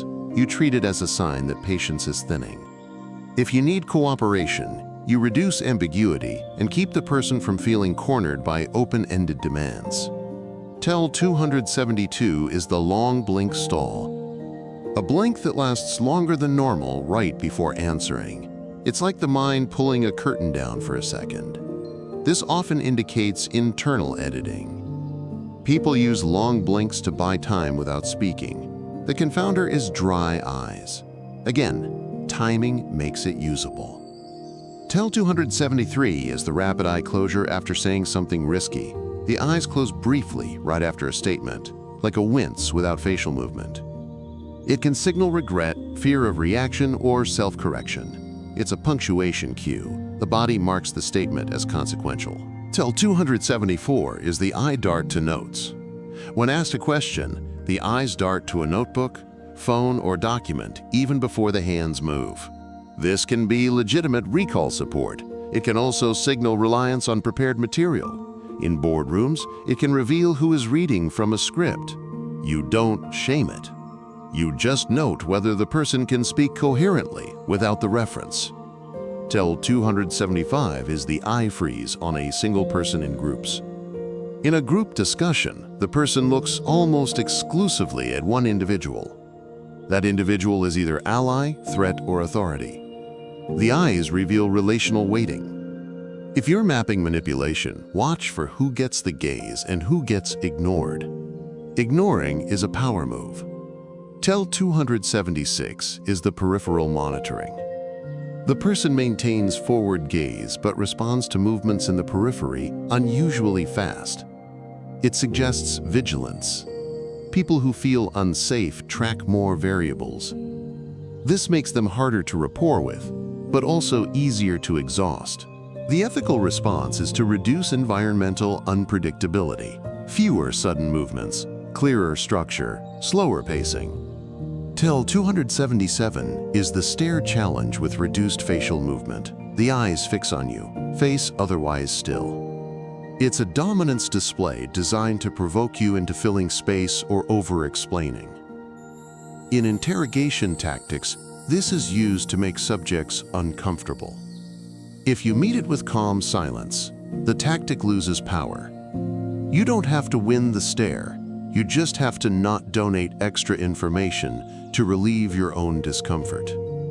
Tell 278 is the friendly eye contact with asymmetric timing. Eye contact is warm during greetings, but drops during accountability, then returns during persuasion. This pattern often indicates strategic engagement, connection when extracting, distance when explaining. You can't prove intent, but you can see the structure. The counter is consistency. You keep your own standards stable across all segments. Till 279 is the micro-squint on specific words. The person squints slightly when you say a specific term: money, timeline, name, policy. It's a reflexive evaluation response. It often indicates the word carries threat. In interviews, this is a pressure point locator. You note the word and revisit it later with neutral sequencing. Tell 280 is the gaze drop during I statements. When speaking about themselves, the gaze drops more than when speaking about others. This can signal shame, self-consciousness, or internal conflict. It can also be modesty. The cue becomes meaningful when it's a shift. They speak easily about others, but their gaze collapses when the topic is their own role. By now you have 40 distinct ocular cues, but the mechanism is still simple. The eyes are not truth, they're allocation. They show you where attention goes when stakes rise. They show you who is being monitored. They show you when the person is protecting themselves from intimacy and when they're weaponizing intimacy against you. If you want one practical method for using ocular data without turning it into paranoia, it's this. You identify the moment of change, you name it privately as salience, and you test with a gentle pivot. You ask for sequence, you ask for clarification, you change the frame slightly, then you observe whether the eyes settle back into flexibility or remain locked into defense. Because under real comfort, the gaze breathes. Under real threat, it hardens, and under manipulation, it often looks too clean, too timed, too aware of your assumptions. In the next chapter, you'll move from the eyes to the face itself, brows, lids, cheeks, where Ekman's mapping of microexpressions becomes most relevant, and where the mask is built and repaired in fractions of a second. Chapter 10, Facial Topography, Brows, Lids, and Cheeks. In the archive, faces stare back at you from black and white photographs clipped to brittle paper. Some are formal portraits. Some are candid frames taken in corridors, in courtrooms, in waiting areas where people didn't know they were being recorded. The longer you study them, the more the face stops looking like identity and starts looking like a control surface. Small muscles, fast decisions, repairs made in real time. Paul Ekman's work matters here because it gives you a map, not a map to catch lies, but a map of how emotion recruits specific muscles, often before social intent can intervene. His facial action coding system, FAC, breaks the face into muscle actions rather than stories. That's the discipline you need. The face is not a single signal. It's a layered system where one part can perform while another leaks. Navarro's model keeps you grounded, comfort and discomfort. In the face, comfort tends to produce symmetry, fluid transitions, and efficient expressions that match context. Discomfort produces tension, asymmetry, and expressions that start and then get suppressed. Manipulation often produces a third pattern, expression that is well-timed, but oddly incomplete, like a mask designed for you rather than a reaction designed for the moment. You also need a constraint before you collect cues. Some faces are naturally asymmetrical. Some people have tics, Bell's palsy history, chronic allergies, Botox, or simply a habitual thinking face that looks like skepticism. So you don't interpret a single configuration as character. You interpret changes, clusters, and the sequence: expression, suppression, replacement. Ekman emphasized that sequence because it's where management shows up. The leak flashes, then the cover arrives. Now you move across 3 zones: brows, lids, and cheeks. Each has a different role. Brows are appraisal and social signaling. Lids are attention and tolerance. Cheeks are affect and restraint. You're going to identify 40 unique tells here. Each one distinct. Each one useful only when anchored to baseline and context. Tell 281 is the inner brow raise. The inner corners lift, creating a slight upward pull near the center of the forehead. In Ekman's framework, this often aligns with sadness or concern. In real interactions, it can also be a bid for empathy, genuine or strategic. The differentiator is timing. If inner brow raise appears before the person asks for mercy, it may be a setup. If it appears in response to another person's pain, it's more likely a reflex. You don't moralize it. You treat it as a request signal. The person is signaling vulnerability, whether felt or performed. Tell 282 is the outer brow lift. The outer brow rises more than the inner, giving the face a slightly surprised or questioning look. It can be curiosity or skepticism. In persuasion settings, it can be used to feign openness, "I'm listening," while the rest of the body stays closed. You verify by checking follow-through. A truly curious person asks clarifying questions and tolerates complexity. A feigned outer brow lift often pairs with quick dismissal and topic steering. Tell 283 is the brow lowering set. The brows draw down, and together slightly, the corrugator muscles engaging. It signals concentration or displeasure. In conflict, it can be anger containment. In analysis contexts, it can be genuine focus. The confounder is bright light and poor eyesight. You treat it as meaningful when it appears right after a claim that threatens the person's interests. Then it's not just focus, it's evaluation with stakes.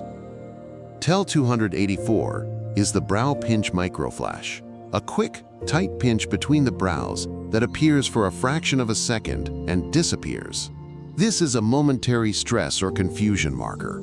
It often occurs right when the person hears something that doesn't fit their internal narrative. Because it's brief, it's hard to fake and hard to suppress perfectly.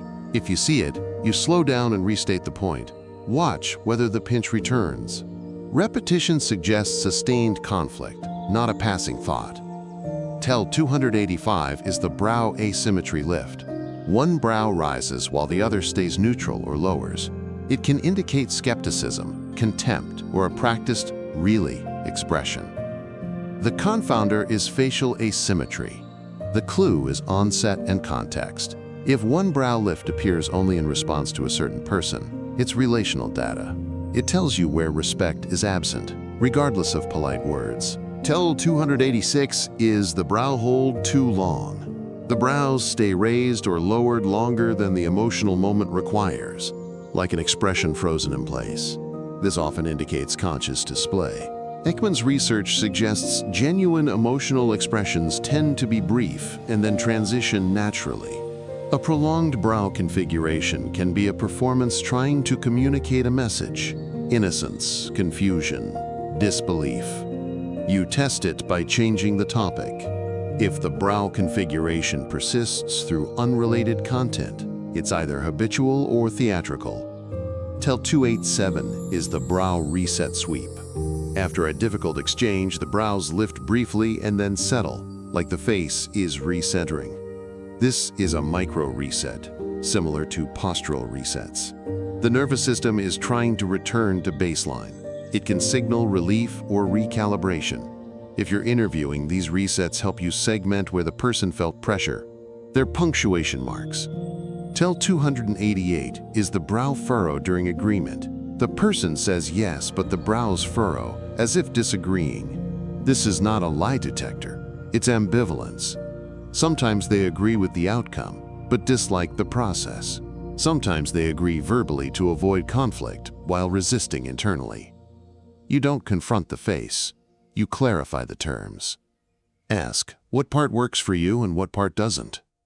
Tell 289 is the brow lift on self-reference. Brows rise slightly when the person talks about their own role, status, or effort. It can be pride or a demand to be seen. In manipulative contexts, it can be a cue that the person wants credit while avoiding accountability. You verify by tracking whether the same person minimizes their role when risk appears. Tell 290 is the brow flattening. The brow becomes unusually smooth and fixed during sensitive content. This can happen from cosmetic procedures, but it can also be a control strategy, reducing expressive leakage. If a person's brow is typically expressive and then suddenly flattens during specific topics, you're watching management. The practical move is to ask for chronology. Managed affect often collapses under precise sequencing demands. Now move down a few millimeters to the lids and the area around the eyes. You already analyzed blinking and gaze. Here you're looking at lid tension, lid position, and the muscular coordination that often carries emotional tone, even when gaze seems controlled. Tell 291 is the upper lid lift without surprise. The upper lids rise slightly, increasing visible eye opening, but the rest of the face doesn't show surprise. This can indicate heightened vigilance or interest. In fear, Ekman noted widened eyes as a functional response to increased visual input, but in manipulation, upper lid lift can be staged to look attentive. You differentiate by breath and timing. Vigilance lift tends to coincide with shallow breath. Staged attentiveness tends to coincide with stable breath and a patterned nod. Tell 292 is the lid tightening band. The lids tighten, making the eyes look smaller without a full squint. This often signals discomfort, evaluation, or resistance. Navarro treats lid tightening as a discomfort indicator. The confounder is light. You check whether the person does it in consistent lighting only when topics change. If yes, it's not photic, it's psychological. Tell 293 is the lower lid raise. The lower eyelid tightens and lifts slightly, often paired with a controlled mouth. It can indicate anger, containment, or scrutiny. It's part of what makes a face look hard without overt aggression. The cue matters in negotiations because it often precedes refusal. The person is already tightening their filter. Tell 294 is the lid droop drift. Upper lids droop slightly during conversation, not from sleepiness, but as a signal of dismissal or boredom. In social dominance, lid droop can communicate, "You're not worth full attention." The confounder is fatigue. You separate by energy elsewhere. A fatigued person shows generalized slowing. A dismissive lid droop often appears selectively during another person's contributions and vanishes when the drooper speaks. Tell 295 is the one eye partial closure. One eyelid lowers more than the other, not a full wink, more like a partial closure. It can be skepticism or discomfort. It can also be irritation or a contact lens issue. The cue becomes useful when it's linked to a specific trigger and paired with mouth tension. In that cluster, it suggests aversion. Tell 296 is the fast lid clamp. The lids close firmly and reopen quickly, like a microflinch. This is often a reaction to something unpleasant, an accusation, an insult, or a sudden stress spike. It's a protective reflex. If you see it, you've likely crossed a threshold. The ethical move is to slow down and reframe without humiliation. Tell 297 is the soft lid close during listening. The lids lower gently for a moment while the person listens, then reopen. This can be a calming behavior, a way to reduce sensory input. In cooperative contexts, it can signal trust. In adversarial contexts, it can be a disengagement cue. The person is tuning out. You verify by checking response quality. If their answers become generic after these soft closes, they're withdrawing. Tell 298 is the eyelid tremor. A small tremor or quiver in the lid area, often near the lower lid. It can occur under strong stress, fatigue, or caffeine. You don't treat it as deception. You treat it as autonomic load. It's useful because it often appears when someone is trying to keep their face steady. The body fails in micro movements. TEL 299 is the crow's feet compression without smile. The area at the outer corner tightens, but the mouth doesn't smile. This can signal controlled irritation or a restrained reaction. Ekman's mapping helps you notice when muscle groups activate out of the expected pattern. The confounder is bright light. Again, check lighting and timing. TEL 300 is the eye socket tension. The muscles around the orbit look tight, as if the eyes are being held in place. This often occurs under self-monitoring. People lock the eye area to reduce leakage. The cost is that the face begins to look mechanical. If you see socket tension, you can test it by introducing a neutral topic. If tension persists, it may be trait-level anxiety. If it dissolves, the prior topic was the stressor. Now move to the cheeks, because cheeks sit at the intersection of emotion and restraint. They rise with genuine enjoyment. They tighten with contained anger. They flush with autonomic activation. And they can be used strategically because cheek movement is subtle and socially ambiguous. TEL 301 is the cheek raise with true smile. The cheeks lift and round, pushing slightly into the lower lids, creating a coherent enjoyment expression. In Ekman's terms, this often corresponds with genuine positive affect. But you still avoid certainty. People can rehearse smiles. Your verification is behavioral. Do they show warmth through allowing you space, or is the smile paired with control and extraction? TEL 302 is the cheek raise without eye involvement. The mouth smiles, cheeks lift slightly, but the eye area remains inactive, and the smile appears narrow. This can be a polite or posed smile. It doesn't mean the person is malicious. It means the emotion may not be enjoyment. In professional settings, most smiles are posed. The cue becomes meaningful only when the smile appears specifically to influence you, right after a request, right before a boundary push. TEL 303 is the cheek tension line. A tight line forms along the cheek, often near the zygomatic region, creating a strained look. This can signal suppressed anger or discomfort. It often pairs with jaw set. The confounder is facial anatomy.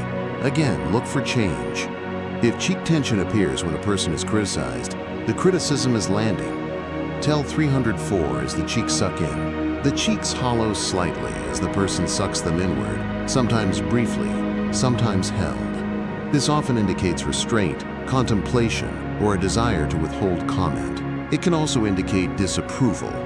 In manipulation, cheek suck can be used as a silent judgment to pressure you into defending yourself. Your counter move is to stay quiet and let them own the judgment.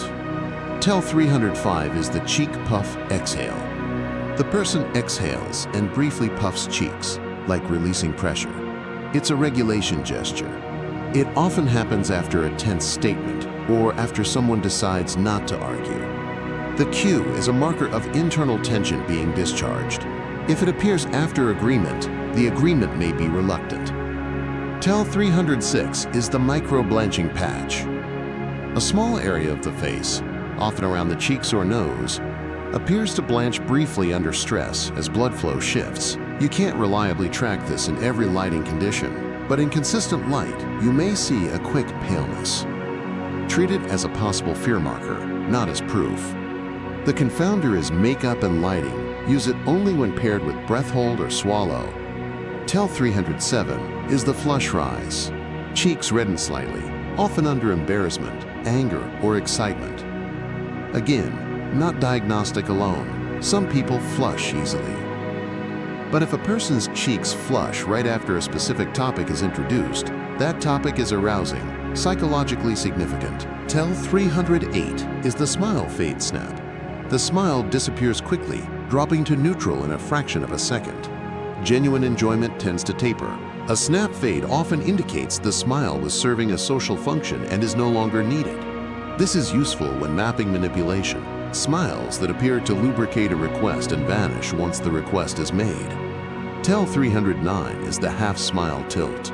One corner of the mouth lifts slightly, raising the cheek on that side. It can be skepticism, private amusement, or contempt. You don't label it automatically. You watch where it appears. If half-smile tilt emerges when another person speaks about responsibility or ethics, you may be seeing moral distancing.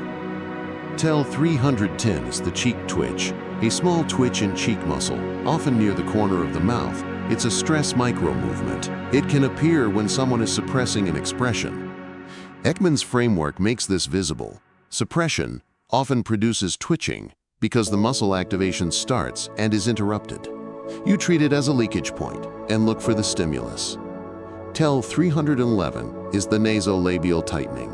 The lines from nose to mouth deepen briefly as the upper lip tightens. This can signal disgust or distaste. Disgust in Ekman's work often involves the nose and upper lip, but cheeks contribute to the configuration. The confounder is speech articulation. Watch whether it appears during listening rather than talking. If it appears during listening, it's evaluative emotion. Tel 312 is the upper lip curl fragment. The upper lip lifts slightly on one side, a partial disgust expression. It's brief and often covered immediately. You don't accuse. You note that the person is reacting with aversion.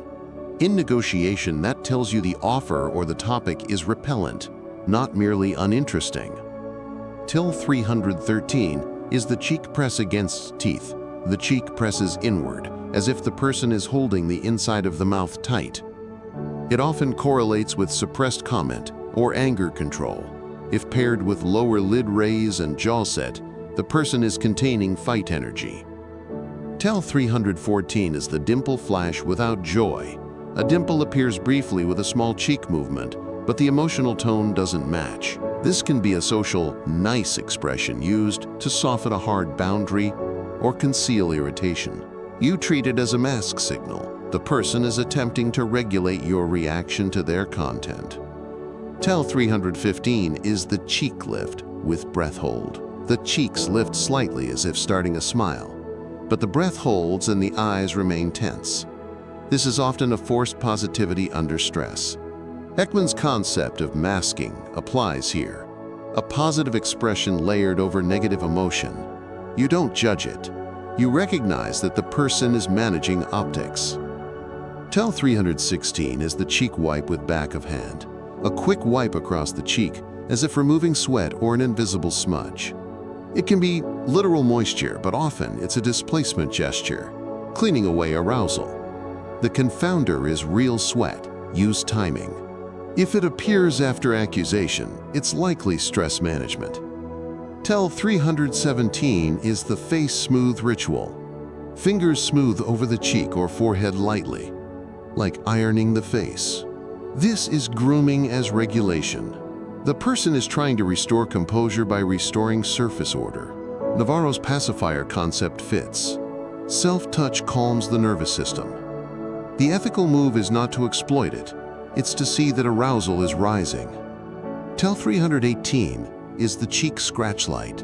A light scratch on the cheek, often near the jawline. Again, not a lie cue. It's arousal or irritation. It can also be beard itch. The cue becomes meaningful when it appears only under scrutiny and disappears under neutral topics. Tel 319 is the smile asymmetry during apology. The person apologizes, but one side of the face lifts slightly, like a smirk. This can indicate insincerity, discomfort, or simply nervousness. You don't call it contempt without more data. You ask for repair behavior. Sincere apologies produce changes in action. Insincere ones produce changes in tone only. Tel 320 is the cheek tightening during silence. When silence stretches, the cheeks tighten, as if bracing. This often indicates that silence is being experienced as pressure. In interrogation tactics, silence is used to extract speech. If you see cheek tightening during your pause, you've learned that the person is vulnerable to silence. That knowledge can be used ethically by not weaponizing it, and by keeping pauses structured rather than punitive. These 40 cues don't exist to turn you into a human polygraph. They exist to give you a more accurate sense of when someone is comfortable, when they are threatened, and when they are constructing a face for you rather than inhabiting a face for themselves. The practical method stays the same. Identify deviation. Locate trigger, confirm with clusters, then test gently. Ask for sequence, not motive. Offer a neutral restatement. Change the topic briefly. Watch whether the face returns to efficiency. The face that can return to efficiency under neutral content is telling you the stress is situational, not global. You can also use this knowledge on yourself. The face you wear in conflict is often a mask you believe is invisible. It isn't.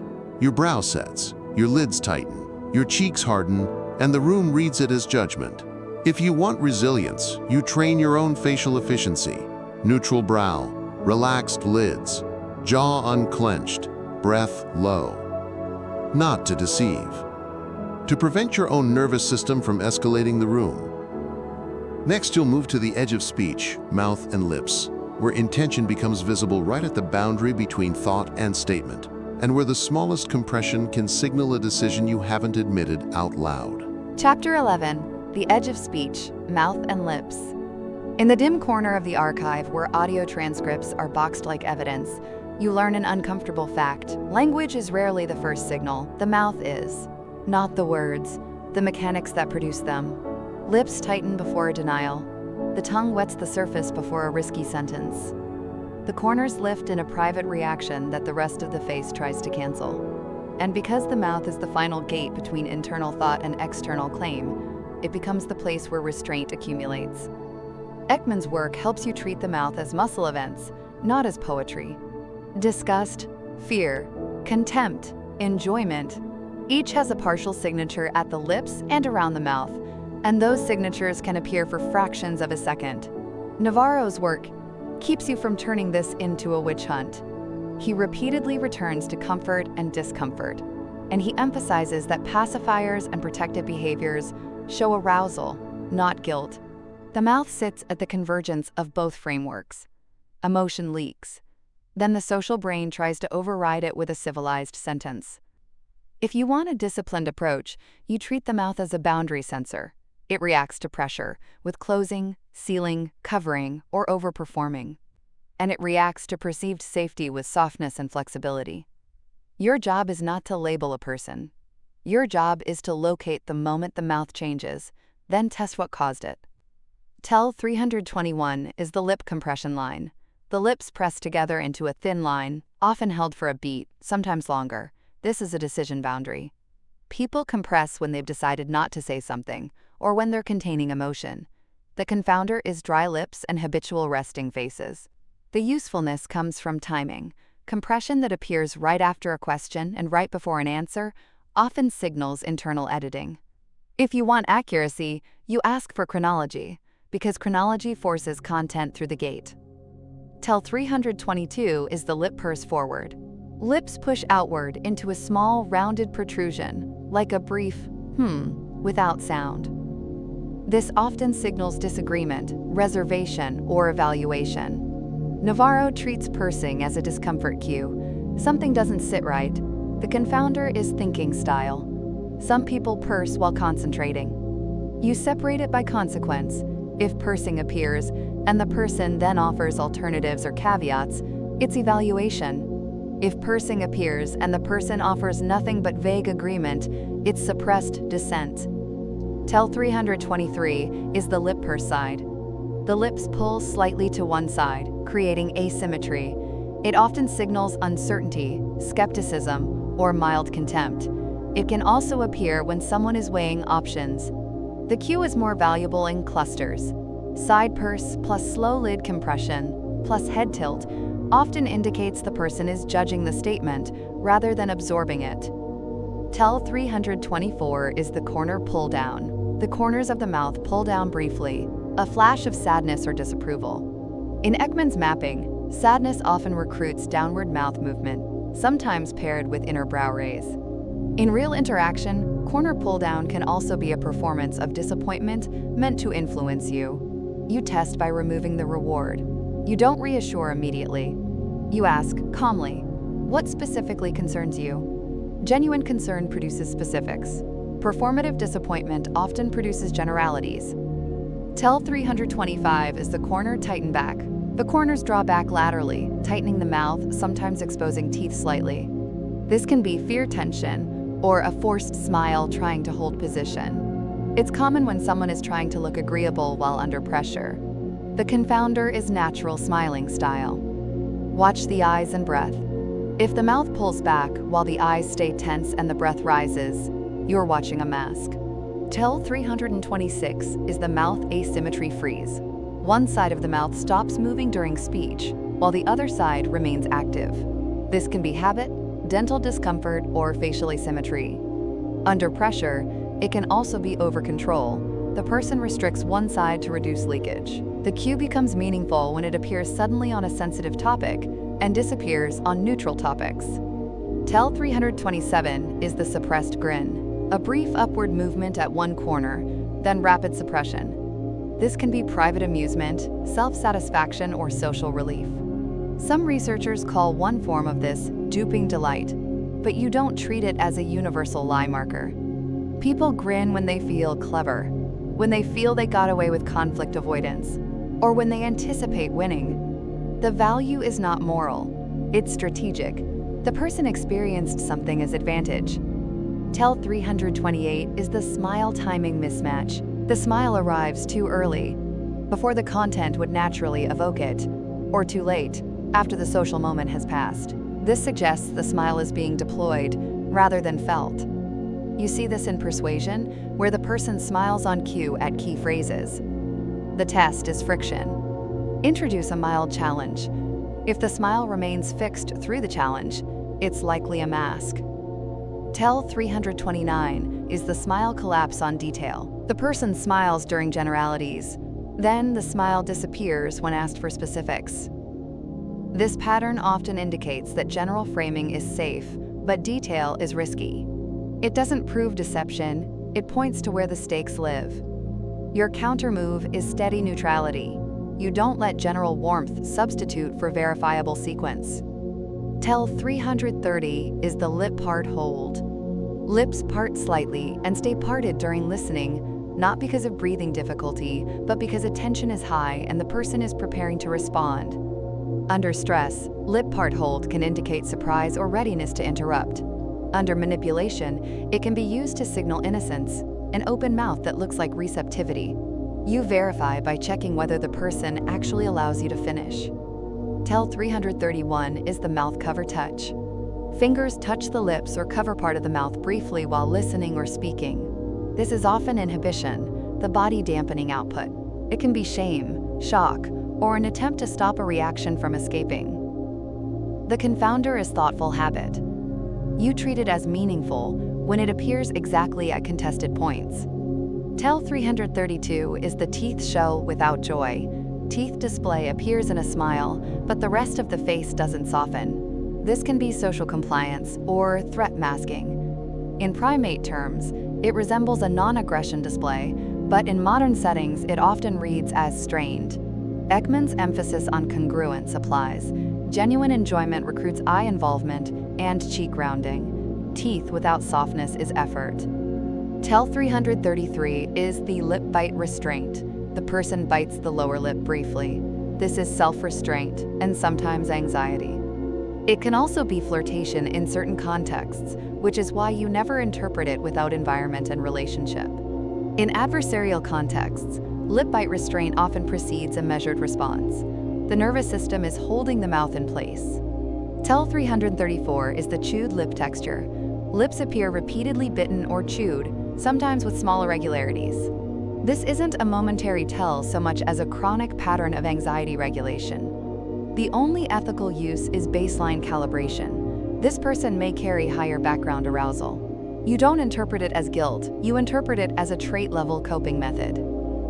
TEL 335 is the lip lick sweep. The tongue sweeps across the lips in a larger, more obvious movement than a quick wetting. This can be dryness, anticipation, or anxiety. The confounder is chapped lips. The clue is sequencing. A lick sweep right before a denial or a request for you to believe them is often anticipatory stress.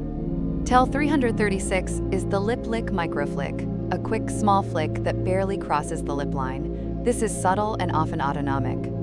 It can appear when a person is thinking and when they're under evaluation. If it clusters with breath hold and jaw tension, you treat it as arousal. Tell 337 is the saliva swallow prep. You see a small tongue movement inside the mouth and then a swallow, like the person is preparing the mouth to speak. It often precedes difficult content. It's similar in function to breath stacking, preparation for risk. If you see it, you allow space. You don't rush. Rushing increases scripting. Tell 338 is the tongue press behind upper lip. The upper lip bulges slightly because the tongue presses behind it. This can signal restraint, holding back words, or it can signal self-soothing. It's a private containment maneuver. The confounder is dental alignment. Again, change over baseline is what makes it useful. Tell 339 is the tongue-in-cheek hold. A small bulge appears in the cheek as the tongue presses outward and stays there briefly. This can be skepticism or suppressed amusement. In manipulation, it can be a private contempt signal while maintaining polite language. You don't accuse. You note the emotional tone. The person may be distancing themselves from what they're saying. Tell 340 is the mouth corner wipe. A finger wipes at the corner of the mouth, removing nothing. It's a grooming displacement. People do it under stress or when they feel watched. The confounder is actual food or moisture. If there's nothing to remove and the wipe repeats, it's regulation. Tell 341 is the lip stretch horizontal. The lips stretch flat and wide, thinning but not compressing shut. This often signals discomfort and an attempt to appear neutral. It's the mouth trying to hold a line without sealing completely. In high-stakes settings, it often appears right after a question that forces choice. Tell 342 is the mouth tightening ring. The area around the mouth tightens, creating small lines as if the mouth is being cinched. This is suppression. It's common when someone is trying not to react emotionally. Ekman's approach would treat it as an action unit cluster, not a story. Your practical use is simple. The person is working hard. You slow your tempo. Tell 343 is the upper lip raise disgust. The upper lip lifts slightly, sometimes with nose wrinkling. Disgust is one of the more recognizable expressions and can be fleeting. It can be directed at a topic, a person, or a proposed idea. In group settings, disgust flashes often predict later sabotage because the person doesn't respect what they're being asked to support. Tell 344 is the nose wrinkle fragment, a partial nose wrinkle without full facial engagement. It's a micro-disgust leak. The confounder is allergies. You separate by context. If it appears when discussing ethical violations, it may be moral disgust. If it appears when discussing a person, it may be relational contempt. Tell 345 is the philtrum tighten. The area between nose and upper lip tightens, lifting slightly. It's a subtle disgust or distaste marker. It's hard to see unless you're looking for it, which is why it can be useful. People rarely manage this area deliberately. Tell 346 is the lip quiver suppression, a tiny tremble at the lip line that gets clamped down quickly. This can be sadness, fear, or anger. The key is suppression. The tremble appears, then the mouth tightens to stop it. That sequence tells you the emotion was considered unacceptable to show. Tell 347 is the microsnarl, a brief lift at one side of the upper lip, exposing a bit of tooth. It's contempt or aggression leakage. It's usually fast, and then covered by neutrality. You treat it as relational heat. If it appears in a boardroom, you're watching hostility under professional constraints. Tell 348 is the lip corner pull-in. The corners pull inward toward the midline, narrowing the mouth. This can signal reluctance, uncertainty, or an attempt to keep speech minimal. It's a pre-silence cue. If you see it, you don't fill the space with pressure. You wait and let the person choose whether to speak. Tell 349 is the over-articulated mouth. The person exaggerates lip movement, enunciating too clearly, as if performing clarity. This can be anxiety or a persuasion tactic. People over-articulate when they want to sound truthful. The confounder is public speaking training. You test by asking for unprepared sequence. Performative clarity often collapses when the script ends. Tell 350 is the under-articulated mumbling shift. The opposite. Lips move less, words blur, volume drops. This can signal shame, reluctance, or an attempt to reduce accountability by reducing audibility. Your counter move is procedural. Ask them to repeat it clearly, and don't proceed until you have clean audio. Watch whether the mouth tightens further. That tells you the clarity itself is costly. Tell 351 is the lip seal after speaking. After a statement, the lips press together and stay sealed, as if preventing follow-up. It's a closure cue. The person believes they've ended the topic. In manipulation, it can be used to discourage questions. You counter it by staying calm and asking one narrow follow-up. If the seal intensifies, you've found resistance. Tell 352 is the soft mouth release. Lips remain slightly relaxed after speaking, with no seal. This often correlates with comfort and willingness to continue. It's not innocence, it's openness to the process. In interviews, it often predicts more usable detail. Tell 353 is the corner bite suppression. Teeth catch the inside corner of the mouth briefly. It's an internal break. People do it to stop themselves from reacting. It can be anger, fear, or excitement. The useful part is the break itself. The person is not fully free to speak. Tell 354 is the lip pucker reject. The lips pucker briefly, then flatten like a reflexive no at the mouth level. It often signals disagreement or disgust. You'll see it when someone hears an offer they dislike. If it flashes and then the person says, "Sure, that works," you found a mismatch worth clarifying. Tell 355 is the breath through pursed lips.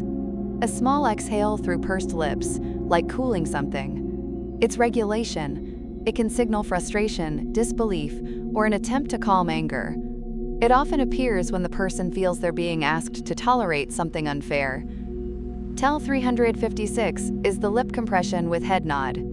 The person nods, while lips compress. That's compliance behavior under constraint. They're signaling agreement while also signaling reluctance. You treat this as a cue to clarify consent. Is that a real yes, or do you need changes? Tell 357 is the smirk and repair sequence. A smirk appears, then the mouth quickly repairs into a neutral line. This is the mouth version of Ekman's leak and cover. The smirk often indicates private evaluation, feeling superior, amused, or dismissive. The repair indicates social awareness. The cue matters because it tells you the person is managing impression while carrying a private stance.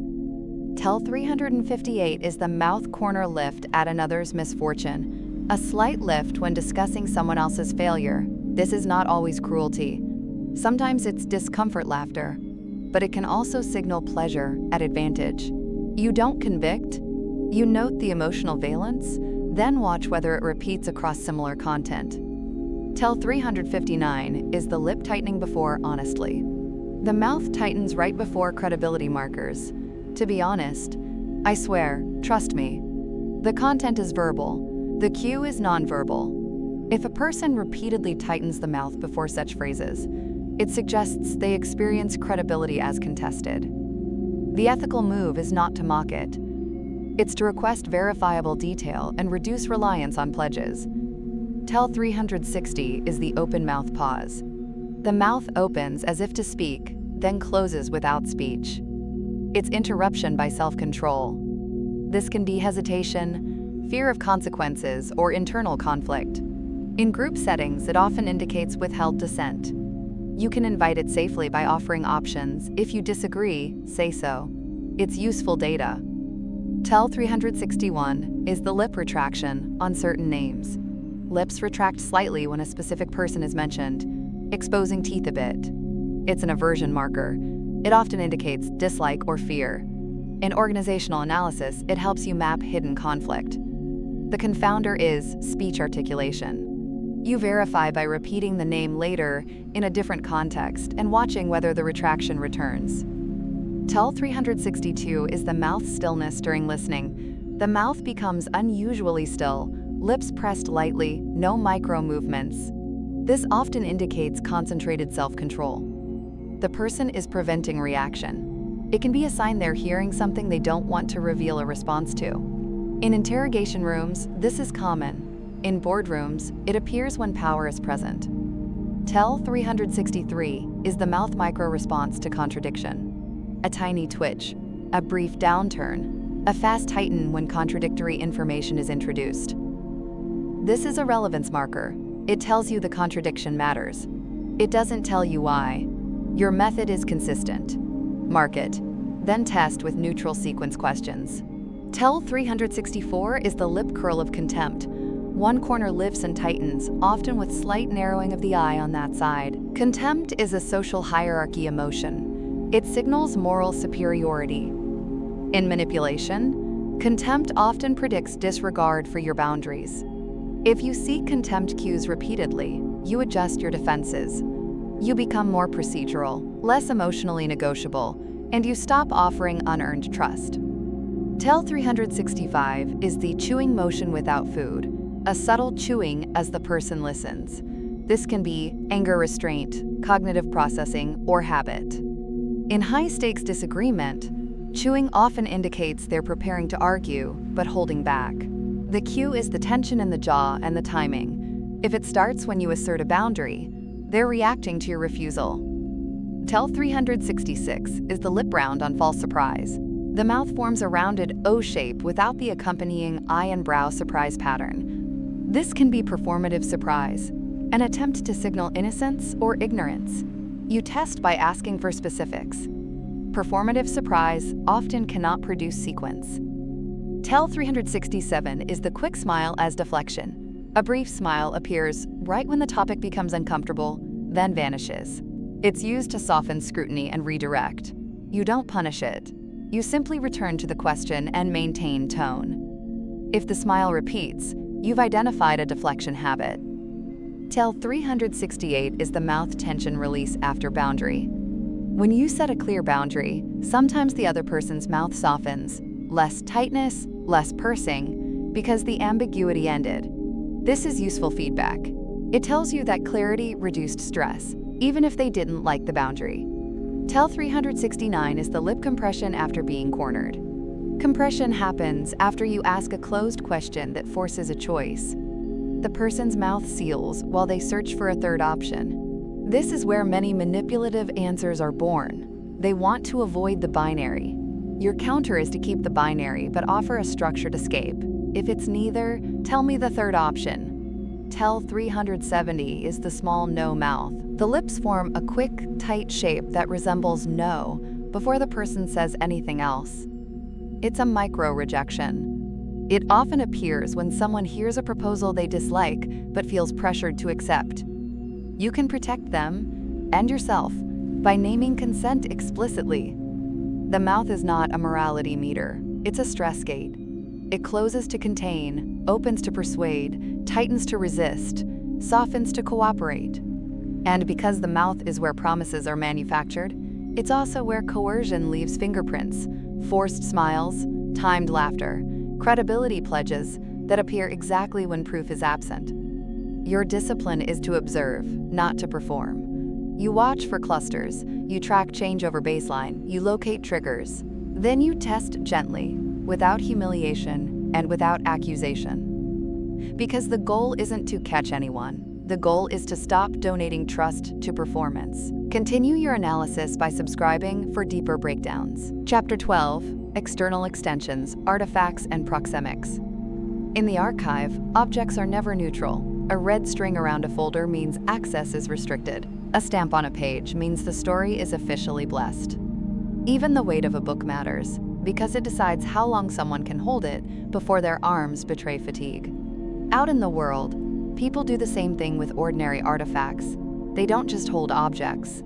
They use them to edit distance, control access, and launder emotion into something socially acceptable. This chapter is about extensions, the things people place between themselves and you, and the distances they enforce without announcing it. The body is still the instrument, but artifacts in space are the amplifier. If you learn to read this layer, you stop being surprised by sudden coldness in a meeting or a quiet withdrawal in a relationship. You saw it forming in the geometry long before the voice caught up. Navarro talks about barriers as comfort management. People build them when they feel exposed. Ekman's work matters here in a different way. When emotion leaks on the face, and is repaired quickly. The person often compensates by using an object or a space move to keep the repair from being tested. The artifact becomes a second mask, and the most important discipline remains unchanged. You track changes, not props. A pen in the hand means nothing until the pen starts doing a job. TEL 371 is the bag barrier placement. A bag is set on a chair or on the table edge, not for storage but to occupy a seat or block approach. It's a claim and a buffer. In public spaces, it can be simple habit. In negotiations, it often signals, I want more distance, and I'm willing to inconvenience the room to get it. The confounder is theft concern. You verify by noticing whether the person relaxes the barrier once the setting feels safe. If the barrier stays despite safety, it's about boundary, not security. TEL 372 is the folder shield lift. A folder rises from lap to chest height when scrutiny increases. This is heartline coverage disguised as organization. It often appears when a person is asked to explain responsibility or to respond to criticism. If the folder is genuinely needed for reference, it will open and be used. If it's armor, it will stay closed and high. TEL 373 is the laptop lid angle control.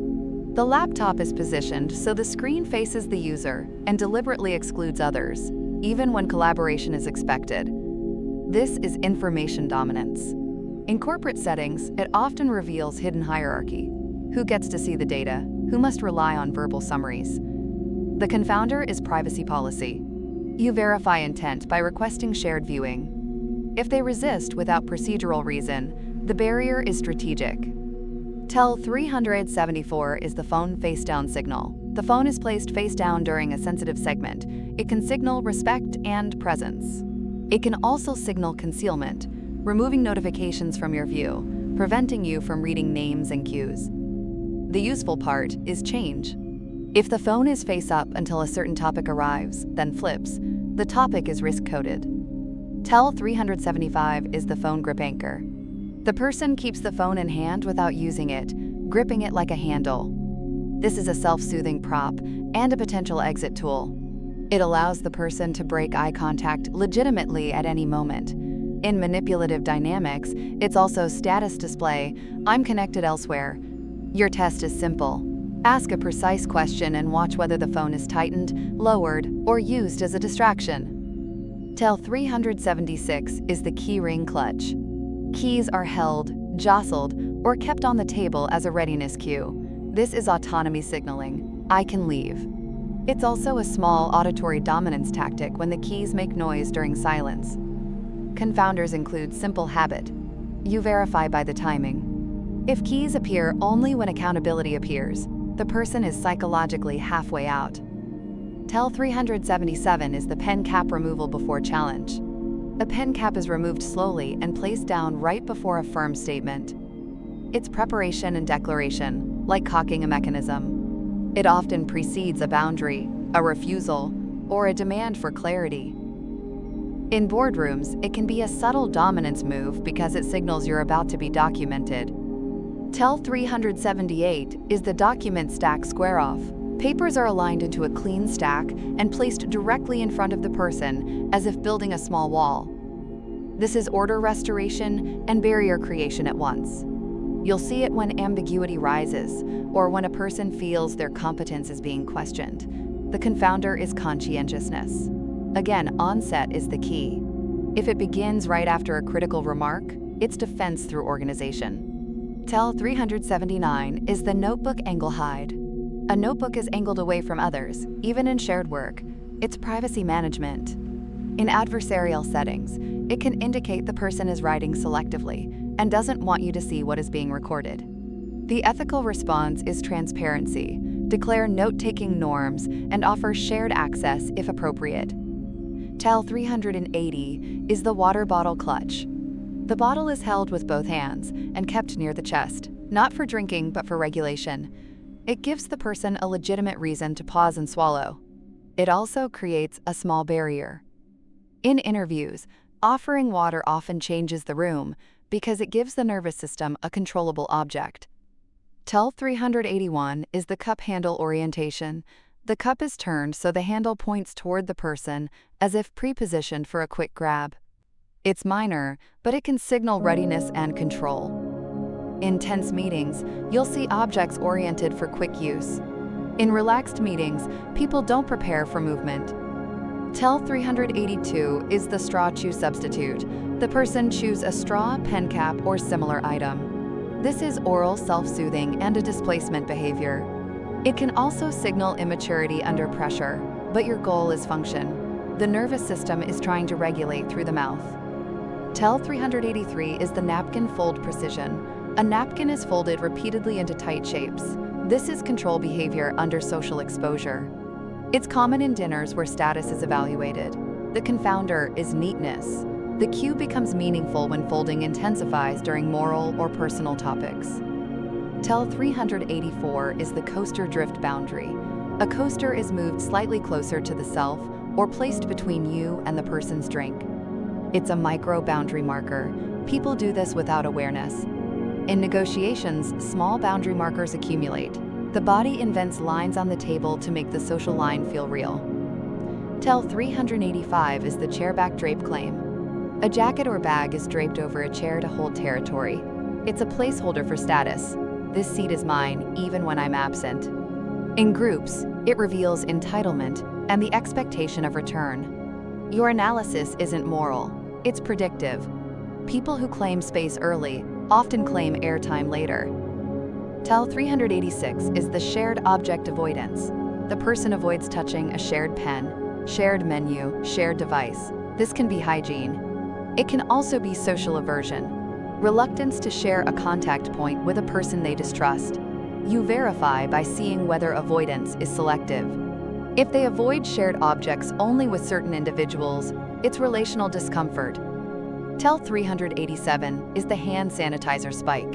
Sanitizer appears immediately after a handshake or after touching a shared surface, even when no one else sanitizes. This can be health anxiety. It can also be symbolic cleansing after unwanted contact. Again, you don't diagnose. You notice whether it's triggered by specific interactions. TEL 388 is the mirror check device use. The phone camera or dark screen is used as a mirror. This is self-surveillance and impression management. It often spikes in high-status environments. The practical implication is divided attention. The person is managing image while managing content, which increases errors and increases irritability. TEL 389 is the object fidget escalation under silence. When you pause, the person increases fidgeting with objects rather than with their body. It's a cleaner leak. The object carries the nervous energy. This is why interrogators remove objects, not to be cruel, but to reduce outlets. Your ethical posture is the opposite. You note the reliance and you avoid weaponizing deprivation. TEL 390 is the ritual item placement. The person sets items in a specific order: phone, pen, notebook, keys. It's a control ritual. In comfortable settings, rituals are loose. Under pressure, rituals become rigid. If the order is disrupted and the person corrects it, you're seeing a need for predictability. Now move from artifacts to proxemics.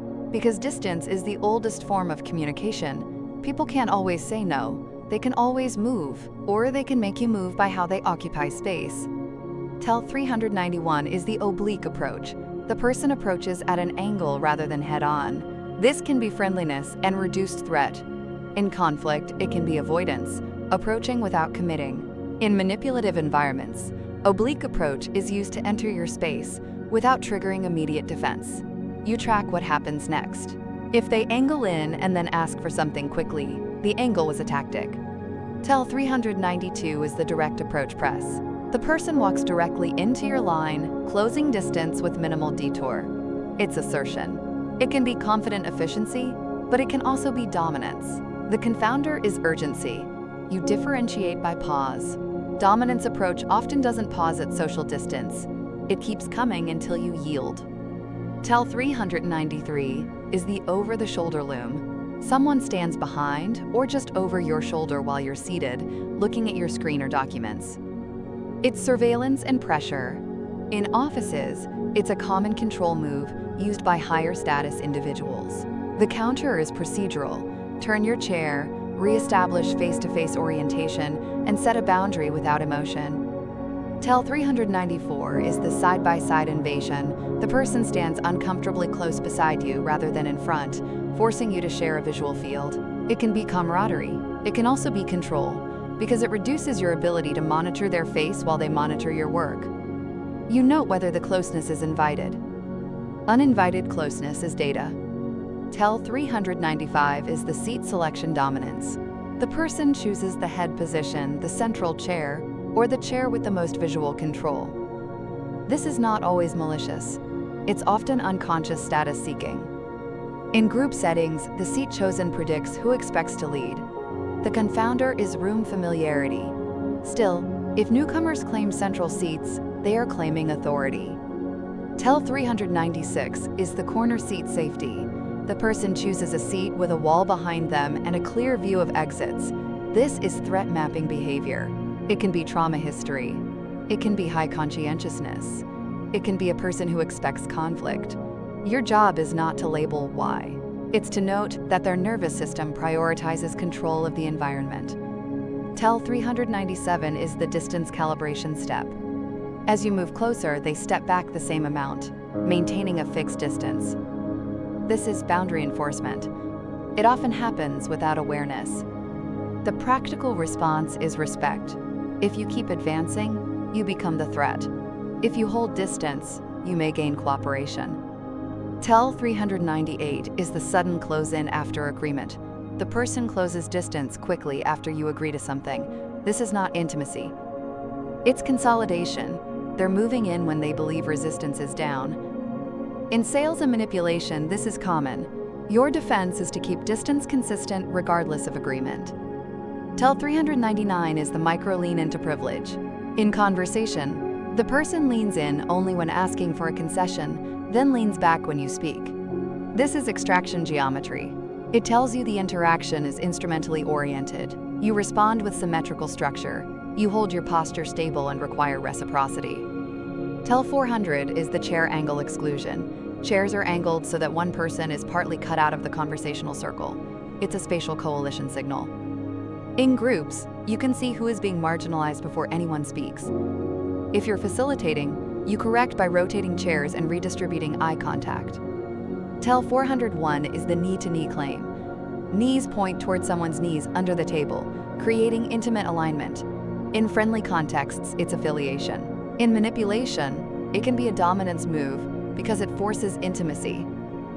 The ethical defense is to adjust your own orientation, rather than confronting verbally. Tell 402 is the table edge ownership. Someone places their torso close to the table edge, elbows wide, occupying prime surface. It's a resource claim. The confounder is small tables. In adequate space, it's a power move. You can read it as, they expect priority. Tell 403 is the personal item spread radius. The person spreads items beyond what they need, creating a no-go radius. This is territorial expansion without the body expanding. It's useful for people who want dominance while appearing calm. If you need collaboration, you set shared zones explicitly. Tell 404 is the door back positioning. The person positions you with your back to the door, or chooses that position for themselves depending on role. If they put you back to door, it's often control. If they take back to door, it can be confidence or ignorance. Context decides. But the choice is rarely random in experienced power players. Tell 405 is the exit line block. A person stands or sits in a way that blocks your direct path to an exit. In aggressive personalities, this is coercion without touch. In benign settings, it can be thoughtless. You don't wait to find out. You reposition calmly. Tell 406 is the shared space encroachment test. The person moves an object into your space slightly, pen, cup, phone, then watches whether you adjust. It's a compliance probe similar to physical elbow tests. If you move your items away, you've yielded. Calmly move their item back without anger. That's nonverbal boundary setting. Tell 407 is the shadowing walk. In corridors, the person walks just behind you, slightly offset. It's control and monitoring. In workplaces, it can be mentorship. In manipulation, it's surveillance. The cue becomes meaningful when it occurs during conflict or evaluation, rather than during neutral rapport. Tell 408 is the pace matching trap. The person matches your walking pace exactly, neither passing nor falling back, keeping you in a controlled interaction. It feels like companionship, but functions like containment. If you speed up and they speed up, you're being managed. Tell 409 is the sudden stop to force collision. The person stops abruptly in front of you, forcing you to adjust. It's dominance and boundary testing. Some do it unconsciously. Manipulators do it deliberately to see whether you apologize. Your response is neutral, step around without apology. Tell 410 is the handshake distance pull. During handshake, the person pulls you closer than necessary, collapsing social distance. It's an intimacy hijack. It can also be simple exuberance. The test is pattern. If they do it selectively to lower status individuals, it's control. Tell 411 is the handshake finger trap. The person grips mostly your fingers rather than your palm. This can be awkwardness. It can also be a dominance ploy to destabilize. You don't analyze it for virtue. You analyze it for effect. Does it make you adjust and overcompensate? If yes, it's leverage. Tell 412 is the two-handed envelope. A handshake with the other hand covering yours, or a two-handed touch during greeting. It can be warmth. It can also be a manipulation technique to fast-track trust. You verify by consistency over time. Real warmth persists when you say no. Tactical warmth disappears when you resist. Tell 413 is the shoulder touch insert, a light touch on the shoulder used to steer you physically. In many contexts, it's ordinary. In coercive contexts, it's a claim of access.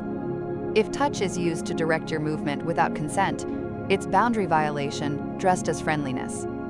Tell 414 is the proximity apology inversion. The person invades space, then acts as if you're the one being sensitive. Oh, am I too close? It's a verbal move, but the nonverbal tactic is the invasion. The function is to make you doubt your boundary. Your defense is calm clarity. Yes, give me space, then no further justification. Tell 415 is the angle of refusal. When you say no, the person shifts from facing you to standing slightly side on, continuing to talk as if the refusal was a minor interruption. It's a persistence posture. They're removing the confrontation cue while continuing the push. You respond by re-squaring the interaction. Face them. Repeat the boundary. End the exchange if needed. Tell 416 is the group cluster exile. In social groups, 3 people form a tight triangle and 1 person is left outside. That's not an accident for long. It's exclusion written in distance. If you're reading manipulation, watch who gets pulled in and who gets left out. Exile is often how reputations are destroyed quietly. Tell 417 is the ally-lean convergence. 2 people lean toward each other during a third-person speech, sharing micro-reactions. It's coalition signaling. The confounder is hearing difficulty. In most cases, it's relational alignment. In workplaces, it predicts who will coordinate off-record. Tell 418 is the silent seat swap. Someone changes seats mid-interaction without stating why, often moving closer to power or farther from scrutiny. This is positional strategy. In high-stakes meetings, seat swaps usually happen right before difficult topics, because bodies reposition to manage threat. Tell 419 is the window stare withdrawal. The person orients toward a window or outside space during pressure, reducing engagement while maintaining politeness. It's a socially acceptable disengagement. You don't punish it, you treat it as overload and simplify your question. Tell 420 is the doorway conversation refusal. The person keeps an interaction in the doorway, refusing to fully enter or fully commit. It's boundary and avoidance. They want plausible deniability. I was just passing by. If you need a real decision, you insist on a seated conversation or you accept that the person is not available. Artifacts and proxemics give you an external ledger. They show you where trust is withheld, where control is asserted, and where compliance is being tested. The discipline is not to become suspicious of every bag and every chair angle. It's to notice when the environment changes in response to your questions, your boundaries, and your presence. That change is the real tell. It's the room moving around the truth. Chapter 13, Interrogation Lore, CIA Techniques and Constraint. Interrogation lore attracts mythology because it sits where fear meets theater. People imagine bright lamps and shouted questions, as if pressure alone produces truth. In reality, the modern interrogation room is often quieter than you expect. Fluorescent light, neutral walls, a table that's too clean, 2 chairs placed with intention. The pressure isn't volume, the pressure is constraint. Constraint is the hidden variable in every cue you've collected so far. In open space, people tell you what they want with their feet. In a chair under scrutiny, the feet can't do their normal job. The legs are trapped under a table. The exit is socially impossible. So the nervous system reroutes. It spends the same energy, but in smaller channels. Micro-exits, pacifiers, breath disruptions, gaze shifts, object rituals. This is why you can't read interrogation behavior with civilian assumptions. The environment edits the body. Joe Navarro, who worked in counterintelligence for the FBI, doesn't frame body language as a truth machine. He frames it as comfort and discomfort under context. That matters here because interrogation is engineered discomfort. Not always cruelty, often just controlled uncertainty.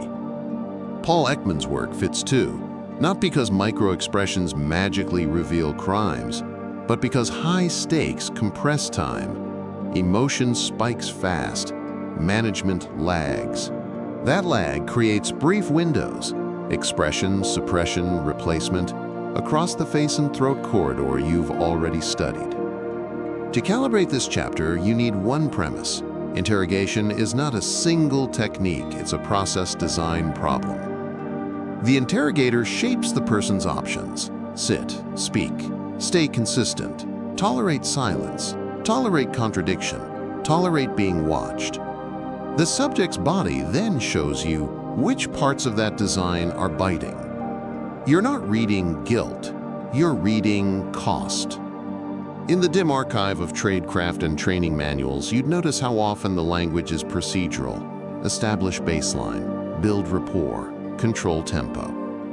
Reduce ambiguity, create cognitive load at specific moments, not because the body is mystical, because the body is predictable under constraints. Now move into the room. The first thing you learn is that the room itself produces tells, not universal tells, personalized tells. The room becomes the stimulus, and the body becomes the instrument panel. You watch the person cross the threshold. You watch how they sit. You watch what they do with their hands when they realize they can't leave. Tell 421 is the doorframe hesitation grip. The person touches the doorframe lightly or pauses with a hand near it before entering fully. It's a transitional anchoring behavior. The nervous system uses the frame as a last contact with the outside world. In many cases, it's unconscious. The confounder is simple courtesy, holding a door. The differentiator is hesitation. The hand contacts the frame, the body pauses, then enters with a controlled exhale. Tell 422 is the chair edge perch under instruction. When told to sit, the person sits on the front third of the chair, hips not fully back. This is readiness and incomplete submission. They're complying, but they're holding the option to stand quickly. In interrogation, it often marks a person who expects confrontation. The confounder is back pain. If the perch disappears after rapport and returns during accusation, it's not orthopedic, it's threat calibration. Tell 423 is the slow sit descent. The person lowers into the chair unusually slowly, as if testing stability. It's a caution cue. They're not just sitting, they're negotiating loss of mobility. In high-stakes interviews, slow sit descent often appears in people who feel they're entering a trap. The practical use is to recognize early defensive posture. You don't escalate. You stabilize procedure. Tell 424 is the table alignment correction. Immediately after sitting, they pull the chair in or push it out to a precise distance from the table. This is control seeking. The table becomes a boundary line. and they want it exactly where it feels manageable. Confounders include height and comfort. The read comes from repetition. If they recorrect after small shifts, the need for control is active. Tel 425 is the chair leg hook. One foot hooks around a chair leg, anchoring the body. It's a grounding move under uncertainty. People do it to stabilize when they feel watched. It also reduces visible foot movement, which is useful for someone who's trying to hide arousal. In restrained environments, anchoring replaces pacing. Tel 426 is the chair rock micro exit. The person rocks the chair a few millimeters, forward and back, barely noticeable. It's motion without leaving. The body is seeking an exit impulse, but converting it into micro movement. In interrogation, this often appears during prolonged silence. It's a sign that stillness is costly for them. Tel 427 is the seatbelt imaginary. A hand rests across the lap in a straight line, palm down, as if holding an invisible strap. It's self-restraint. The person is keeping themselves from gesturing or from reaching. The confounder is formal etiquette. The differentiator is pressure response. If the strap tightens when confronted, you're seeing containment. Tel 428 is the table edge distance freeze. After establishing a chair distance, the person refuses to adjust, even when it would improve comfort. That refusal is not comfort, it's boundary rigidity. They're protecting a specific distance because distance feels like safety. In rapport phases, the freeze may soften. Under accusation, it often returns. Tel 429 is the elbow-to-body lock under recording awareness. When the person becomes aware of cameras or microphones, elbows pin closer to the torso, hands reduce movement. This is self-surveillance, translated into muscle. They're editing themselves for an audience. The confounder is mere shyness. In interrogation, you treat it as an indicator of perceived consequences. Now the room tightens further as the process begins. The interrogator asks neutral questions first. Name, timeline, routine. Not because they care about trivia, but because they're mapping baseline. Navarro's baseline concept is often misused by amateurs. But in controlled interviews, it becomes practical. You're not hunting tells. You're building a profile of that person's normal movement economy, then watching where it shifts. Tel 430 is the baseline over-compliant smile. The person smiles too much during neutral intake, offering warmth that exceeds the situation. It can be nervous appeasement. It can also be social manipulation, trying to create a good person frame early. You don't punish it. You note whether the smile persists when specifics are requested. Overcompliance that collapses under detail suggests the warmth is a tool. Tel 431 is the name repetition buffer. When asked a direct question, they repeat the interrogator's name or title before answering. It's a delay tactic that looks respectful. It buys time. It also tests hierarchy. Will you accept the pacing control? The confounder is polite habit. The cue becomes meaningful if it appears only under pressure and not during neutral segments. Tel 432 is the time marker over precision. They provide time estimates with excessive precision, about 7:12, around 3:47, when precision is unlikely. This isn't a nonverbal cue in isolation, but it produces nonverbal strain, tight mouth, reduced blinking, rigid posture. Over-precision is often an attempt to sound credible. You don't accuse, you ask how they know. Watch whether their physiology spikes. Tel 433 is the answer length inflation. They speak longer than necessary on simple questions.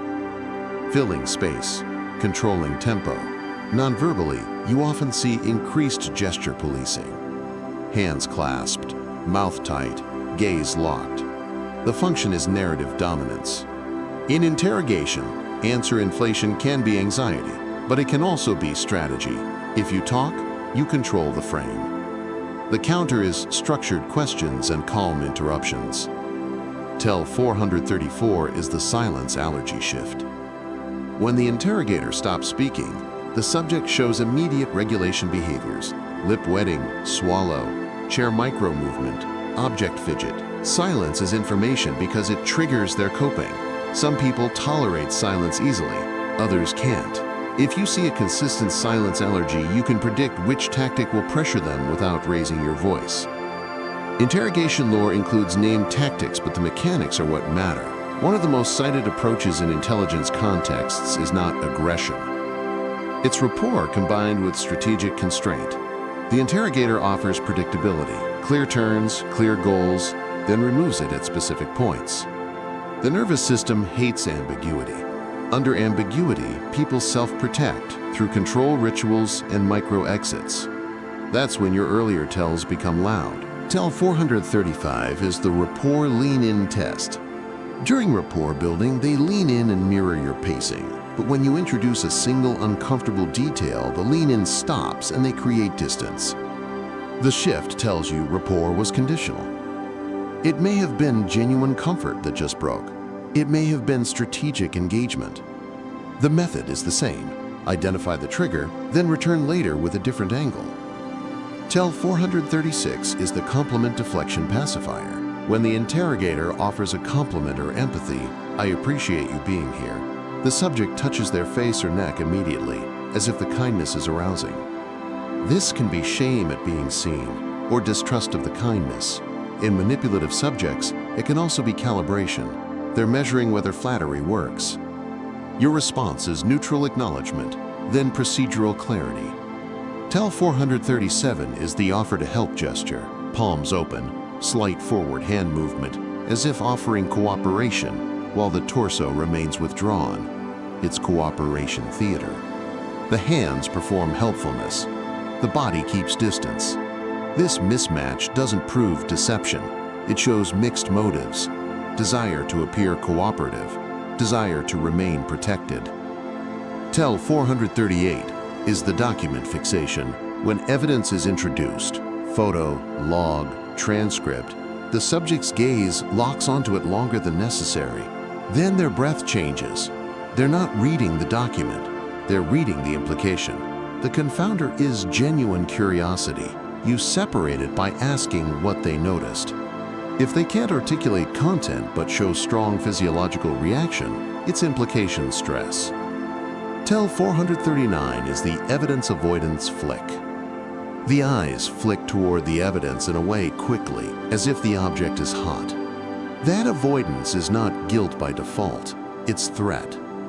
The body treats the evidence as a predator. In interviews, this cue often marks the moment the person realizes the conversation isn't casual. Tell 440 is the micro-exit cluster under constraint. When the exit is not physically available, the body generates substitute exits: chair rock, heel lift, knee bounce, forearm rub, throat touch. The cue here is not any single movement, it's clustering. A cluster that appears right after a specific topic tells you that topic is where the person wants to leave psychologically. Interrogators also use tempo manipulation. Fast questions reduce the subject's ability to manage. Slow questions increase the subject's exposure to their own internal noise. Both can create leakage. But the ethical boundary matters. Your goal in analysis is to understand, not to dominate. Tell 441 is the fast question mouth prep. Under rapid questioning, you'll see increased mouth preparation behaviors: saliva swallow, lip wetting, tongue presses. The body is trying to keep speech functioning under load. When these cues spike, the subject is approaching overload. Overload reduces accuracy. If you want truth, you don't push into overload.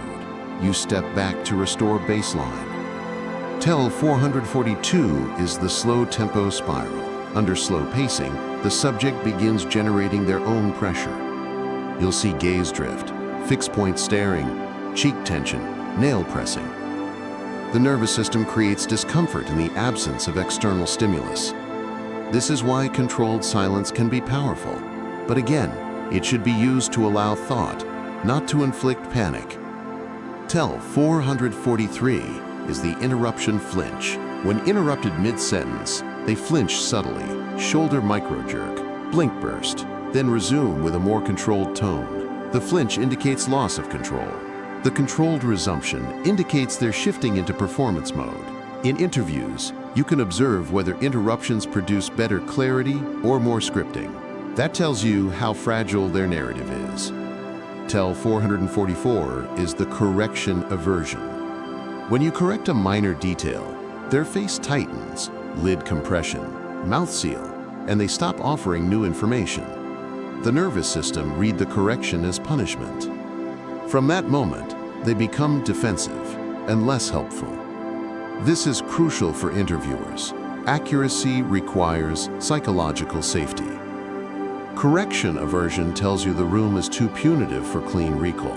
Now consider constraint in the body's ability to self-soothe. In many interrogation settings, objects are minimized and hands are visible. That removal of outlets changes where arousal goes. It migrates to the throat, the jaw, the breath, the feet under the table. If you can't fidget with a phone, you fidget with your own skin. Tell 445 is the skin contact substitution. When objects are unavailable, the subject increases self-touch, neck rub, forearm rub, face smoothing. It's regulation under surveillance. The interrogator may interpret it as nervousness. Your more accurate interpretation is resource depletion. The subject is spending energy to stay composed. Tell 446 is the visible pulse swallow pair. Under sustained stress, you may see both a strong neck pulse and repeated swallows. It's a high arousal pairing. It doesn't diagnose intent. It diagnoses physiological strain. In ethical practice, strain suggests you slow down to preserve accuracy and reduce harm. Tell 447 is the hand visibility over control. Hands remain visible, but unnaturally still, palms down, fingers pressed together. It's compliance with surveillance combined with self-monitoring. The cost is that tension leaks elsewhere, jaw tightening, breath shallowing. When you see hand over control, you know the person believes they're being evaluated for movement, not just for words.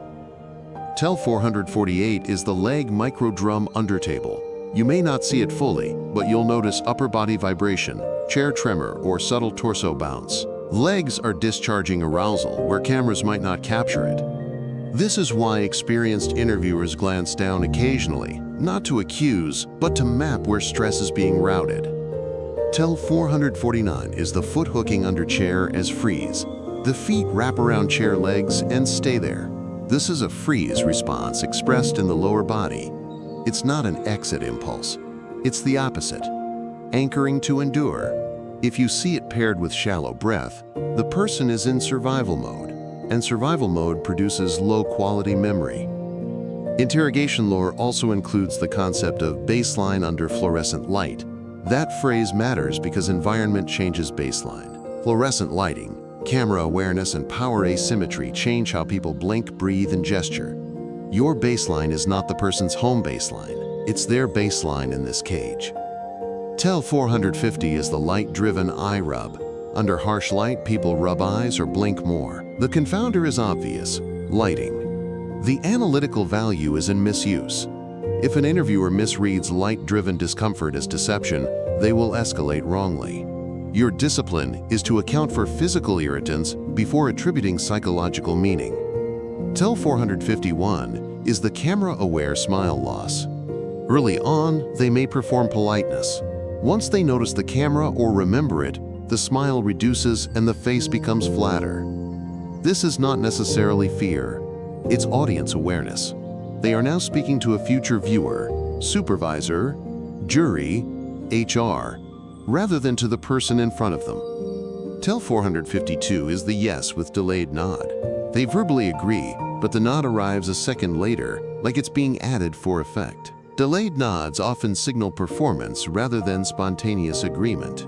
In interrogation, it can be a compliance display meant to earn favor. You verify by asking for specific action steps. Performance agreement often struggles to produce concrete commitments. Tell 453 is the question repeat with breath hold. They repeat your question, then hold breath briefly. It's not just delay, it's internal calculation. The breath hold is the nervous system freezing to allocate resources. This cue is useful because it often marks the point where the person decides whether to cooperate or to manage. TEL 454 is the I don't remember shoulder micro-hike. When claiming memory failure, their shoulders hike subtly and release. It's a discomfort marker. It doesn't prove they remember. It proves the claim carries social risk. Some people genuinely can't recall and still show discomfort because they know it looks suspicious.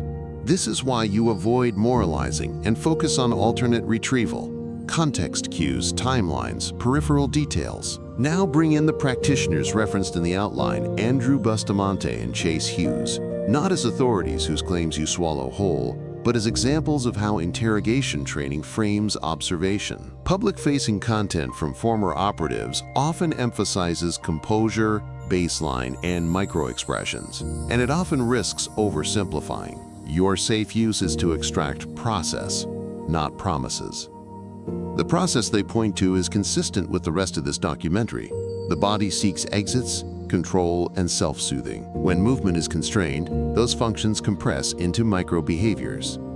TEL 455 is the micro-exit shoulder angle. The torso stays forward, but one shoulder drifts back subtly, creating a slight diagonal. It's a partial exit with minimal visibility. This often occurs when the person wants distance but can't create it. In rooms with fixed furniture, shoulder angle becomes the new foot angle. TEL 456 is the compliance mask with tension spill. The subject says, "Sure, okay, I understand," while tension spills into throat touch, jaw set, or breath hold. This is compliance language paired with discomfort physiology. The relevant point is not to call it lying. It's to recognize that compliance may be strategic, coerced, or unstable. TEL 457 is the answer first, breathe later pattern. They respond quickly, then exhale afterward, as if the answer was a sprint. This often indicates they were racing to deliver a safe response before their body betrayed them. It can also indicate rehearsed content. You test by asking the same event from a different entry point. Rehearsed answers are often brittle under re-entry. TEL 458 is the self-interrupt with mouth seal. Mid-sentence, they stop, seal lips, swallow, then restart with a cleaner narrative. This is active editing. The first version may have been closer to raw recall. The second is a managed story. You don't punish it. You mark the exact word where the interrupt happened and return to it later neutrally. TEL 459 is the question then comfort sequence. After a hard question, they immediately self-soothe, rub neck, smooth face, clasp hands before speaking. This sequence tells you the question created arousal. It's a sensitivity locator. If you see it repeatedly on one theme, that theme is the psychological load-bearing beam in the room. TEL 460 is the strategic stillness after a leak. A micro-expression flashes. Brief disgust, fear, contempt. Then the subject becomes unusually still, as if trying to stop further leaks. Stillness is the cover. The leak was the clue. Ekman's idea of suppression fits here. The face reacts, then the executive system clamps down. Your role is to remain neutral, so the clamp doesn't become permanent. This chapter ends with a practical ethical stance. Interrogation techniques can be used to clarify truth, but they can also be used to manufacture compliance. If you're learning these cues, you need a governing rule. Cues are not convictions. They are prompts for better questions, better pacing, and better verification. When you watch interrogation footage, or when you sit in any high-stakes conversation that feels interrogation-like, HR meetings, legal consultations, relationship ultimatums, you apply the same method. Baseline in that environment, identify change, mark triggers, confirm clusters, then test with sequence and corroboration, not with accusation. In the next chapter, you'll leave the controlled room and step into a different theater, the boardroom, where manipulation wears professionalism and pressure is delivered through calm language and seating geometry. Chapter 14, Situation Theater, Boardrooms, conflict, and closeness. The boardroom is not a room, it's a stage built to make certain behaviors look normal. The lighting is soft enough to keep faces readable, but not intimate. The table is wide enough to justify distance. The chairs are heavy enough to discourage leaving. Nothing here is accidental. Even the coffee is part of the ritual, a sanctioned pacifier that looks productive. You've already built an anatomical map. Now you apply it to environments where people are paid to control perception. In corporate settings, the goal is rarely truth as such. The goal is legitimacy. That changes what you're looking for. You're not watching for fear the way you would in an interrogation room. You're watching for silent contracts. Who owns the agenda? Who is being managed? Who is being isolated? And who is being positioned as the problem?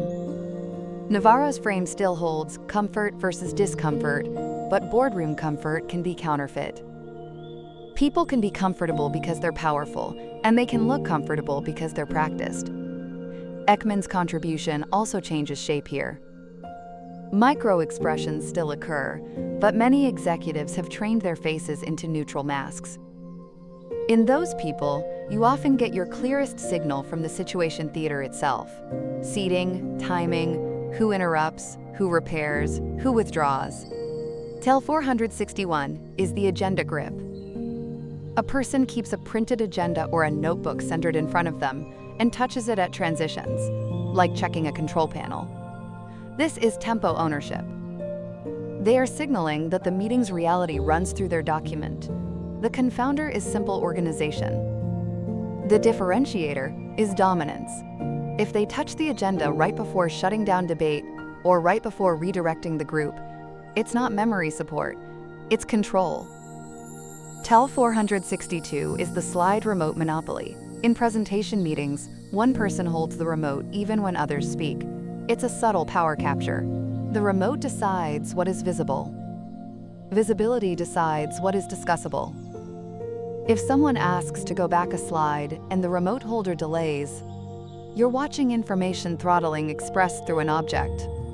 Tel 463 is the chair micro-swivel exclusion. A person swivels their chair slightly away from the speaker while keeping the face forward just enough to appear polite. It's disengagement without open disrespect. In teams, repeated micro-swivel exclusion is how dissent is punished quietly. Tel 464 is the 2-second delayed nod in consensus moments. When the room nods, one person nods late, as if adding agreement for the record rather than feeling it. This is compliance theater. The person wants to be seen as aligned without actually joining. In a conflict audit, delayed nods tell you where the coalition is brittle. Tel 465 is the competitive note-taking burst. During another person's speaking turn, someone begins writing rapidly, not to capture facts but to broadcast judgment. I'm documenting you. It's a pressure tactic in professional form. The test is content. If you later ask what they wrote, and it's vague, the writing wasn't for memory, it was for intimidation.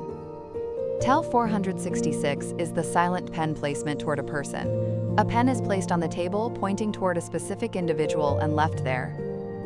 It's a directional marker, like a subtle accusation arrow. Most people won't notice consciously, but the target often does. Over time, it increases perceived scrutiny. Tel 467 is the credit lean. When successes are discussed, a person leans in. When failures are discussed, they lean back and angle away. This pattern maps ego investment. It's not inherently manipulative, but it predicts how accountability will be handled. People who physically withdraw from failure often verbally outsource it. Tel 468 is the budget page hover. When money or headcount is mentioned, a person's hand hovers near a specific page as if ready to defend it. It's anticipatory defense. In boardrooms, money is a threat cue. The body prepares earlier than the words. Tel 469 is the micro-repair smile after tension. A person delivers a hard statement, then immediately adds a small smile or soft chuckle. It's not humor. It's social repair designed to reduce retaliation. If you see micro-repair smiles cluster around certain topics, those topics are politically dangerous. Tel 470 is the interrupt to rescue pattern. One leader interrupts a subordinate only when the subordinate approaches risk, naming problems, admitting uncertainty, implying fault. The interruption looks helpful. It functions as containment. You don't judge the leader's intention. You measure the effect. Information stops entering the room. Tell 471 is the question deflection to process. When asked a concrete question, a person answers with process language and their body relaxes, as if the content threat disappeared. This is strategic abstraction. The nervous system often prefers process because process is harder to falsify and easier to perform. Tell 472 is the evidence handoff refusal. Someone is asked to share a document, and they hold it closer, turn it sideways, or summarize instead of handing it over. The artifact stays private. That is information asymmetry, and it predicts later conflict. People rarely forgive being managed through withholding. Tell 473 is the status seating correction. A person arrives, and without speaking, someone shifts seats to restore hierarchy. The movement is fast and practiced. This tells you the organization is sensitive to rank. In such systems, truth tends to move upward slowly, with heavy editing. Tell 474 is the CEO face lock when listening. The leader's face goes neutral and still, eyes steady, minimal reaction. It can be discipline. It can also be strategic opacity. The cost is that it forces others to over-explain to get feedback. If the leader's face remains locked across all topics except one, the exception is your real agenda. Tell 475 is the peripheral coalition check. During disagreement, someone glances to an ally before speaking, then adjusts their phrasing. That is live risk assessment. The ally's micro-reaction becomes permission. In group manipulation, coalitions do not need meetings, they need glances. Tell 476 is the applause proxy tap. When a proposal is made, someone taps the table lightly with fingertips, inviting others to join without clapping. It's a cue for alignment. If the room follows, you're watching influence. If the room ignores it, you're watching a failed bid for status. Tell 477 is the controlled complaint breath laugh. A leader dismisses concerns with a small breath laugh, framing the concern as overreaction. The nonverbal function is minimization. The body's relaxed laughter attempts to recode the topic as low stakes. The defense is to return to measurable sequence, timelines, dependencies, specific failure points. Tell 478 is the we gesture without inclusion. The speaker says we, but gestures toward themselves or keeps hands close, never opening toward the group. It's linguistic collectivism with physical ownership. You track these mismatches because they predict who will claim credit and who will assign blame later. Tell 479 is the performance stillness during scrutiny. When challenged, a person becomes unusually still, hands quiet, torso locked, eyes steady. This is not calm, it's management. In boardrooms, stillness is often used to signal seniority. I do not react. The cost is physiological leakage elsewhere, often breath and jaw. That's where you watch. Tell 480 is the over-polite head tilt in disagreement. A person tilts their head and softens their face while delivering a refusal. It's a relational tactic, making a hard no feel like a reasonable maybe. The body tries to prevent conflict while the content creates it. Now the same theater shifts when the setting turns into interpersonal conflict. In domestic disputes, workplace conflicts, and friendships under strain, the room becomes smaller. The cues become less formal and more raw. But the mechanics remain. Boundaries are drawn with bodies before they are drawn with words. Tell 481 is the kitchen island triangle. In domestic conflict, one person positions themselves on one side of a kitchen island, while the other remains opposite, using the island as a barrier. It's a home version of the boardroom table. The barrier allows confrontation with reduced vulnerability. If the barrier disappears mid-conflict, the stakes just changed. Tell 482 is the doorway standoff. One person stays in a doorway during an argument, neither entering nor leaving. It's refusal to commit to engagement. The doorway gives them an exit and a frame. I'm not fully in this conversation. If you see it repeatedly, the relationship contains chronic avoidance. Tel 483 is the sink orbit chore. During conflict, someone begins washing a cup, wiping counters, or cleaning. It looks productive. It functions as dissociation and control. The hands are busy so the heart doesn't have to be. The ethical read is not contempt. It's avoidance of emotional exposure. Tel 484 is the sofa corner fortress. One person sits deep into a sofa corner, using cushions and armrests as side barriers. It's a self-built bunker. If the other person stands over them, the power differential spikes, and the conflict becomes less about the issue and more about threat physiology. Tel 485 is the phone as witness placement. During a fight, someone places their phone face up on the table, screen visible, or positions it as if recording might happen. Even without recording, it's a threat. I can escalate this beyond the room. It changes behavior immediately, often producing over-control and scripted speech. Tel 486 is the repair bid hand reach. In relationship research, repair bids are small attempts to restore connection during conflict. Non-verbally, one common form is a brief hand reach toward the other person, then withdrawal if not reciprocated. The reach is vulnerability. The withdrawal is self-protection. If repair bids are consistently rejected, conflicts harden over time. Tel 487 is the withdrawal cluster sequence. A person shows a cluster. Gaze drops, shoulders narrow, hands tuck, breath rises, and they angle away. This is not a single cue, but a predictable chain. The chain often occurs when the person feels outmatched or hopeless. The intervention is to reduce intensity and increase structure, or the person will exit psychologically even if they stay physically. Tel 488 is the pursuer's forward stack. The other side of the pattern. One person leans in, speaks faster, points, closes distance. Their body stacks forward as if pushing the other back. This often comes from anxiety, not dominance, but it becomes dominance in effect. If you want the argument to produce resolution, you slow the pursuer down first. Tel 489 is the apology without proximity. Someone apologizes, but their body stays far, angled away, hands hidden. That apology is often linguistic compliance, without emotional engagement. It may be a tactical apology to end conflict, not a repair. You verify by behavior after the apology. Do they change patterns, or do they return to the same offense? Tel 490 is the proximity crash after accusation. After being accused, someone steps closer suddenly, not to connect but to intimidate. The body uses proximity as a weapon. If you're analyzing manipulation, this is a boundary violation cue. The safe response is to increase distance and re-establish physical safety before continuing any verbal exchange.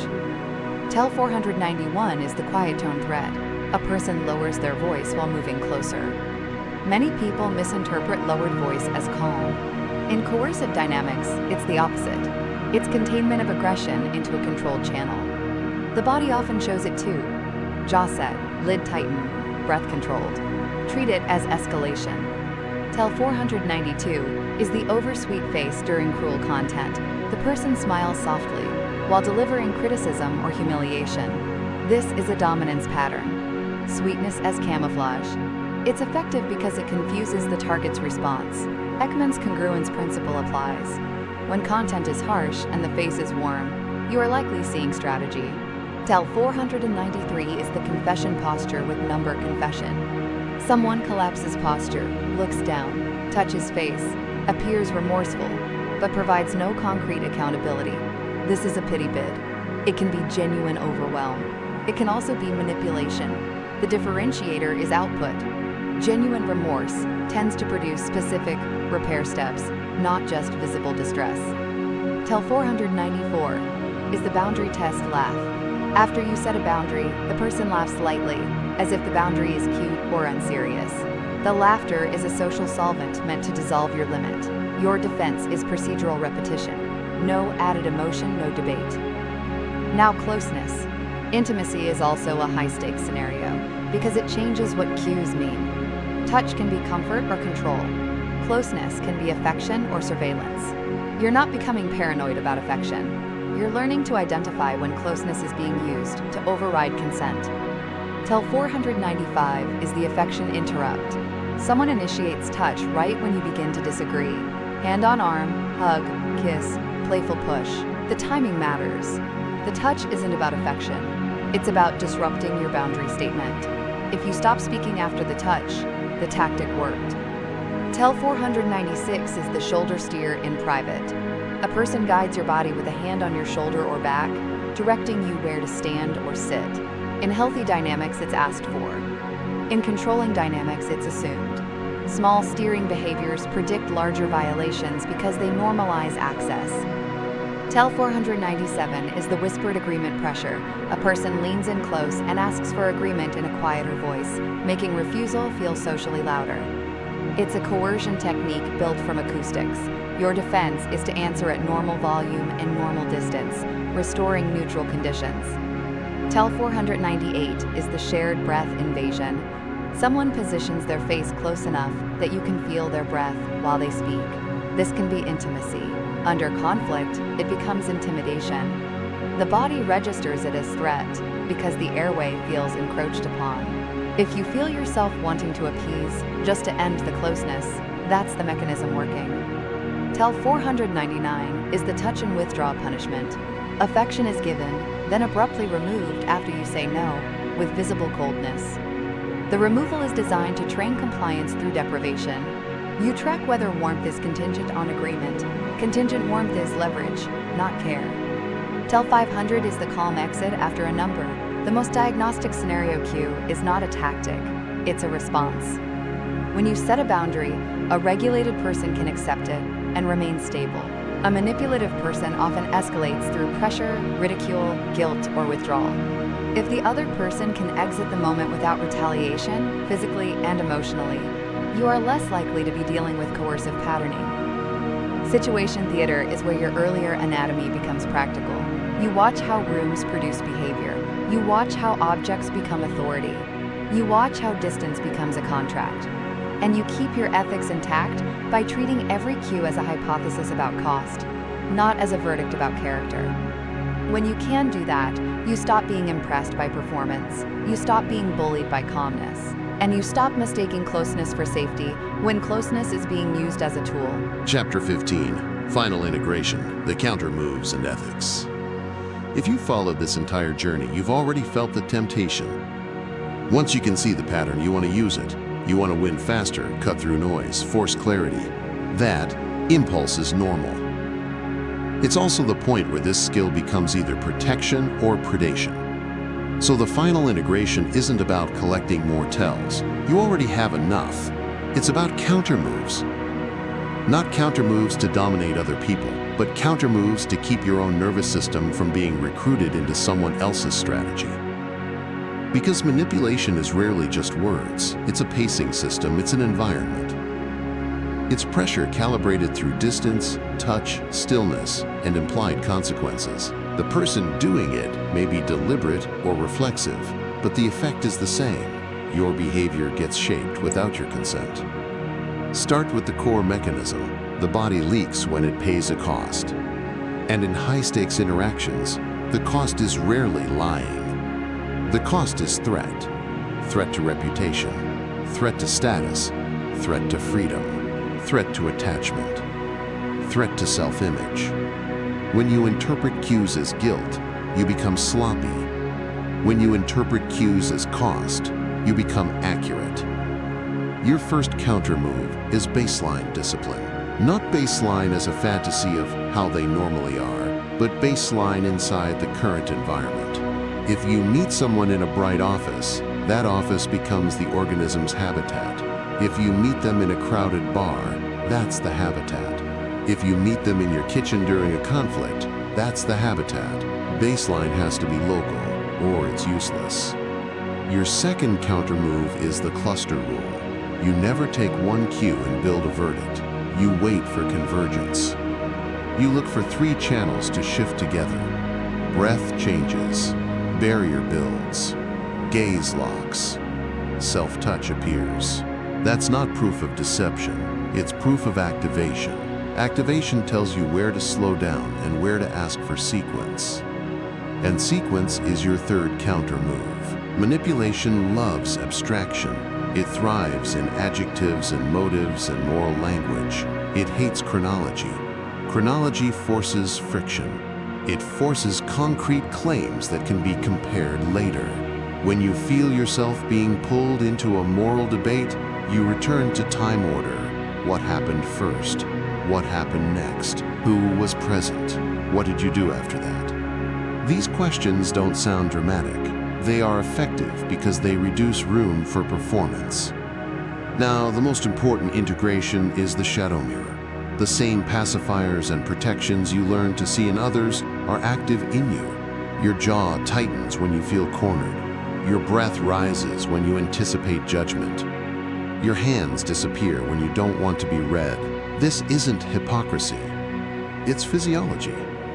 If you want actual resilience, you track your own leakage patterns like an analyst, not like a critic. Identify your default pacifiers: neck touch, cuticle picking, thumb stroking, object rotation. Identify your default barriers: forearm fence, table clang, phone shield. Identify your default exits: door glances, chair swivels, foot orientation. Then connect them to your triggers: authority figures, money discussions, romantic conflict, being accused, being praised, being watched. This self-mapping does two things. First, it reduces your shame. You stop interpreting your body as betrayal. Second, it makes you harder to manipulate because you can feel your own activation earlier. The best defense is not a perfect poker face. It's early detection of internal shift. Your fourth countermove is tempo control. When someone speeds up, you slow down. When someone floods you with gestures and stories, you narrow the question. When someone uses silence as pressure, you name process: I'm thinking, or I'll answer when I'm finished. When someone moves closer, you reclaim distance without drama. You step back, you angle your chair, you re-establish your own boundary in geometry, not in arguments. Your fifth counter move is consent clarity. Many coercive interactions succeed because refusal is made socially expensive. They use proximity, sweetness, humor, or guilt to make no feel like an offense. You neutralize that by making consent procedural. I'm not agreeing to that. I'm not comfortable with that. I need time. Then you stop talking. The silence belongs to you, not to them. At this point, you might ask the question you've been avoiding. Can you ever use these skills proactively to influence? Yes. You already do. Everyone does. The ethical line isn't influence versus non-influence. The ethical line is whether you're increasing someone's freedom or reducing it. If you use rapport to make someone safer so they can speak clearly, you're increasing freedom. If you use rapport to bypass their boundaries, you're reducing it. If you use silence to allow reflection, you're increasing freedom. If you use silence to induce panic and compliance, you're reducing it. If you use proximity to comfort someone who welcomes it, you're increasing freedom. If you use proximity to override refusal, you're reducing it. That's the rule. Freedom up or freedom down. Joe Navarro, when he writes about these cues, repeatedly frames them as tools for safety and understanding, not as weapons for domination. Paul Ekman's work, at its best, offers a taxonomy of facial movement, not a license to accuse. If you turn either into a game of catching people, you will create false positives. You will misread anxiety as guilt. You will misread neurodiversity as deception. You will misread cultural norms as contempt. And you will become the threat in the room. The final practical method is simple. When you see a cluster, you do not escalate. You de-risk. You lower your voice. You reduce your question's moral load. You move from why to what happened. You offer options. You create a clean exit that doesn't require humiliation. This doesn't make you soft. It makes you accurate. Accuracy requires a nervous system that can tolerate recall. And if you're dealing with a manipulative personality, de-risking is still useful. Not to rescue them, but to expose structure. When you remain calm and procedural, The person has fewer hooks. They can still attempt guilt, charm, pressure, but those attempts become easier to see because you aren't reacting. You end where you began, the nervous system as an instrument. Your job isn't to become suspicious of every throat touch and every blink. Your job is to stop granting trust to performance and start granting trust to consistency, reciprocity, and verifiable sequence. That's the silent language of the shadow, not mysticism, not mind reading. A disciplined attention to cost, geometry, and repair. The final closure. If you take one thing from this entire journey, let it be this. You don't protect yourself by winning debates with a manipulator. You protect yourself by responding to patterns with structure. You choose sleep over late-night chaos. You choose documentation over fog. You choose distance over negotiation with someone who punishes clarity. And when you do that, the real change is quiet. Clarity is a choice. If this session brought you closer to yours, please like the video and subscribe to the channel. Hit the notification bell so you never miss a deep dive human behavior. A brief note for those who wish to study these patterns without a screen. The full 30,000-word manuscript of this documentary is available as a PDF for $1 in the description below. You can also download the unabridged 3.5-hour audio file as a standalone audiobook for the same price. It is our way of keeping these forensic tools accessible for your private collection. Now choose clarity. Then choose distance.